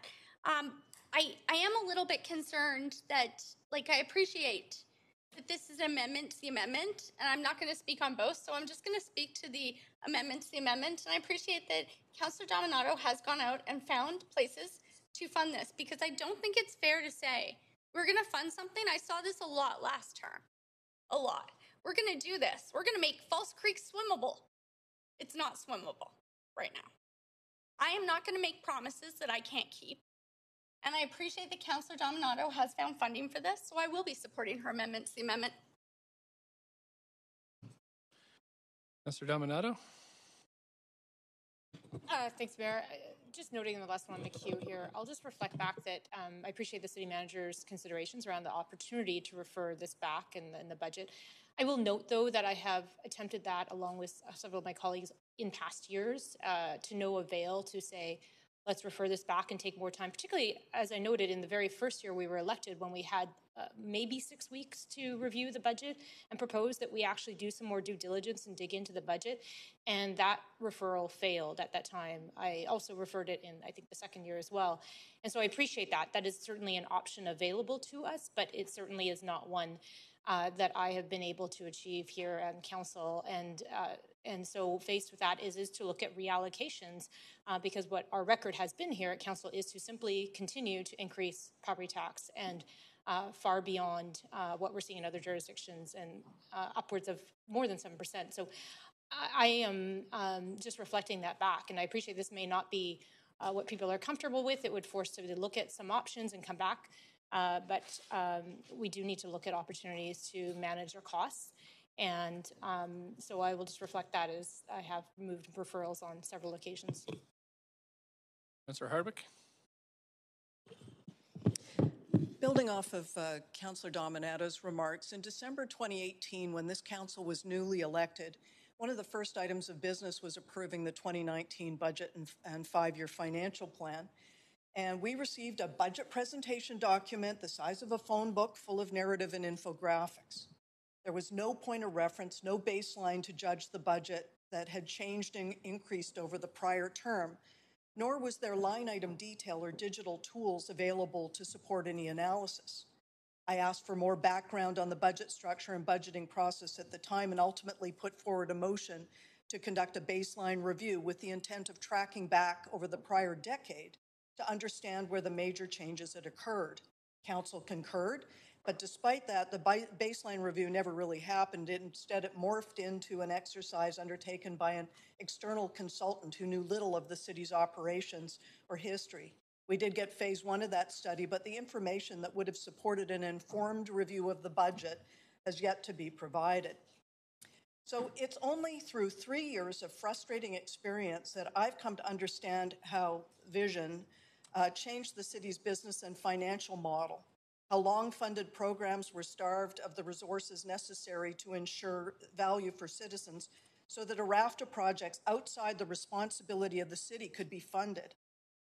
And how, after a decade plus of that approach, the result has been an increase in the cost of living and working in Vancouver. So here we are again, dealing with our third budget, $1.75 billion operating and $285 in capital. It does meet council's expectations, or we thought it would, of a 5% tax increase, although for the record I did not support that motion, but it gives little hint about how it was developed and what trade-offs were considered internally. So council is really in the same place as we were in 2018, or I thought we were tied to a 5% tax increase, trying to get our various priorities funded in the budget without impacting the tax increase, and yet faced with the reality that it cannot all happen. So here we are in December of 2021. We're in the second year of the pandemic. Taxes have risen every year at a rate double inflation. Last year's 5% property tax would have been a 12% increase, except for we took $57 million out of reserves. And now we stand poised to do this all over again this year, with little prospect that the pattern will change in the future. So all of this said, I will support Councillor Dominato's amendments, but I remain extremely concerned about what we are saying to the public, even with the 5% that we thought we were going to be limited to, that it's going to go beyond that. And again, anybody that's trying to figure out how to live and work in this city with this pattern continuing, I think we've got some very serious problems ahead of us. Thank you. Thank you. I don't see anybody else in the queue, so we'll vote on this proposed amendment to the amendment.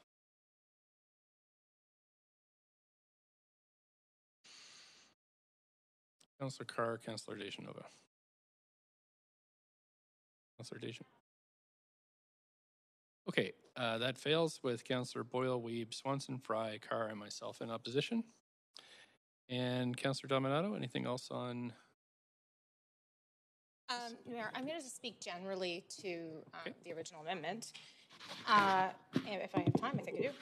And I'll ask for severing. I want to reflect a couple of comments, and some of it's going to be about process, and some of it's going to be about outcomes and the issues we're dealing with. I've heard some rumbling today, and I realize this is Beltway, but there's been concerns, aggravated concerns moved about the fact that I brought an amendment forward this morning.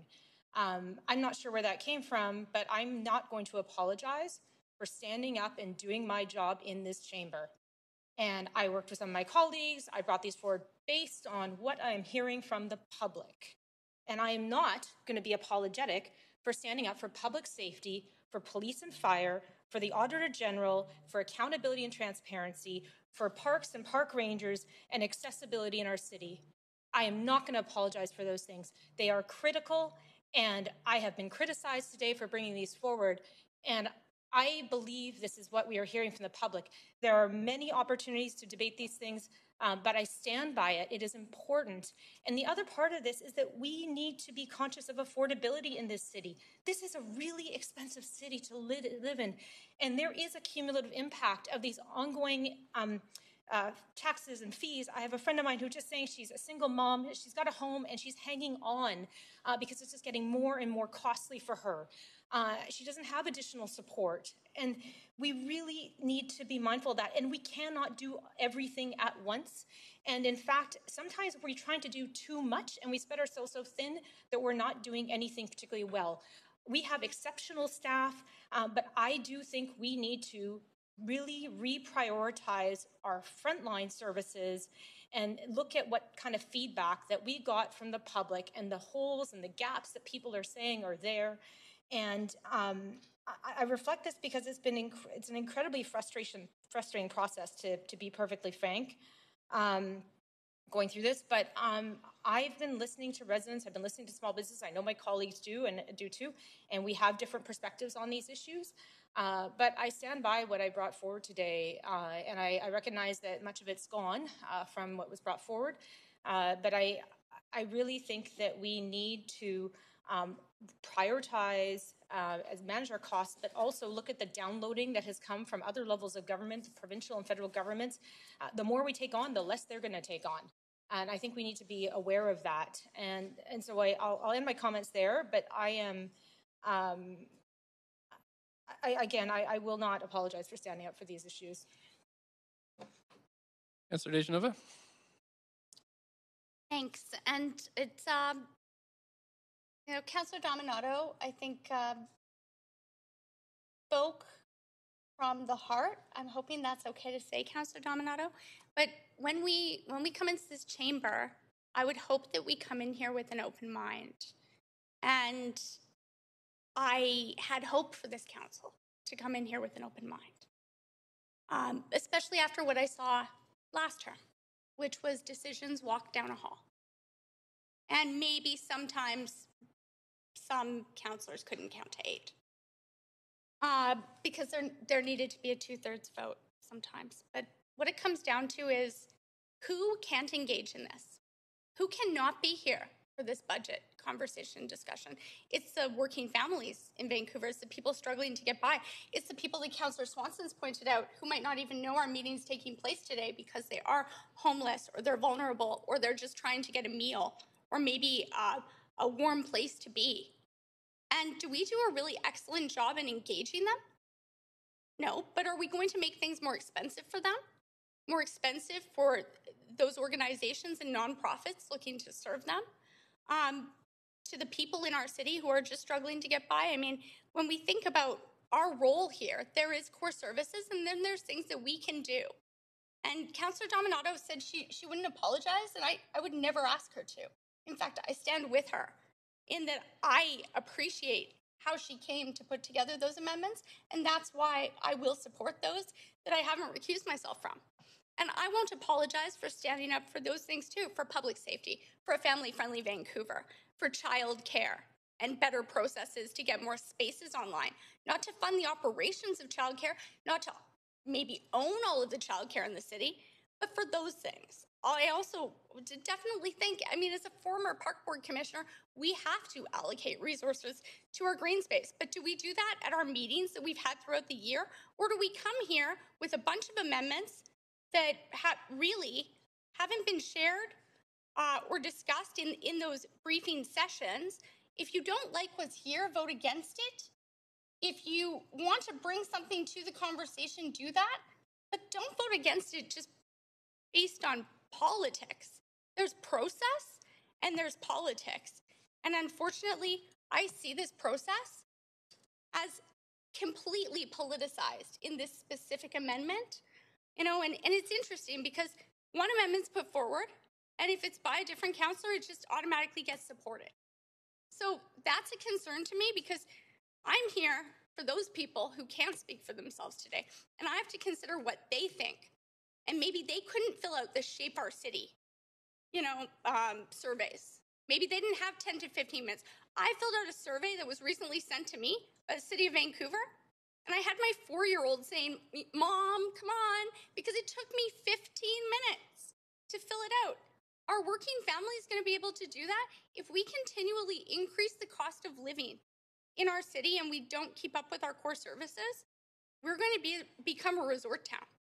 So I just want to remind my colleagues of that, and also remind us all of the thoughtful way we came into this at the beginning of the term that offered me some hope. So I don't want Councillor Dominato to apologize. I want to thank her for bringing forward these amendments in the way that she has, and I will be supporting those that I've said that I won't recuse myself on. Thank you. Councillor Boyle. Thanks. I'm going to keep it really brief because we still have a few more stages before the end of this budget. But just wanted to point out that the original amendment tabled, and there have been many amendments, many folks brought them forward. I'm surprised to hear there's been criticism of that. I certainly don't hold that criticism myself. This is our process. It's messy, but we're all participating in it. I just wanted to name that the original amendment, we've been working from all these hours, was, as we heard from staff, proposing or would have required an increase of the tax rate to 5.7. And my sense from the updates to numbers we've been hearing is that the amended amendment that we are voting on now is around that same rate. So certainly there have been some shifting in terms of the pieces funded within that, but from the beginning of this day, those are the numbers that we've been looking at, because we all know that the funding increases to a number of these services could never have been out of those one-time funds, and so just want to name we're really still looking at the same number amount, the same ballpark now that we were in that original amendment, and I appreciate some of the changes, and it's political. Of course, a budget is political, but that we're still at the same dollar amount after all of the amendments to this original amendment, and I'll leave it at that. Councillor Kirby-Yung, just a minute left.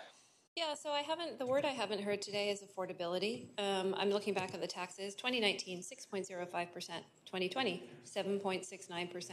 2021, 5.53%. From my perspective, only due to significant pushback from Vancouver residents and the fact that we had an extraordinary world event of a pandemic.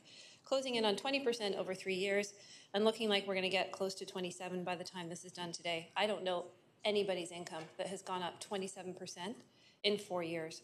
It's not just about where you live. It's about the fact that the property taxes are not the only thing that packs an affordability punch. Everything is going up, including the rest of the bill. Vancouver's property taxes are the second highest in the region after West Vancouver, and a promise was made on a motion brought forward by the mayor that we would not raise property taxes by 5%, and it's not ballpark at 5.7, and there's still more to come.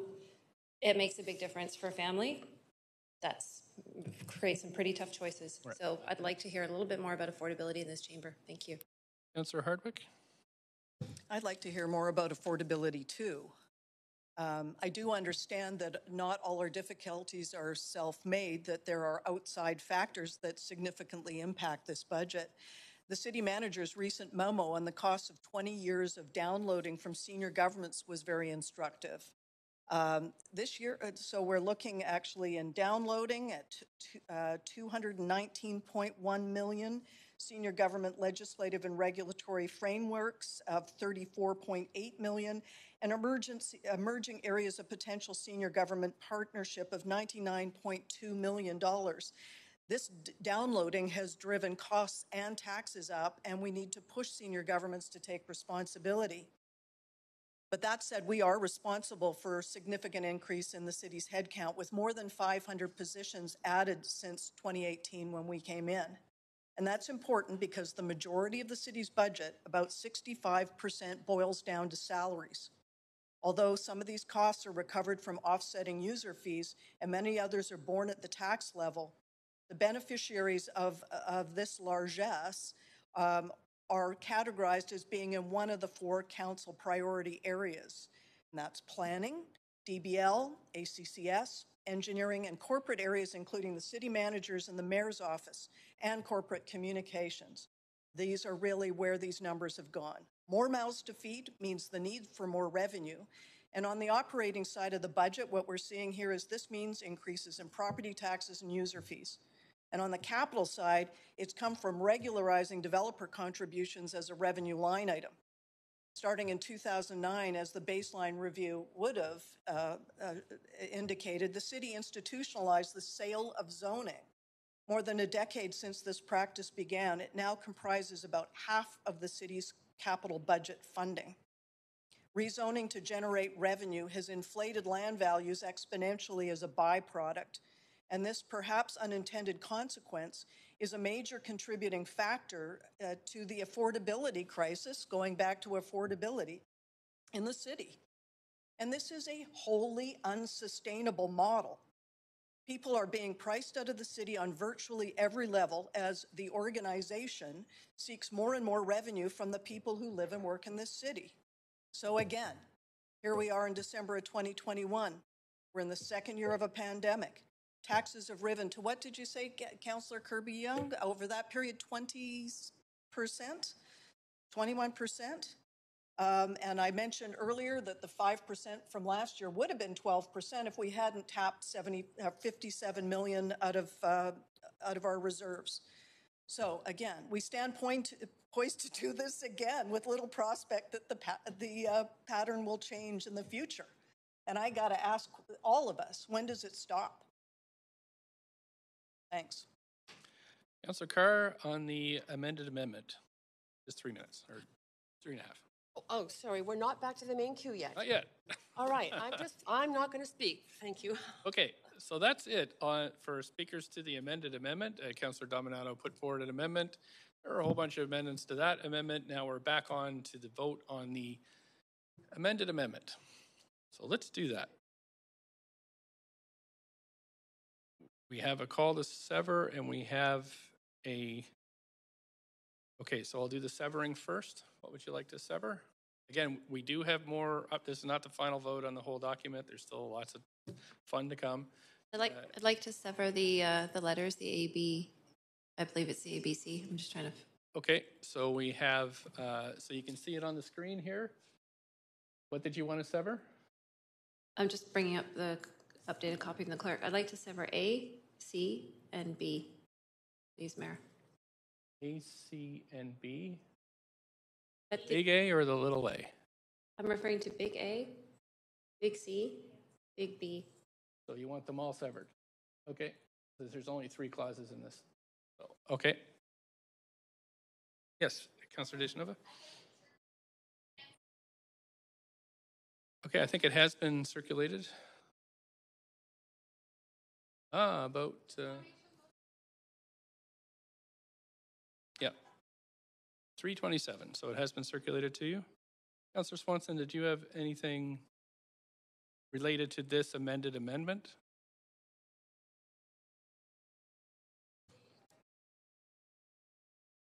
No, they're severing big A, big B, big C, just for the clerks. So those would be 3 votes. And then we've had a request to do II, the Community Policing Center funding, and the Auditor General. Just one at a time here. So clerks, if you... So we'll start with the smallest one first, then we'll go to A, subclause C, subclause I, subclause I. No.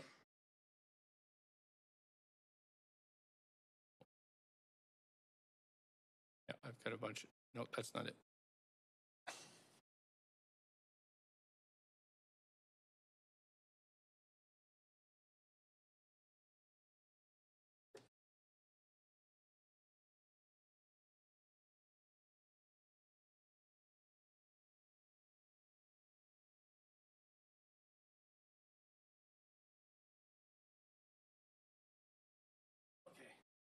So again, we're just voting on the amendments.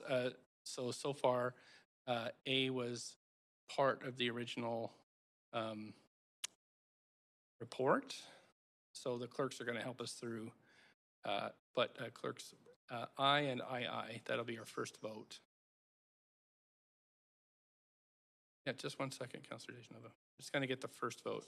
Yeah, we can do both of those together, I think. I and II. And that's Councillor Swanson's request for a separate vote on those two. And Councillor Dejanova. A and on C. So for those reasons, I'll step out of the room. If you could call me back for B, though, that would be great. Oh, okay. Sure. Anybody else? Okay, so our first vote is on AC, I, and II, or AC 1 and 2. Okay, so we're good. Sorry, Mayor, can you just clarify which numbers, which letters? I just want to make sure I'm clear. One's in green on the screen.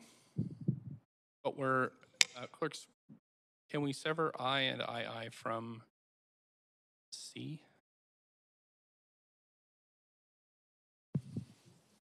We're doing C1 and 2, is that correct? Let's check in here. That was the request that we sever.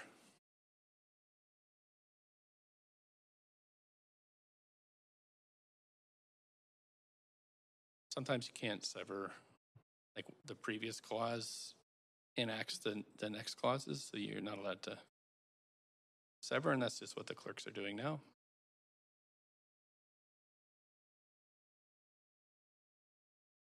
Sure. Because presented as bullets, it's not severable. Is that correct? Which one? B, the large B. It was all done in bullets. Not the bullets, no. That is yeah. Okay, I just want to be clear. List, yeah. Thank you. No problem. Councillor Swanson, the clerks are just working through your request here.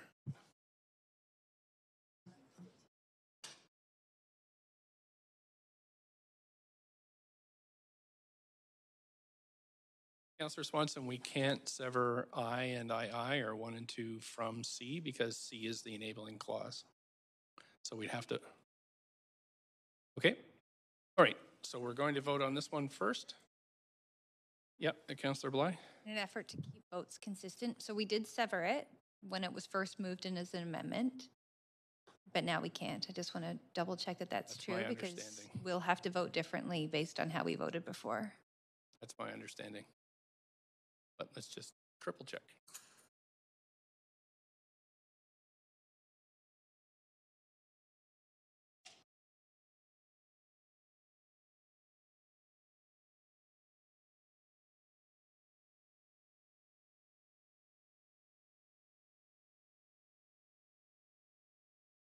Actually, I shouldn't allow it first time, but we can do it, just that if something changes, we'll have to adjust C.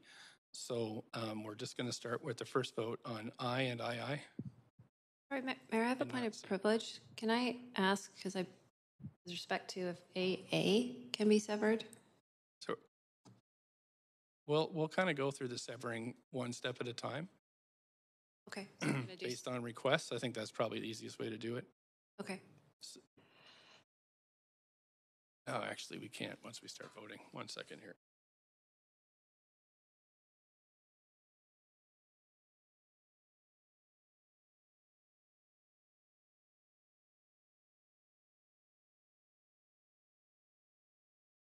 So just a reminder that we are voting on an amended amendment, and Councillor Kirby-Young, AA was actually part of the report.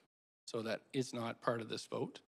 What we're voting on is, again, we had a main clause moved in the report. Councillor Dominato moved to amend part of that, and then there were further amendments to that amendment, but now we're back to the original amendment.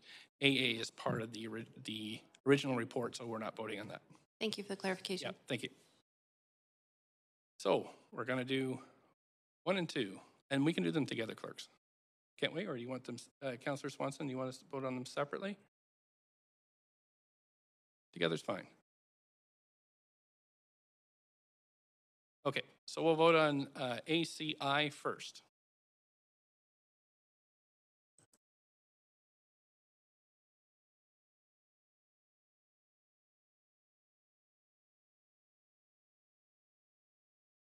That's passed with Councillor Swanson in opposition. So we're going to go to ACII.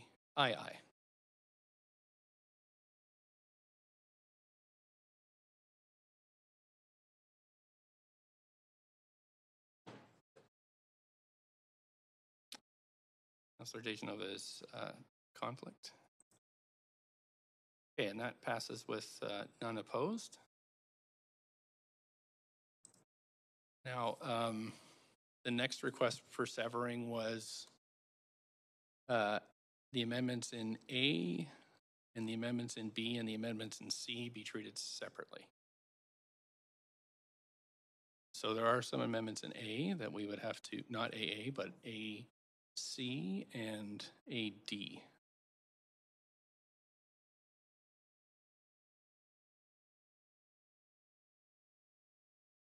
Not yet.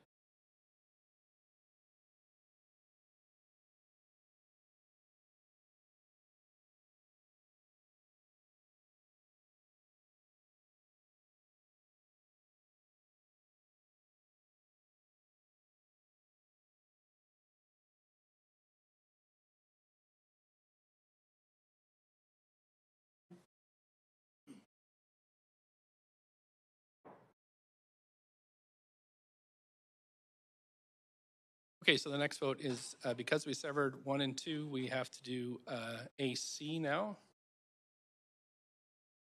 AC is next. On the screen in green.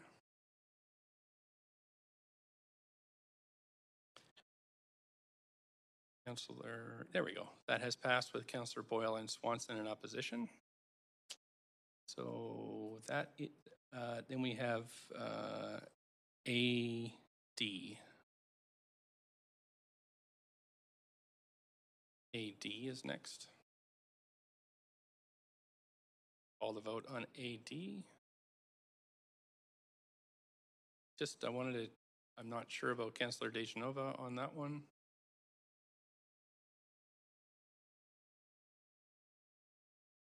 We put it up, it is on the, oh, there we go, thanks. Anita, can you check with Councillor Dejanova? She's.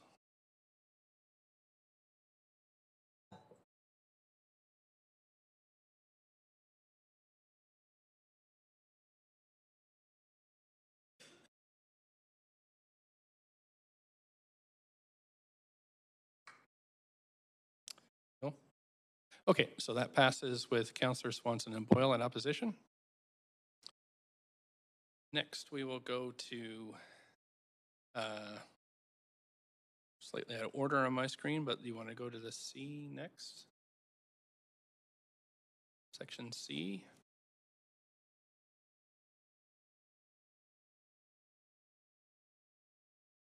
Which is the police operating budget.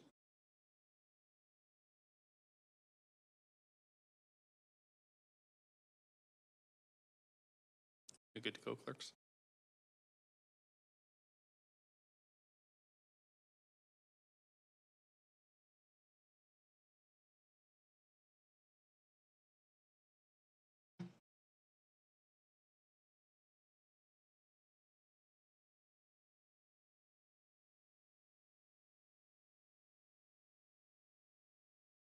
Okay, Council, just to keep it in order, we're going to go for B. That's the letters B will be next. And clerks, are we all the way down to the B? So that's B, A, B, and C.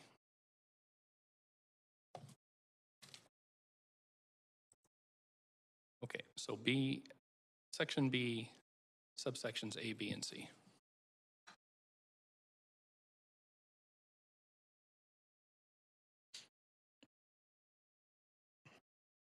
Councilor Kirby-Yung?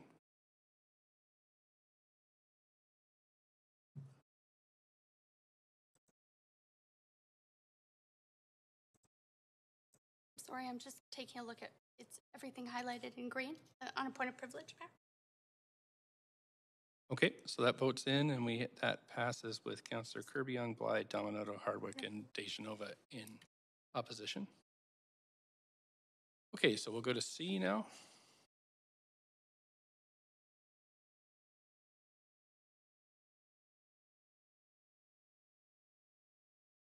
Sorry? In a procedural. Oh, I didn't hear you, sorry.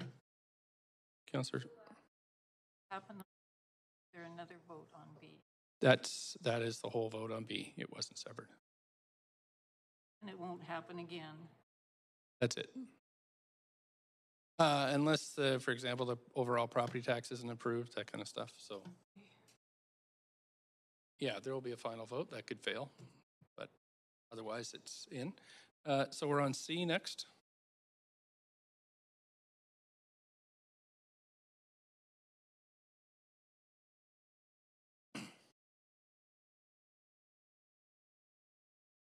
Councilor Carr and DeGenova.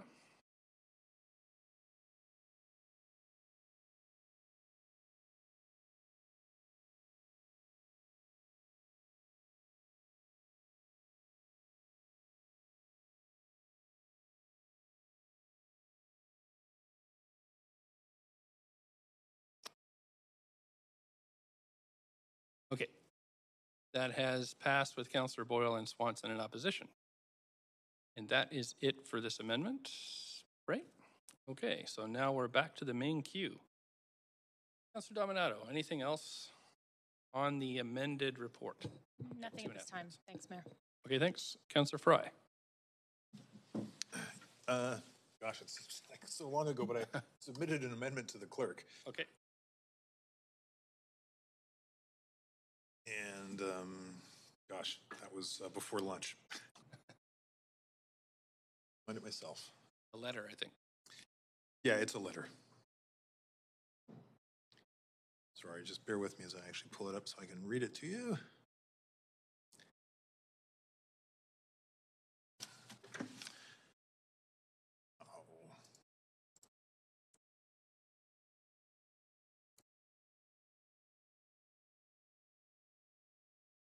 Oh, it's on screen. Oh, great. Thank you. Thank you, clerks.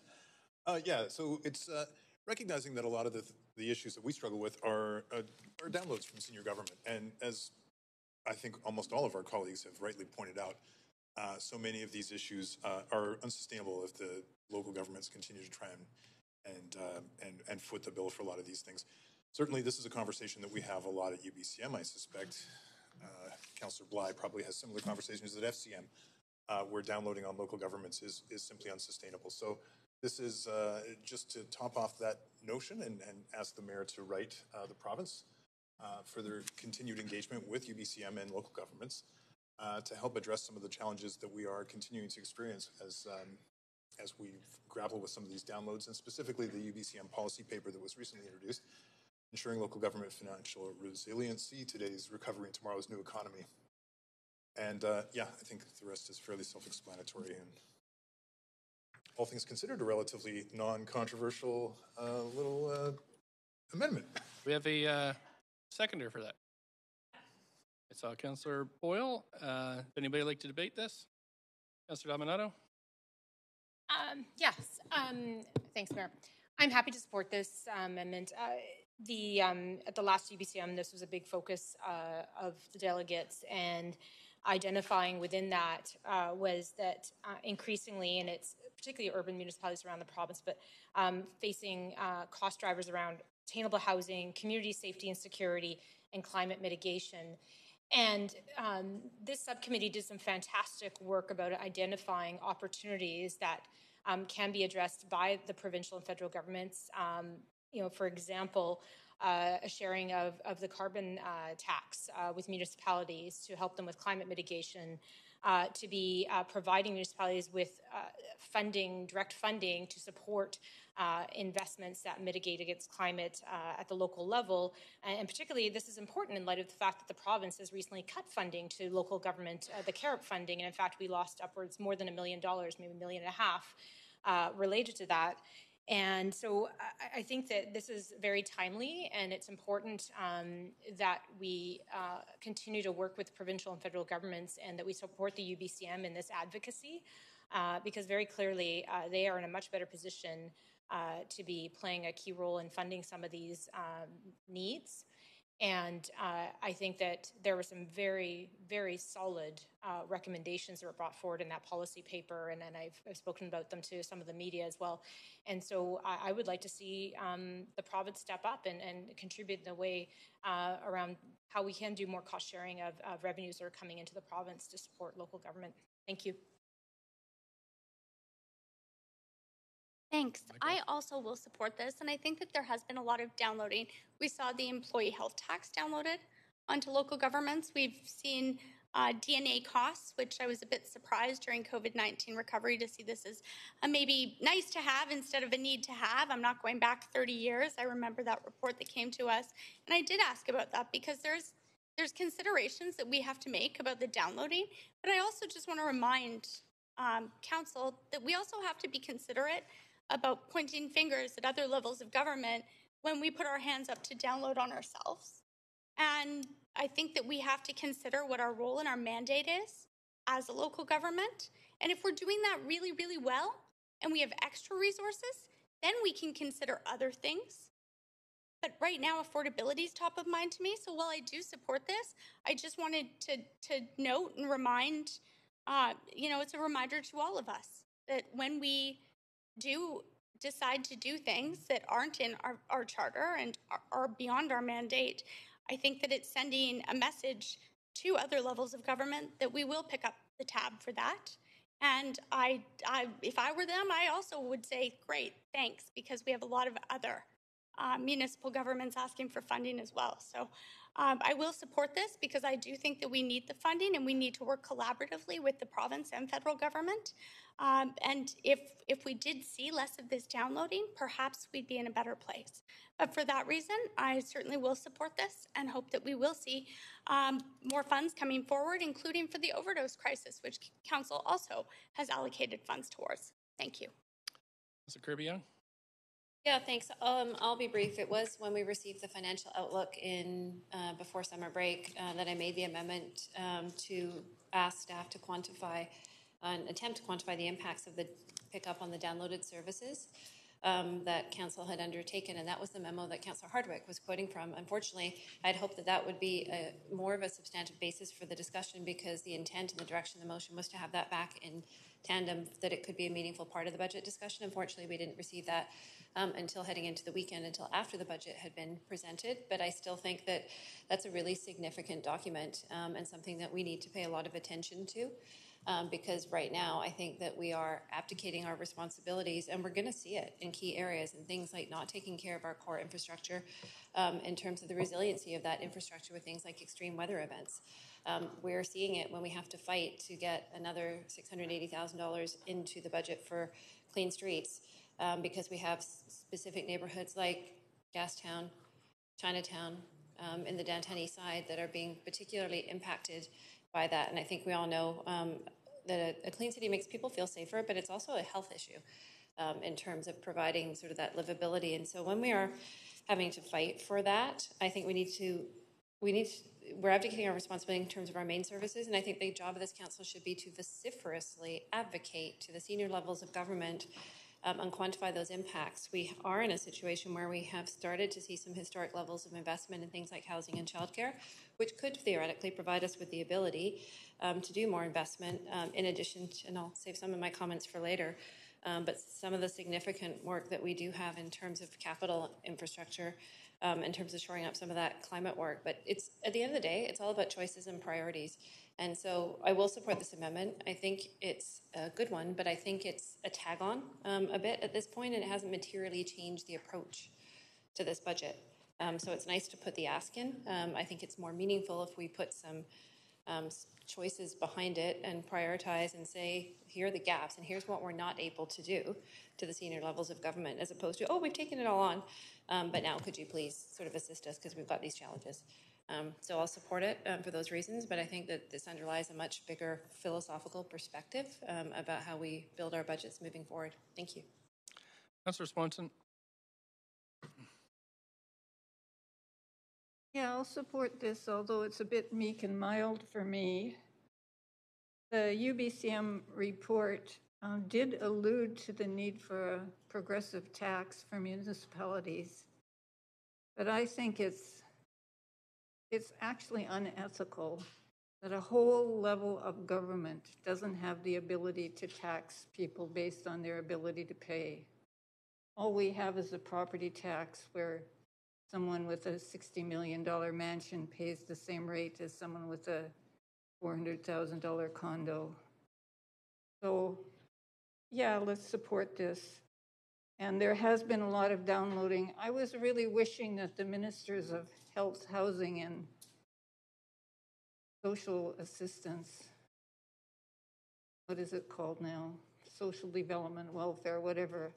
I was wishing they could have heard all the speakers that we heard to the budget, because we're dealing with the low welfare rate, we're dealing with the lack of housing, we're dealing with the lack of mental health, and we're dealing with it without the ability to tax people based on the ability to pay, and it shouldn't be like that. So anything we can do to get some pressure up there to the senior levels of government to try and get the type of taxing power that we need, I think that's good. Councillor Bly. Thanks very much, Mayor. I just want to speak in support of the amendment. It brings up, I think, a conversation that's a bit of an elephant in the room. And we've heard over 100 speakers last week, and it was the common thread that I heard through all of the speakers is deficient services, that we are the most accessible level of government for people to come and express their concerns and advocate for services, yet so many of the services that were advocated for last week are not under the purview of a local government. That's just a fact. That's the elephant in the room. And we have been stepping up in that regard, I'd say, over the last decade.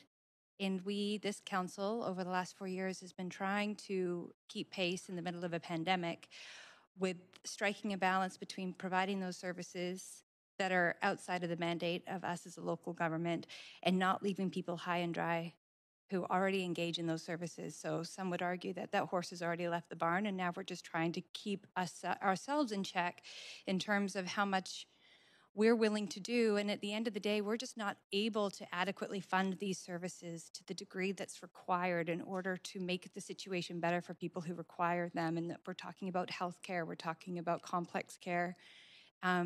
We stepped into the housing situation a long time ago before this council, and we've failed to be able to really provide that as well. So I think we're just finding ourselves, particularly coming out of COVID and into this budget that is very much a pandemic budget, that we're still trying, the stress, the tension we've heard from the city manager, our ability to actually be able to do this work with our current staff load or even by increasing headcount is becoming progressively unattainable and causing a ton of attrition. Our staff are leaving, the stress, and it's because we're trying to do something we're not set up to do. Not entirely, but a large proportion of the efforts that we go to, particularly with our ACCS team that said they're oversubscribed.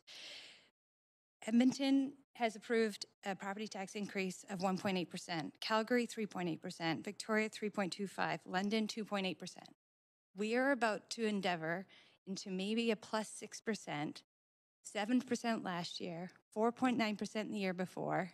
I just don't think people realize how much more we're doing as a city than anyone else across the country. I was in FCM 2 weeks ago. So as my colleague, Pete, the UBCM rep, I'm the FCM rep, and the amount of people that I spoke to that said, I'm sorry, you do what as a city? you take on what entirely as a city and try and help people? How can you possibly do it? And the answer is we're just not really doing it. We're not doing it very well, which is what we see playing out on our streets. So I think we just have to recognize there's a ton of nuance to what's happening in the city of Vancouver, and coming at these challenges by putting more and more money into them isn't actually making it any better. I fully support this, but I really, really hope that in 2022 we start to talk about the level of downloading that is happening from the federal and provincial government. And it's a culmination of many, many decisions, so nobody is to blame, but we actually have to start working towards rebalancing. The one thing I will say as well is that we've heard from our small business sector, they're now hiring local private security to do the job of what they would have hoped police would have done. So it's not just us experiencing the downloading, it's the people of the city that are also experiencing the downloading. So I fully support that, but I really just wanted to provide those comments that frame up, I think, the discussion that we really need to be having as we go into our next debate, which is likely going to stir up similar comments. But really just to see that we need the federal government to show up, we need the provincial government to show up, and then we need to be partners in their ability to bring money to the table to deal with these issues, not step out first. In a Vancouver model, we're never going to have enough money to fund what we need to appropriately. We need to work in partnership and know what our position is, what our ranking order is in dealing with some of these more complicated issues. Thank you. Councillor Herbeck?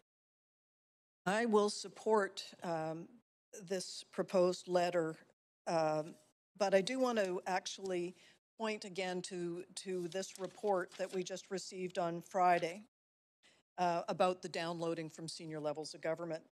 I recently put together a chart. Actually, I went back to October of 2012 and pulled a chart that looked at federal responsibility, provincial responsibility, municipal responsibility, and then highlighted how much had been downloaded or taken on by this local government.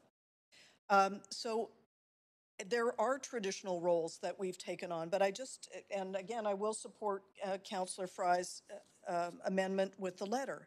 But I also want to point out that, and I'll quote from page 3 of 13, collectively, the impacts of downloading combined with the municipal role, our role in actively taking on responsibility for certain service delivery areas.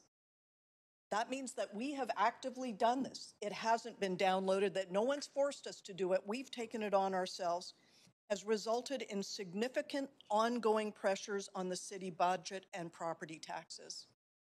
So as much as I will amplify that we have to address both the federal and provincial governments downloading on us, we have to acknowledge as a council and as a city that we are actively taking on things that also fall outside the purview of local government. Thank you. Okay, that's it for speakers, so we'll move to the vote.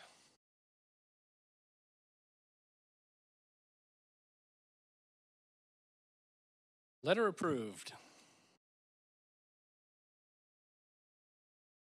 Unanimously. Okay. Councillor Fry, anything else? Mayor, I'll come back on later, actually. Councillor Kirby-Yung, up to 5 minutes on the main. All right now, thanks. Report. Okay. Councillor Kerr. Thanks, Mayor. Well, back to my amendment, which was on the wrong queue before. So I did start to introduce it, and you've had that amendment circulated to you quite a few hours ago now. So just to refresh your memories, this amendment is to create a $9 million fund dedicated to new climate emergency action items related to in the 2022 budget, and also into the future to protect a $9 million amount of money in future budgets that are, again, specifically for new actions above and beyond the base budget to achieve our climate objectives, and to report back on how those monies will be spent on an annual basis to the public as well. There are some specifics that I've included in this amendment. And those specifics I started to address to you. They include EV infrastructure. That includes on-street power drops and chargers, but power drops for community events. We heard from the BIAs how much they would like to see that happen. It includes some complete communities work, specifically around transit, slow streets, active transportation. It includes some natural climate solutions.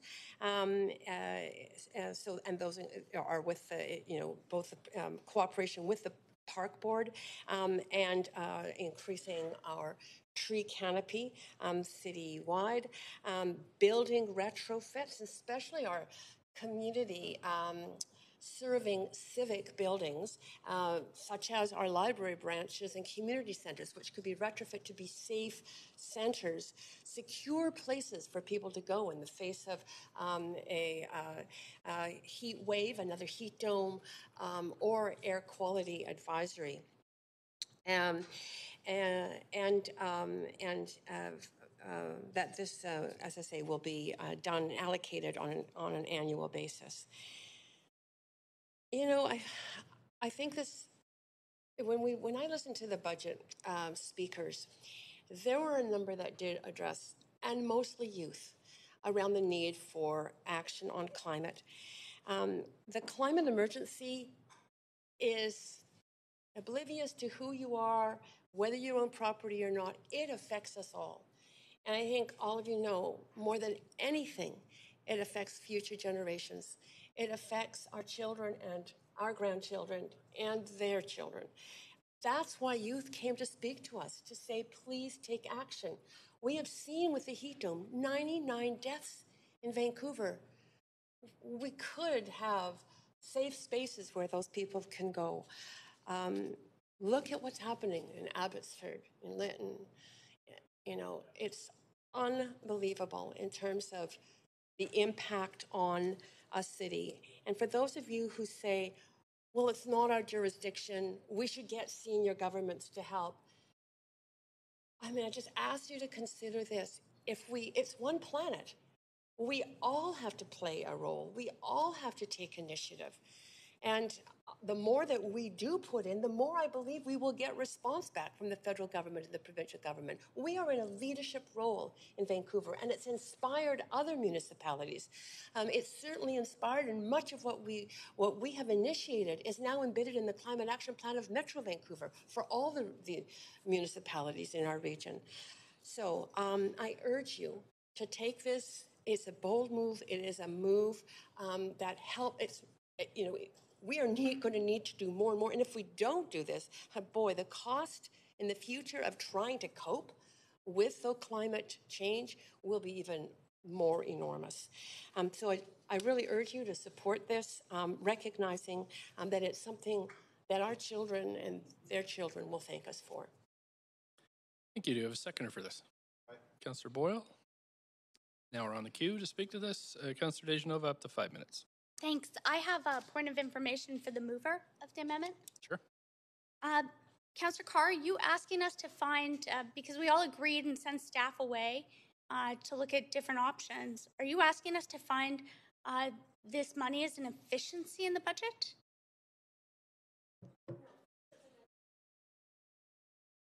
The ongoing climate-funded work that is in our current budget, the budget that we have seen develop over the last number of months, stays and remains and is not shifted into this. This is additional funding. Okay, and then just to follow up to that, then why is it coming at the 18th hour today? Why isn't this something when we've had an opportunity to input to staff through other processes? Why would we be downloading this today instead of building this into our actual budget overall? I'm just wondering why today? I've never seen this amendment before today. I'd heard maybe the mayor was going to move something in the media, but I hadn't seen anything before today. Yeah.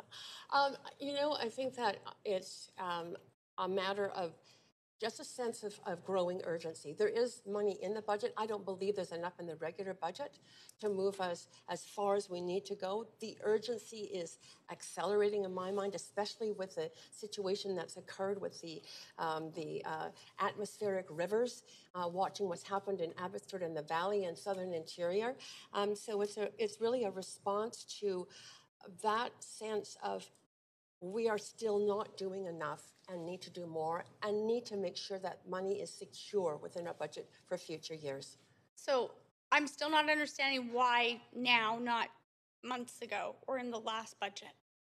Well, I certainly have been talking about wanting to do this for a long time. It's just taken time to get to this point. Okay, so and just another question is will this make, if I may, through the chair to the mover, have you factored in the affordability for our families, for our children, our grandchildren into this?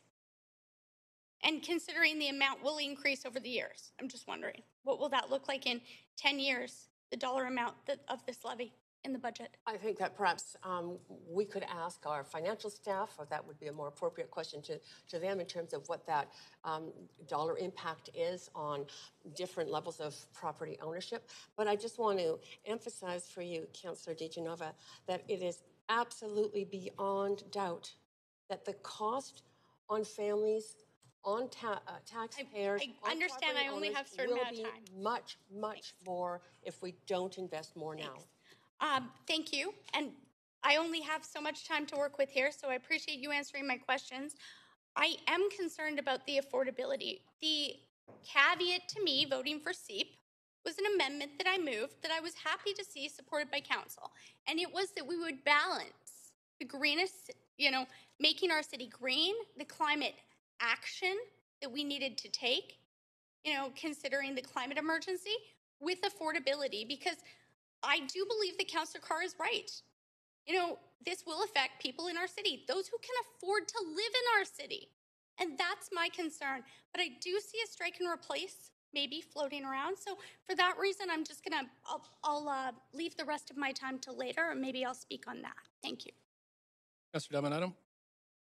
Yes, Mayor. Through you to staff of a point of information, and it's just to confirm that with the proposed $9 million fund, could they confirm what the property tax implication is? Is that roughly 1% or a little bit more? Staff? Confirm 1% property tax is $9 million. 1%? Yeah.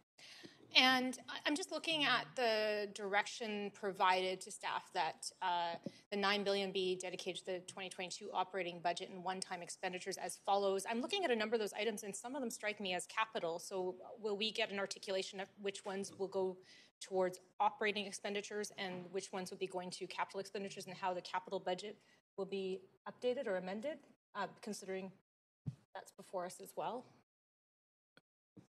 Staff, do you have a... There you go.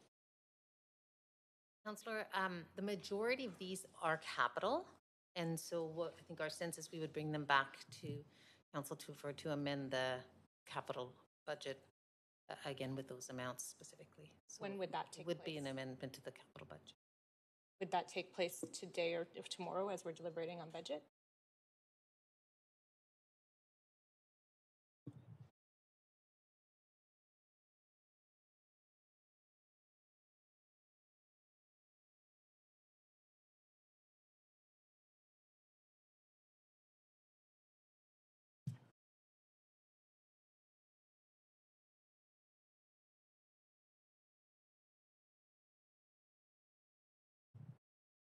I think our preference is if council approves these as funding for the capital budget, then we can bring the specifics in the next adjustment that we do quarterly, which I think is in February, if that's acceptable to council. So February. Money would be available for those capital projects.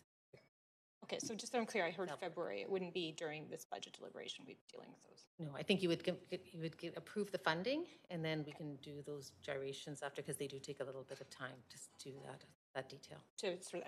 Fair enough. I totally understand that. Can you just confirm for me? My understanding is we receive, I think, almost 80% of the funding for EV charging is actually coming through gas tax and other external sources. Is that correct? Did I get confirmation on that? I think these are all wrong, new but, items that for 2022, so they would all be new funding that would be funded through property tax. I think you're asking about historically how they've been Historically, yeah, funded? where we're receiving, because I believe we are receiving external funds for EV charging. Yeah, Councillor Doug Smith, Sustainability. Historically, we've been able to find matching funds for most of our money, for most of the EV-related work, both federally and provincially. And occasionally, we've used city gas tax towards applying for that matching. This would be new and additional, but historically, over and above that. Yes. And then my final question is, have we received an update around a replacement for the CAREP funding that was cut by the provincial government? And what is the amount that we might receive if there is any? Yeah, regarding the CAREP, I was speaking with staff of the province this week. We will know by the mid-February budget the details of, they're talking about it, but until we actually see the details, we won't know. So we're a month and a half away at least. Okay, thank you. I appreciate it. Councillor Kirby-Young? Yeah, thanks. I have an amendment to the amendment. It's a strike and replace, and I've sent it in, so council should have it. Okay. And I'll provide some context to that. And I'm just going to move you to the, it's been seconded now, so I'm going to move you to the amendment queue. So you have a fresh 5 minutes there. And 1 second. Please go ahead. Thank you. So I'll provide some context to it because I share the sort of the same deep concern around climate, and I would deeply support this way to get there if I thought that we were not spending sufficiently on sort of capital infrastructure at this point. But I just want to provide some contextual comments, then I'll speak to the details of the amendment. For this specific 4-year period, we have a $2.2 billion capital plan. Specifically for 2022, you'll see in the report today, $683.4 million is going into capital projects, 133 of which have been identified as specific climate capital projects, with potentially another 33, notwithstanding that other projects also support things that are all new projects, such as community centers, and others are built to things like green building standards to ensure that we can utilize them as cooling centers, et cetera. So I don't want to convey, and I want to provide some context around this discussion, that the City of Vancouver is not investing sufficiently or materially, is perhaps a good way of putting it, in climate infrastructure and projects today. We are.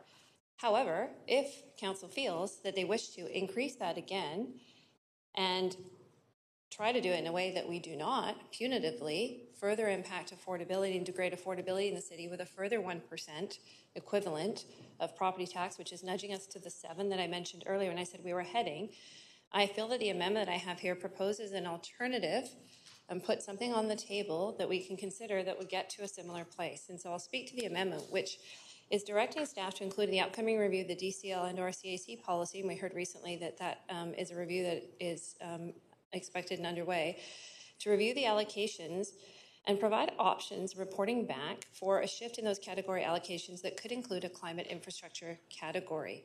And I think pursuant to the conversation that we have just had here and that Councillor Fry mentioned with respects to the downloaded services, that review consider the historic investment that has happily been made by senior governments in some downloaded services. We're seeing it, for example, historically in housing and other areas. In order to enable the City of Vancouver to focus, and again I say focus because we heard this was the 4th priority in residents of what they said was most important on climate across all age groups, that would allow the City of Vancouver to address the critical needs of renewed and more climate resilient infrastructure, as well as new capital projects that support the goals of the CEAP, aka the Climate Emergency Action Program. And I am proposing that as a way to, if we feel that we want to amplify the significant financial investment that is already there in terms of the capital budget. And I'd also note that we're about to undertake a brand new 4-year capital plan, which provides significant ability for this council to imprint, and the incoming council to imprint on ensuring that council is part of it. I asked the question earlier that climate is part of it, of Lon LeClaire, in terms of all the infrastructure work we undertake now is really climate infrastructure. We have to look at everything we're doing in the city, whether it's renewal or new assets or things like rainwater capture, permeability of our surfaces in the city. We have to look at all of it through this lens. So again, I want to kind of keep some integrity around this conversation so that people don't think, oh, okay, well, this is all that City of Vancouver is spending on climate. Not the case. If you wish to amplify it and do it in a way that we're balancing things of affordability, that is why I'm proposing what I think is a constructive alternative and an amendment for council's consideration and another way for us to get there. Thank you. Councillor DeGenova. Well, I think that this is a prudent and responsible way to deal with this in the process.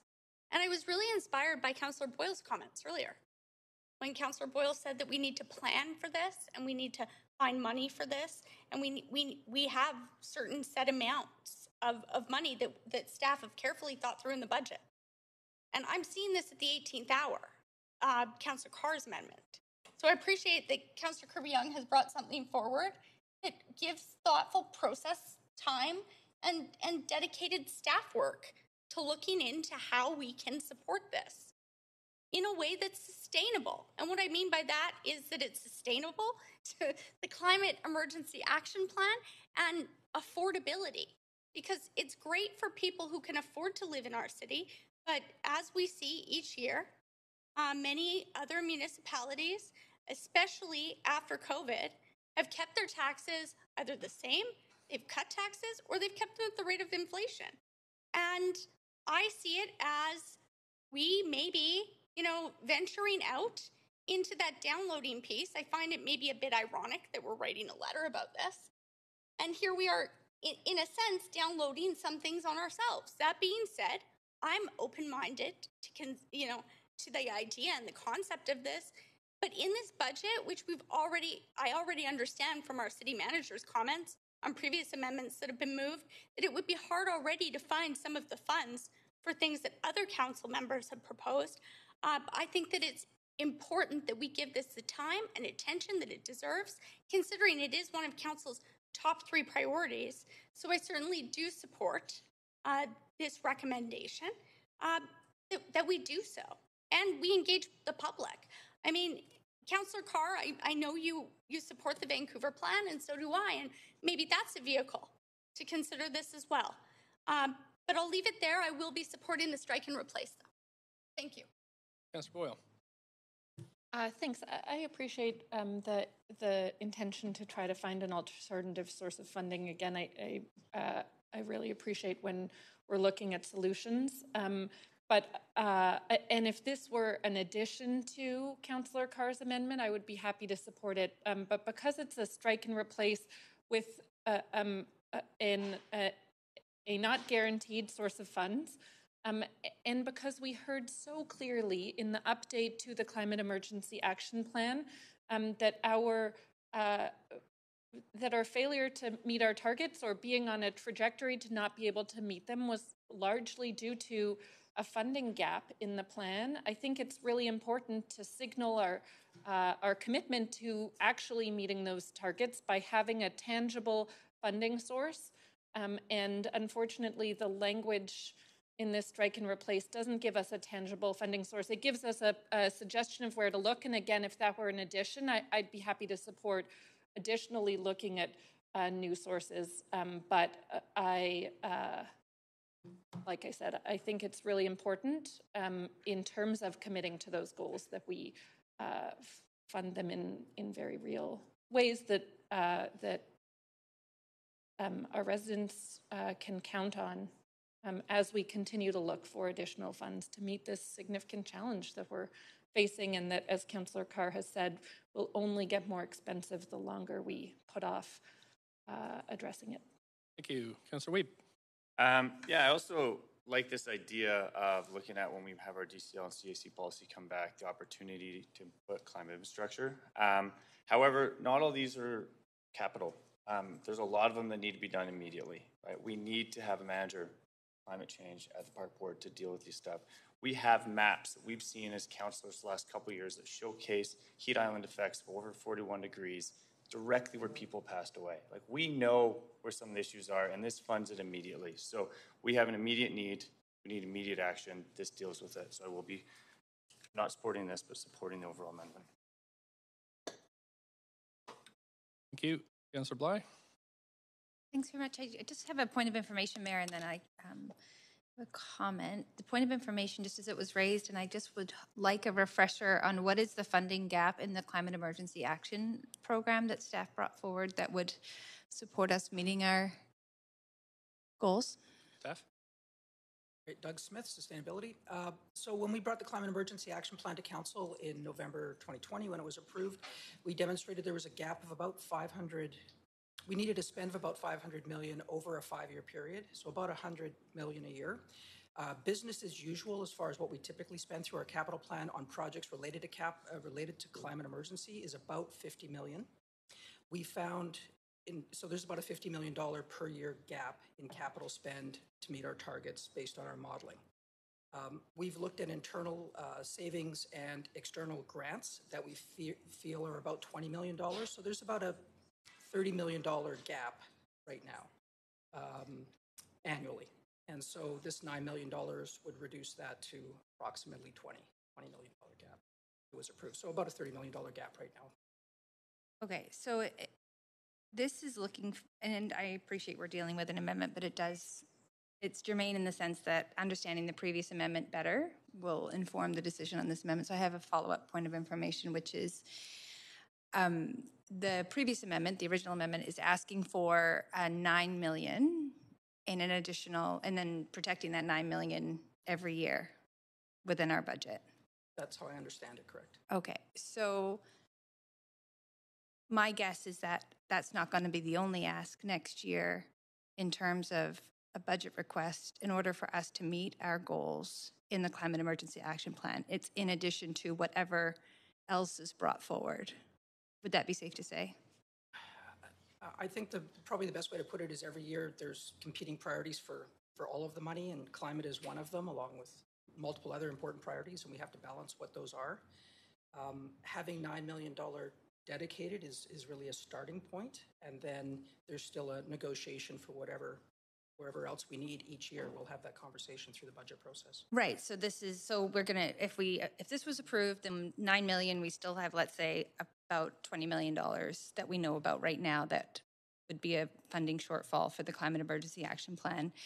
That could come forward next year. This $9 million would be folded into that budget, and there's really great reason, especially if this was to pass, that this could come forward as another levy next year in addition to our typical operating budget, capital operating budget in terms of a property tax increase. I know it's hard for you to sort of presuppose, but what I'm hearing is this doesn't satisfy the funding need, not even close, and therefore it's setting a precedent for throwing in levies when we need them, but not necessarily sustainable funding in terms of being able to reach the goals in the Climate Emergency Action Plan.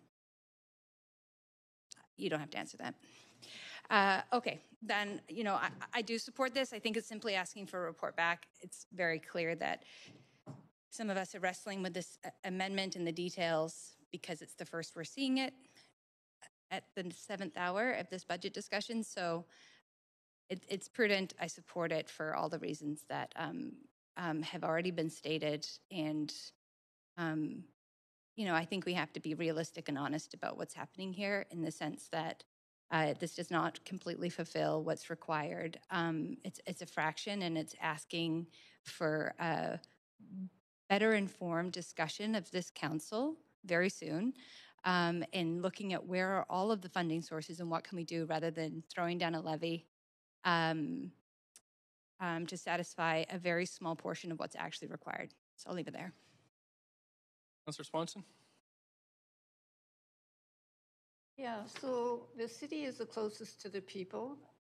It's our job to do what the people want and to tell the other levels of government what the people want and try to get them to do it. We're not meeting our own city climate targets because we don't have enough money. The feds in the province aren't meeting their climate targets because they don't have enough money and they're not putting the money they do have in the right place. While everyone dithers, we get heat domes that kill 99 of our citizens in 2 days. Probably the biggest health issue that we've ever had. We get atmospheric rivers.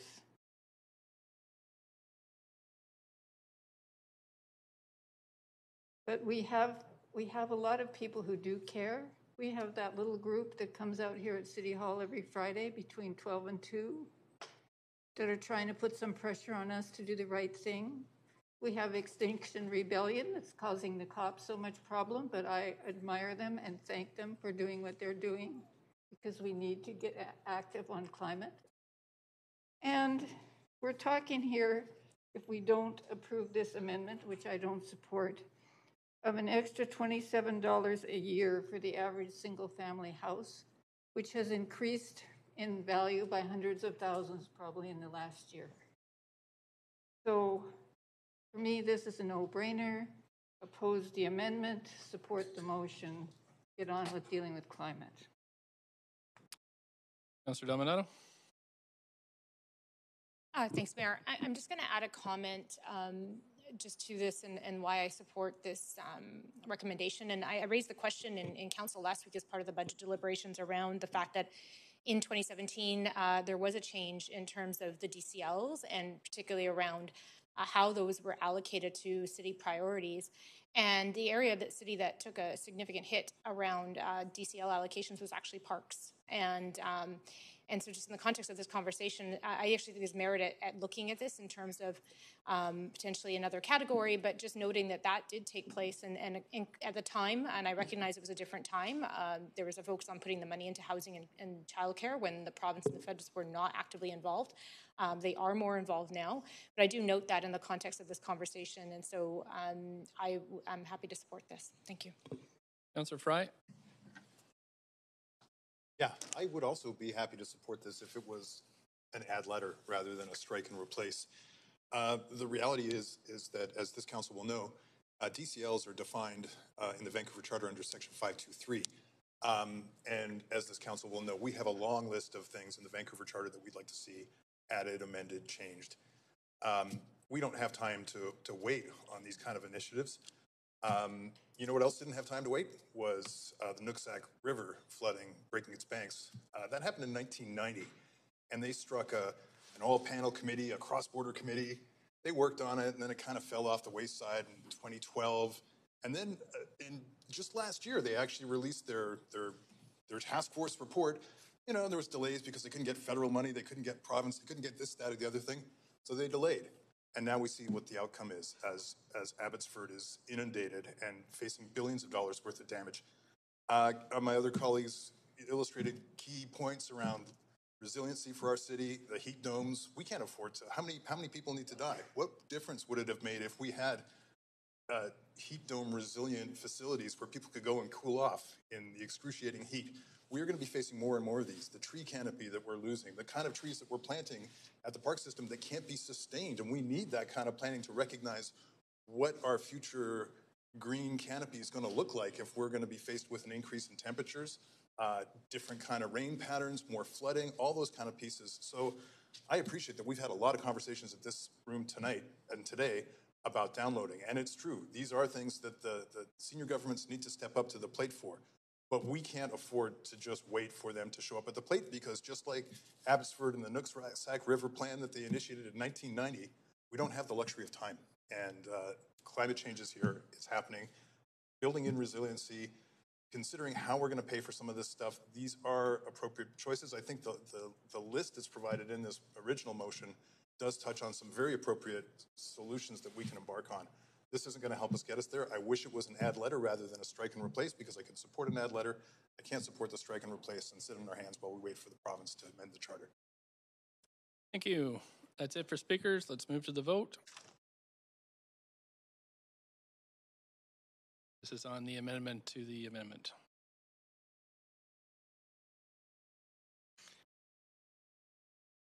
That has failed with Councillor Boyle, Weeb, Swanson, Fry, Carr, and myself in opposition. Okay, back to the amendment. Q. Councillor Kirby-Young, anything else? Not right now. Councillor Boyle. I'll wait too, actually. Councillor Bly. Also, waiting, sorry. Councillor Fry. You know what, Mayor, I think I said my piece just now. I'll just add a couple of points. I think that this is, we didn't have the opportunity to meet some of those objectives with the parking permit proposal that came forward and lost at this council table. We just don't have the luxury of time to wait on some of these mitigations. And I think building a resilient city does involve us doing some climate mitigation work now. We should have been doing it yesterday. There's work to be done. So I'm going to support this proposal as it was submitted. Councillor Hardwick. Well, we keep up this pace, and I know one family that's not going to be able to afford to live within the boundaries of Boundary Road and the University Endowment lands. The stark reality is that we are just going ka-ching, ka-ching, ka-ching, ka-ching, and taking it not out of the 1%, but out of the middle class people that are trying to afford to continue living in this city. A few short weeks ago, this council defeated or voted against the climate action parking tax. And here we are, just a few weeks later, saying, well, we didn't like the result that we got there, so we're going to reconsider it now. I think it's the 11th hour would be the right term for it. We are talking about an enormous tax increase for people that live in this city. And for the people that are listening out there, I hope they will remember this in October of 2022 when it comes to the next election. Because honestly, folks, we cannot just keep adding an additional burden to the people. And we blow it off. We say, oh, it's only going to be $57 for here. I can tell you that it's a lot more money than that. And I've got kids that are millennials, and I've got a couple of grandchildren. And the prospects of them being able to stay living within our hometown are getting slimmer every day. And I'm choked as I continue to see us adding more and more. It was bad enough that we were looking at 5%. That was a bitter enough pill to swallow, compounded over every year since this council was elected. It's extraordinary. So to me, it's the definition of insanity, repeating the same thing over and over again and expecting a different outcome. We are just pricing our residents out of the city, or conversely, widening the gap between the global wealth and the local economy. Again, because people are struggling to afford to continue living in this city. So we can listen to them or not. But again, 2018 we were elected, 2019, 2020, 2021, now going into 2022, and we have added, and we are going to continue adding multiples in excess of inflation. And we expect people to just suck it up. But, we'll see how the votes come out, but I suspect we'll have the same division. Councilor DeGenova, you have a minute and a half. I know, and I wanted to ask staff another point of information.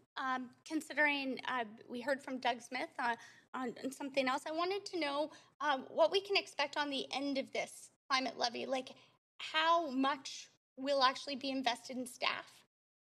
Do you have any idea on a percentage of how this will help us meet our greenest city goals percentage-wise? Just like to know. My last minute left. Thanks. Can I just clarify the question? You're asking how much of this would go towards staff? How much would go towards staff, and what would the impact be? So how much faster would we be able to become the greenest city? Because I've noticed we scratched the 2020 off of garbage cans after we passed that year. So I'd really like to know. Now it just says the greenest city on all of our garbage cans, not the greenest city 2020. Thank you. It's slightly debatable, but can you do your best? It's a question. So the motion is relatively new to us. We haven't looked at it in a lot of detail. There are a couple staff positions that we've mentioned in this motion, but beyond I believe there's two. Beyond that, I can't really comment on any additional staff that may be required. Thanks. Thanks. Councilor Kirby-Yung? Yeah, I just want to make one comment. I just did some updated math. I referenced earlier what our property tax increases are, and I'm speaking to this in the context of the promise that this council made to balance affordability with our climate goals. And so I just recapped and I added where I think the running total is around 6.7%, could be higher. Finance will let us know. But if I add up 2019, just to recap again, so everyone's clear, 6.05%, 2020, 7.69% property tax increase, 2021, 5.53%, and now this one at around 6.7, I should say, I'm coming out with 25.37% over 4 years. 25.37% over 4 years, and close to another 7% by the time we're done on this. The commitment was 5. I'll save my final comments for later. I just wanted to share that. Thank you. Councilor Dominato? Thanks, Mayor. And just, I think a few additional comments with respect to this. The subject of climate mitigation, I think we all recognize around this room, this is not a question now of climate change. Absolutely everyone understands that. One of the considerations that has come up for me as I'm listening to this conversation is that our residents have virtually had no input into this because this was not part of the draft budget that was prepared and posted for public digestion. It was announced on Twitter that this was coming, a levy, and I know many people who are not following Twitter very closely, maybe some of us are, but so virtually no input or ability to engage with this to understand the implications for their households. And I think we need to get real about this. We are investing in mitigation around climate through our capital plan, through our operational budget as well, and it's significant, as Councillor Kirby-Yung pointed out, $133 million in our capital budget.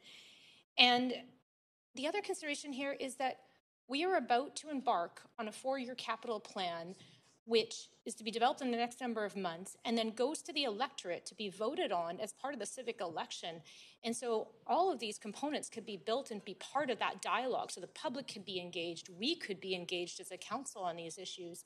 But I just want to flag that. And back to the point about what UBCM has been advocating for is there are opportunities for us to be advocating to the other levels of government to be partners in this. And we are not alone. Prince George is asking for the same things. Coquitlam is asking for the same things. Victoria is asking for the same things. And they would like a share of the carbon tax. Thanks. They would like investments in infrastructure that come direct from the province to municipalities. Councillor Bly. Thanks very much. I'll just speak in opposition to this this levy. Really, the amendment, the levy, the way that it's been brought forward, everything Councillor Dominato just shared in terms of how this has sort of been set up, and it's too bad because I actually believe we could have done a lot more with this as a council had it not been brought forward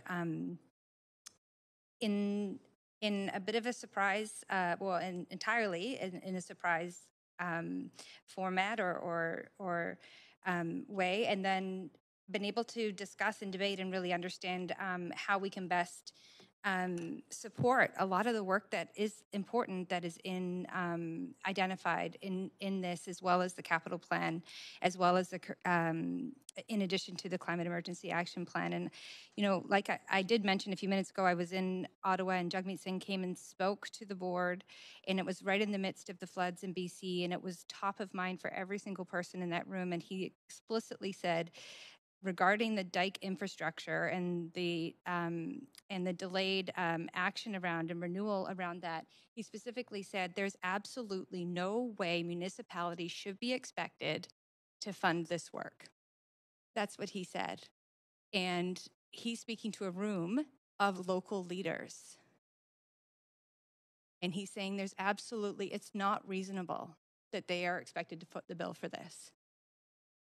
I don't know how you argue with the leader of the NDP, the federal NDP, who are at the table with the Prime Minister, who are advocating for adequate funding for this exact type of work, is saying this cannot fall to municipalities. And we're going to say, no, it's okay. We got it. We can do it ourselves. So for everybody who's not politically engaged, not associated with any political parties in the city of Vancouver, not on Twitter, not paying attention to this, that's who we're standing up for today if you're not supporting the way that this has been brought forward. There are hundreds of thousands of people in this city that have no real idea that this is happening and have no idea that the whole approach to the way that we are continuing to increase property taxes is having on their day-to-day in terms of affordability. They're just seeing it get worse. They don't understand how it's getting worse. And we've been assigned that responsibility to manage that. So it's not popular not to support this. We're likely to be called out on Twitter for not supporting this and being climate deniers. That's not true to the character of how we've worked. The way that this has been brought forward is a direct result of its support or not support. And the people who are going to vote for this were engaged ahead of this meeting, and the people that likely are not going to vote for it were not engaged at all. Not for one conversation. In fact, I did have a meeting, and it was canceled. So I'm going to leave it there. It's upsetting because we do get accused and named incorrectly for the effort and the alignment that we have been able to achieve as a council. And it does make this divisive, and it makes it very politicized. And we're talking about issues that need to have a council that's willing to work together and collaborate. And unfortunately, that didn't happen here. Councilor Kerr. Yeah, thanks. I just want to, and I think in responding to some of the comments that have been made, that the list of items here don't come out of the blue. They come out of conversations that we've had, and either by people coming to council to speak to us directly, or in meetings where we all attended, like the meeting with the Business Improvement Associations in Vancouver, who said, we really want to see more power drops so that we don't have to use diesel engines for our community festivals. We know that that the people who came to speak, and there were many, on the Climate Emergency Action Plan parking plan, a number said, I'd rather see this just as a tax rather than a specific levy. Like, that was an idea raised to us as councillors at that time. Many said, I'd love to move to an electric vehicle, but I don't have charging. So this does bring in charging, EV charging on the street in rental buildings. The incredibly intense and protracted over now a couple of years public outreach we've done on the Vancouver plan has identified that people want complete communities. So this talks about those in terms of slow streets. That has been already raised to us and reported. They want active transportation, especially to Vancouver schools. That's been raised to us as well. So too with tree canopy. These are not a list of oddball items. These are ones that the people have been saying to us they want to see happen in our city. So just to affirm that the list is, I think, a solid one that comes out of the input that the public has already supplied to us. Thank you. Councilor Kirby-Yung.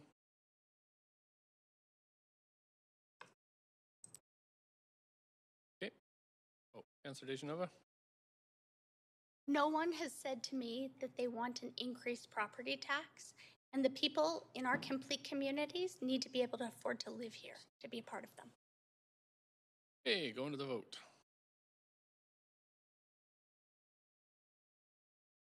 On the screen.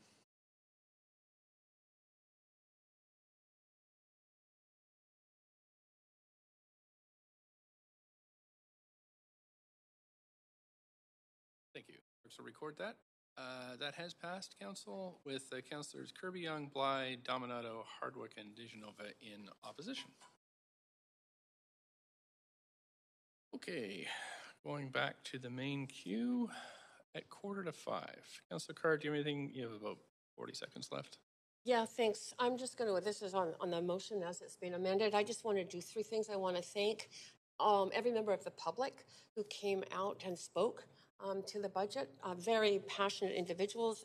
It was wonderful to hear from them, although the split on the police was like 50-50, yes or no to funding. But I also want to thank staff for the incredible work on this budget. It's been, I think, a marathon for all of you. And if I can just also, my last few seconds, not only thank you and the responsiveness in trying to get a budget that's going to work for the city, I just want to thank all staff for the city for what you do in terms of supporting the people and the needs of this city. Thank you. Councillor Dominato, you have 2.5 minutes. That's a holdover, Mayor. I'll come back on after. Thanks. Okay. Councillor Swanson. Yeah, I'd like to move that we extend till 6 or to finish the budget.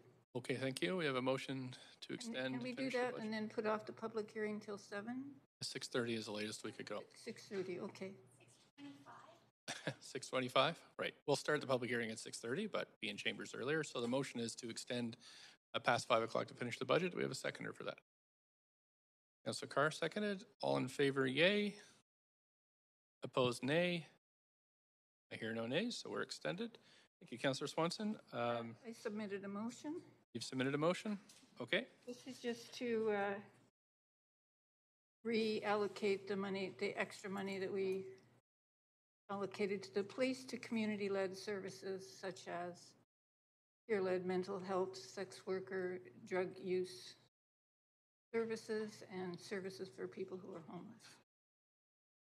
I think that would provide a lot more safety than police, and it would provide the equity that we need. The Human Rights Commission has a new report out about the police. It's called Equity is Safer, and I think if we need to start putting our money where our mouth is to build equity, and we need to recognize how it promotes safety. Thank you, Councillor Swanson. I'm just going to check with the clerks on that one, and I'll come right back to you.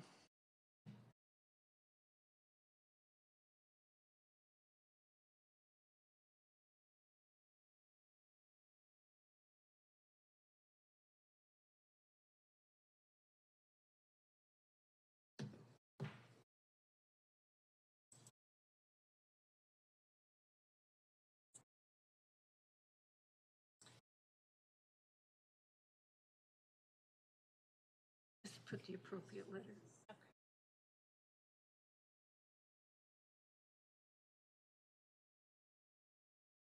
Councillor Swanson, I have reviewed your motion, your amendment, and we have already voted on the police budget. And so this will be out of order under 8.7C.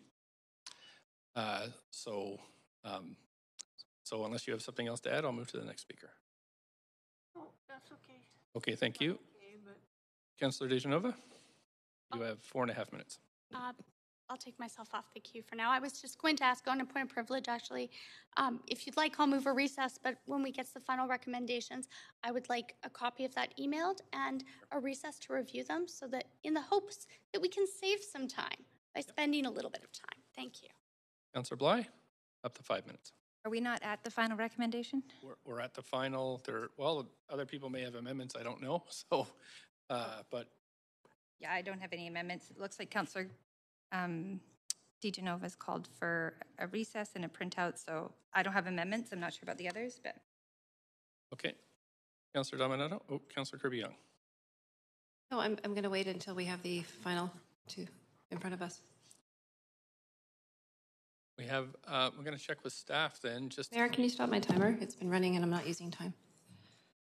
Just going to check with staff is how long would you need to, if that's it for amendments, how long would you need to? We've done that work well meeting, and the clerks have. Sorry, I can't hear you. Can you pull it down a little? That's okay. We've done that work while we were listening in, and the clerks have the adjustments to, I think it's D through H.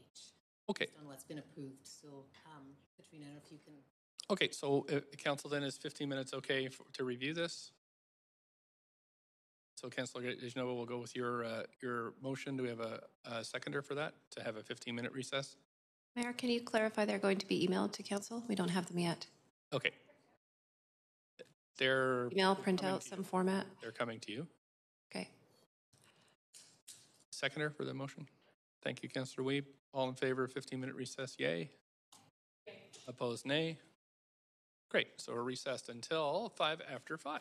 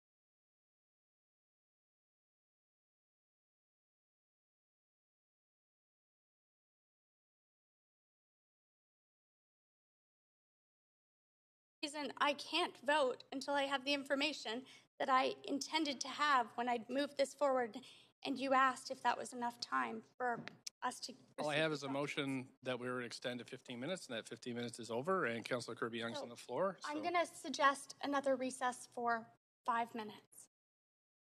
Seconder for that? Okay, all in favor of another 5 minutes? Yay? Yay. Opposed, nay? Nay? Okay, we'll have a vote. Oh, we're in the middle of a vote here on extending for 5 minutes. Point of privilege? But you didn't turn, I actually was on for point of privilege prior to Councilor DiGenova. My point of privilege was that we were told, as we were coming back in the room, there was an updated version, and we don't have a hard copy of it. Therefore, we can't review it, and I can't consult with legal. And all of council has the right to be able to receive the information prior to a vote. Thank you for that. I had a motion to extend for 15 minutes, which I did. I have now a motion on the floor to extend for 5 minutes. I'd like to make that 10 so that we can get a copy, because last time it took quite some time to get a copy. Second. Don't think we can amend that motion. That's I'll withdraw my motion then. Thanks. We're voting on whether to extend for 5 minutes. We're in the middle of a vote. 5 minute extension. That was the motion on the floor that was seconded.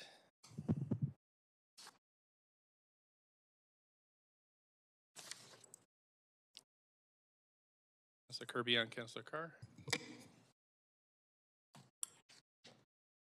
That's passed. Councilor Boyle's opposed, so we'll come back at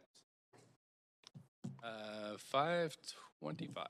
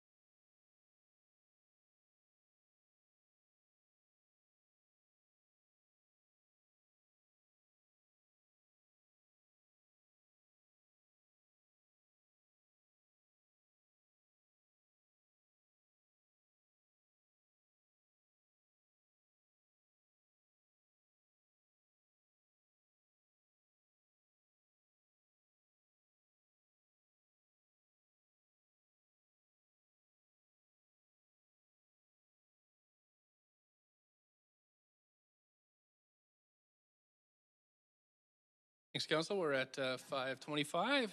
So, Councillor Kirby-Yung, you have the floor. Oh, I'm sorry. I've advanced you by accident. Can I just have a point of privilege first, Mayor? Yes. Unless Councillor Kirby-Yung has one first. You've asked for a point of privilege. Yeah, go ahead. Yes, my point of privilege is I just wanted to confirm that I will recuse myself on only now letter A, subsection A, and subsection C. So I will vote on letter A, subsections B and D. But the only two clauses I will leave the room for are A and C, so I was hoping they could be omnibus together. Thank you. Okay, we can separate. And I would also like to ask for separate vote by letter. On every letter? Yep. Okay. Councillor Kirby-Yung? Okay, I'm just going to give you the floor. Yeah, I'll start with the same point of privilege as Councillor DiGenova. Oh, okay. And then I'll keep my final comments brief, and they are simply this, that voting for this budget is a broken promise to Vancouver taxpayers, to our residents, to our renters, to our homeowners, to our families, to our young people, and to our small businesses. A promise that this council made with a motion put forth by the mayor that council would not exceed a property tax increase of 5%. The council promised one thing and is doing the complete opposite. Councillor Bly.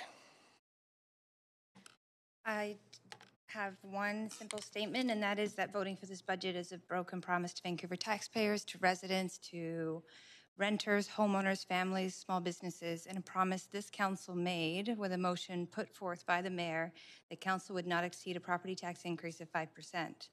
This council promised one thing and is doing the complete opposite. Councillor Hardwick. Voting for this budget is a broken promise to Vancouver taxpayers, to residents, renters, homeowners, families, and small businesses. A promise this council made with a motion put forth by this mayor that council would not exceed a property tax increase of 5%. This council promised one thing and is doing the complete opposite. Councillor DeGenova. I ran on a platform of a family-friendly Vancouver and an affordable Vancouver, an inclusive Vancouver. Voting for this budget is a broken promise to Vancouver taxpayers, to residents, to renters, to next generations, to homeowners, families, and small businesses. A promise this council made with a motion put forward by the mayor and council that we would not exceed a property tax increase of 5%. This council promised one thing and is doing the complete opposite. I'm trying to help you keep your promise, and I hope that you will consider that in your final vote. Thank you. Councillor Dominato, you're back in the queue. Yes, Mayor. And similar to my colleagues, I will echo that voting for this budget is a broken promise to Vancouver taxpayers, to the residents, to the renters, to the homeowners, to the families, the small businesses, and the youth of our city. A promise the council made with a motion put forward by the mayor that council would not exceed a property tax increase of 5%. That council promised one thing and is doing the complete opposite. Councillor Boyle. Thanks. I'll be brief too. Just to say, actually, my interpretation is different. That this budget is making investments that follow through on promises that we've made all year, motions and priorities that this council has supported in many cases unanimously throughout the year, and that don't mean anything unless we actually fund them. I am glad to see us making important critical investments in many of the priorities that our residents have been telling us matter to them. And it's clear in this budget the drivers that we face are the cost drivers that we face are public safety funding requests and the escalating costs of the climate emergency. I don't think it would be responsible for us to punt those down the road. So I'll leave it there. Councillor Weep. And I'll keep it quick as well. There's a lot of promises that voting for this will deliver. Promises to persons with disability, climate, so many. However, still, this was a very difficult budget, and I think people need to recognize, and I really appreciate all the work from staff and all the departments and everyone here over the last couple of days. This was difficult. There's still a lot of amazing stuff that is not funded. There are significant programs that I feel so bad and guilty that we are not able to find funding for. Stuff like Healthy City Strategy. We are in multiple health crises right now, and we do not fund that position. We can't. And so when I look at this, I see a lot of great things However, there is so much that's still left on the table, and we need to find other ways to fund because we need to start delivering more as a city, and the city's depending on us. So this was a very, very difficult budget. I'm really happy with the majority of what's in here. I think that we are going to deliver it to the residents of Vancouver, and this is going to be our biggest capital budget ever, and I think that it's time to show the public what Vancouver can be, and I think it's in here, but where are some things that are missing? Thanks. Thank you. Councillor Fry. Yeah, I'd have to take a similar position that these aren't broken promises. In fact, these are fulfilling the various promises that we've made over the course of this council. Reconciliation is something that everybody at this council has committed to, and we're putting it in this budget. Plazas and parklets, a lifeline for so many small businesses in our city and for folks who are feeling the need to get outside during the pandemic. We've committed to it as a council. We've committed to it in this budget. Support for Vancouver Fire Rescue, which we know is underserviced in Southeast Vancouver. We've committed to it as a council. We're committing to it in this budget. Support for the Vancouver Police Department. We've heard loud and clear from folks that they're concerned about upticks in crime and perception of crime and safety issues, and we're committing to it here in this budget. The culture shift. We all committed to the culture shift, and we're not even funding it fully, but that culture shift funding, those grant funding, are critical lifelines for arts and culture practitioners in our city, including in the live music industry, who are desperate for some of these lifelines. The washroom strategy. We've talked a lot about it at this council. We're committing to it in this budget. We can't talk about one broken promise and then throw all the other promises out at the same time. So this has been a tough budget. Nobody wants to raise taxes. None of us want to sit here and just kind of throw money around like that. These are tough decisions that we have to make, and we know that there's a downloading of critical services from the senior levels of government that it would be great if we could snap our fingers and make them pay for things. It would be great if we had a more assertive role from the senior governments in mental health and addictions, complex care, all the kind of stuff that we feel that, we talk to the police. They don't want to be policing people with mental health issues, but there is nobody to do that work. So I think there is a lot of critical work that we're addressing in this budget. And we're in a very difficult time. Nobody anticipated we'd be in the middle of a pandemic and struggling to meet these kind of core service needs and the extras that have come as a result of this. So last, I think the impetus to support this climate levy, which is beyond the original 5% that had been discussed. But I think as we've seen over this summer with the heat dome, as we've seen this fall with the flooding in Abbotsford, we can't ignore this any longer, and we do have to be way more assertive and aggressive in our response to climate emergency and climate resiliency. So I'll be supporting everything in this budget. Thank you. Councillor Carr? Oh, you've had 5 minutes. Because of the, yeah. So that's it for the main queue. So we'll go to the vote. We're going to start with the items that A and AC. So Councillor Dejanova can recuse herself, and we'll do those together unless there's an objection. Sure, Councillor Hardwick. As we had done previously, I'd like to separate out AC 2 or II. Right. Okay. So you'd like separate votes on AC I and ACII. You want to split up the Auditor General and the I, but it's the II that I'm interested in. The II you want split up. Okay.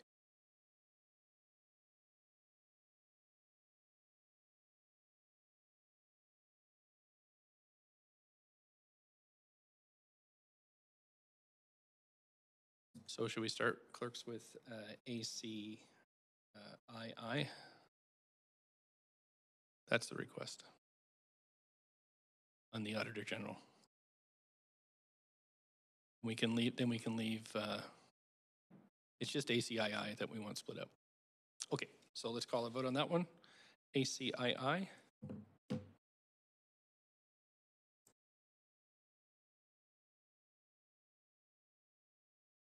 Councillor Dejanova's, and then we have Councillor Dominato and Kirby-Yung. Councillor Kirby-Yung has declared a conflict as well, so that passes with none in opposition. So then we'll go to AA and AC as well as I. So sorry, you guys are, we're not done yet. Okay.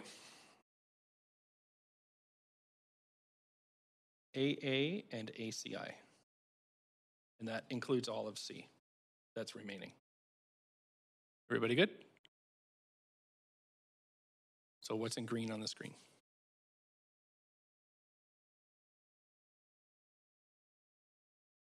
And Councillor Weep. That has passed with Councillor Swanson in opposition. Now we have A, B, and D. So if the councillors want to come back in, we'll call a vote on A, B, and D. Question? Yeah, I'll go slower.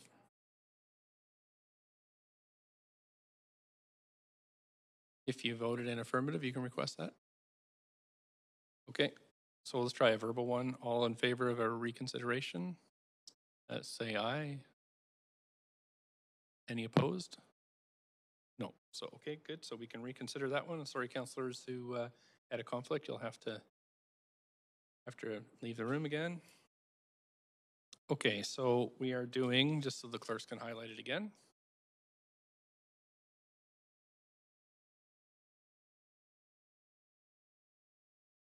That's right. There we go. So we're all clear what we're voting on? Everybody good? Okay, so call the vote. This is voting for the reconsideration. No, we did it verbally. So, sorry. So this is voting on this item now, re-voting. And so that that has passed with Councillor Boyle and Swanson in opposition. Okay, I think we're good now. We can ask the other councillors to come back in.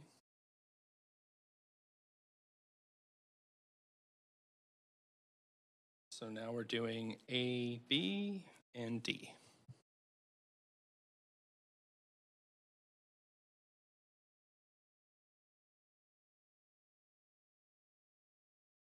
Okay, so A, B, and D.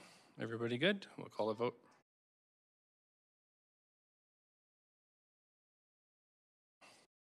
Councillor Kirby-Yung.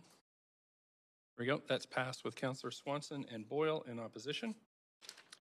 Next, we'll move on to item B.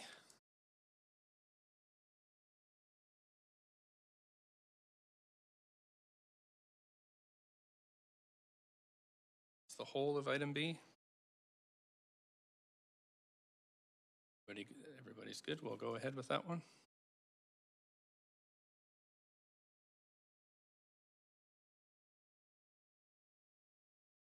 That has passed with Councillors Kirby-Yung, Bly, Dominato, Hardwick, and DeGenova in opposition. I'm going to move to letter C.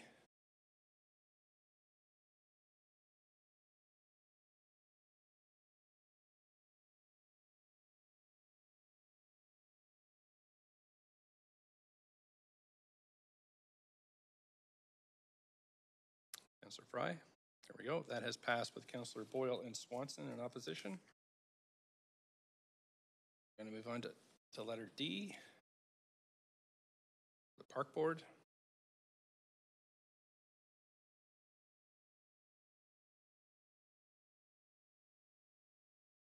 That has passed with Councillors Kirby-Yung, Bly, Dominato, Hardwick, and DeGenova in opposition.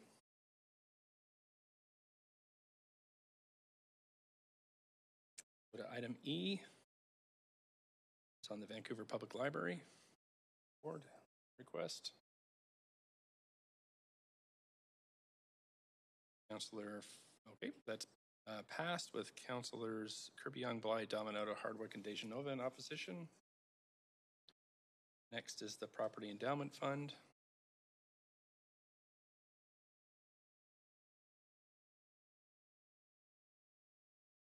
That's passed unanimously. Next is the VAHEF budget.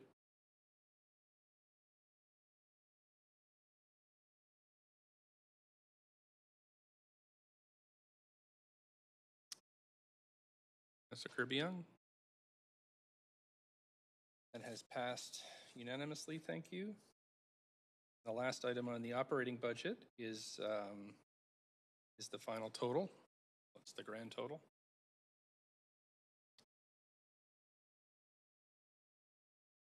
We're on H now. Just going to check with clerks before we call the vote.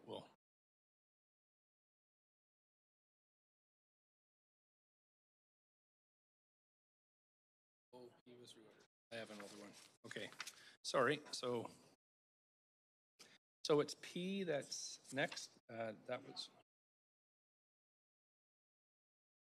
Sorry, is everybody clear what we're voting on? I just had an older sheet. Okay. Okay, this is the client emergency action related item. That was listed as P, but it's been reordered just for clarity because it's in the operating budget. And the clerks have it highlighted now, so that's what we're voting on.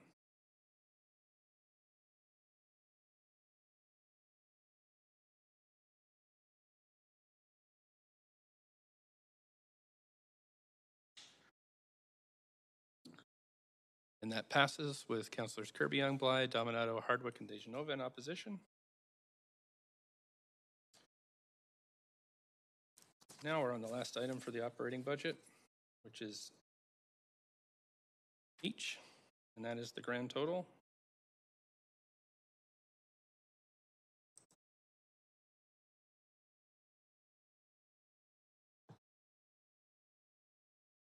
Councilor Dejanova? Okay. Okay, and that has passed with Councilors Kirby-Yung, Bly, Dominato, Hardwick, and Dejanova in opposition. So, Council, that is the operating budget. Next, we're moving to capital budget items. Just a reminder that I believe all of these need 2/3 of vote to pass. Not all of them, just going to get clarification from the clerk. J and K, the items J and K require 2/3 vote to pass. So we're going to move on to item I.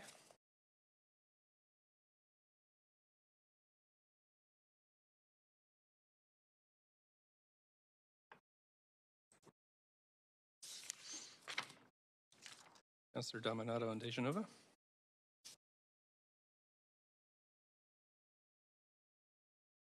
Okay, that's passed with Councilors Swanson and Boyle in opposition. Next is J.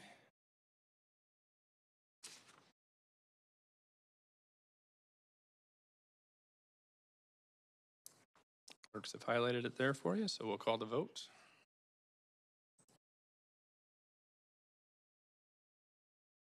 Councilor Bly, there we go. That has passed with none in opposition. Go to K.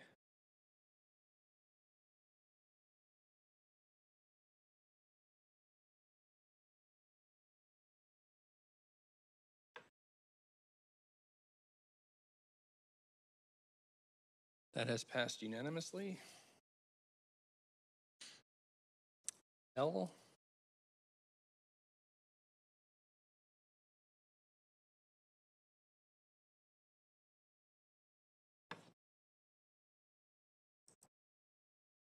Councilor Dominato. Thank you. That has passed with Councilor Hardwick in opposition. Moving on to M.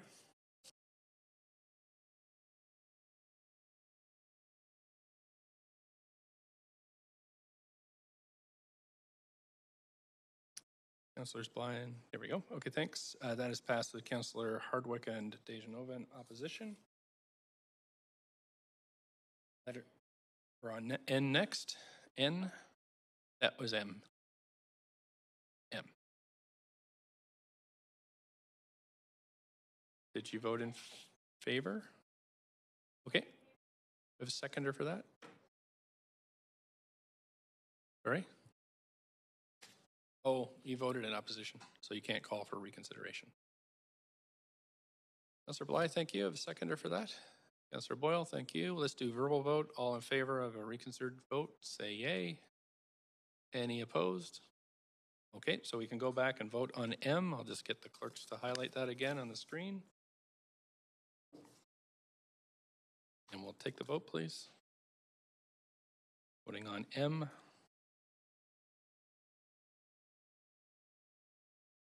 Councillor Weeb, Dominato, and Kirby Young. So this is which number? M. N? We're revoting. We could reconsider the vote verbally, and now we're Sorry, I just didn't hear you, Mayor. You said N as in Nancy? M as in mother. Okay. Who's visiting next week? Yeah. Excited about that.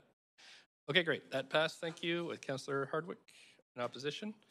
We're going to go to N as in, yeah, let's use that one. November. N as in November.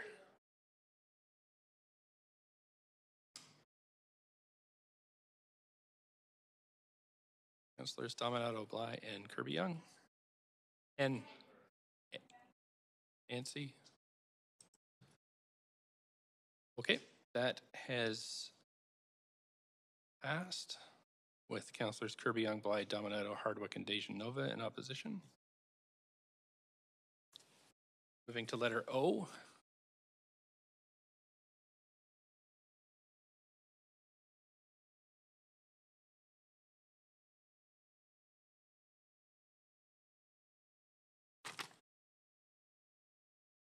Councillors Weeb and Kirby Young.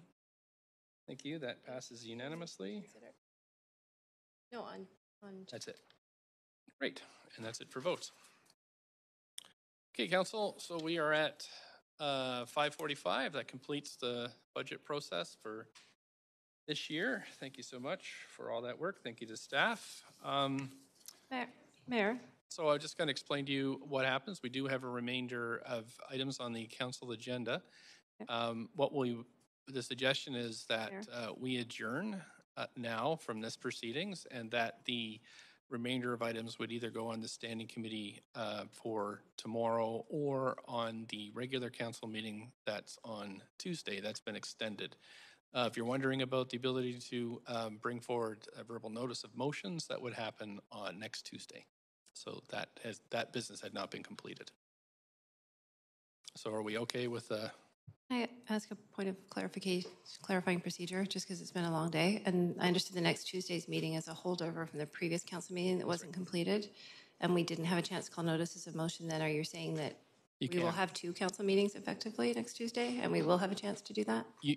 Because that part of the agenda was not completed, you will be able to give verbal notice of motions on at the end of the Tuesday council meeting. So we're completing the vote on the rental policy, and then after that, the remainder of items that kind of didn't get completed are still live, and so those sections of the agenda will be on Tuesday. And what if we don't have enough time and we're in the same situation? Would move to the 15th, I think. It would move to the 15th. And if we still haven't finished, we have reserves into the next week. All of that would be tomorrow. I'm confused then if we're bearing some of the agenda to tomorrow and some to next Tuesday. Any of it. It just, that's where it falls. I'm sorry, I'm not clear, Mayor. I'm asking for clarification. Right. Okay. So everything's going to tomorrow, except for the notice of motions, which are still open from the previous meeting that we didn't finish. But however, no matter if you raise them tomorrow or the next Tuesday, they couldn't come forward until January anyway. Can I ask a clarifying question? Yes. The notices of motion for the last meeting related to that one, the council may have notices of motion for this meeting, and we would be therefore foregoing that. No. So can that also be moved to tomorrow? Yes. No? Am I wrong? Yeah. So it has to be on a regular council agenda, not the council meeting following a standing committee. So that you could bring new notices of motion verbally to the December 14th continuation of the meeting. I'm just finishing off this one. So right? So if you want to bring a notice of motion for a brand new one to the January 25th meeting, you can give notice of motion on next Tuesday, the 14th. You're okay? Yeah. Okay. Councilor Dejanova? Just wait till Thanks. I was just wondering, is the option still open to us to move new business? And if no one were to call notice on that, No. We'd have to go through deal with those motions, correct? We still have a lot more to do on this I'm agenda. just asking, under new business, anyone can move a motion. Oh, that's and true. If notice isn't But called. that doesn't come up until Tuesday. Is that correct? Right. That was my point of procedure. Is that Tuesday. correct? Tuesday, the 14th, there's a new business section that's open that you could bring anything forward that you wanted to do. Okay, so we could do that on the 14th? Yes, And as long as no one called notice, it wouldn't go into the new year. as usual practice, yeah. Okay, thank you. Okay, so we're good with that. So we're going to adjourn this meeting and we're okay? Okay, Councillor Carr? Thank you, Mayor. If you could just let us know where inquiries and other matters is going to land? Yes, it would be on the Tuesday, the 14th. 14th, thank you. Okay. Anybody else with questions on procedures? Nope, motion to adjourn. Seconder? Okay. Councillor Hardwick, Councillor Dejanova, all in favor? Opposed? Great. Thanks very much, everybody. We're adjourned. Don't forget the public hearing, though.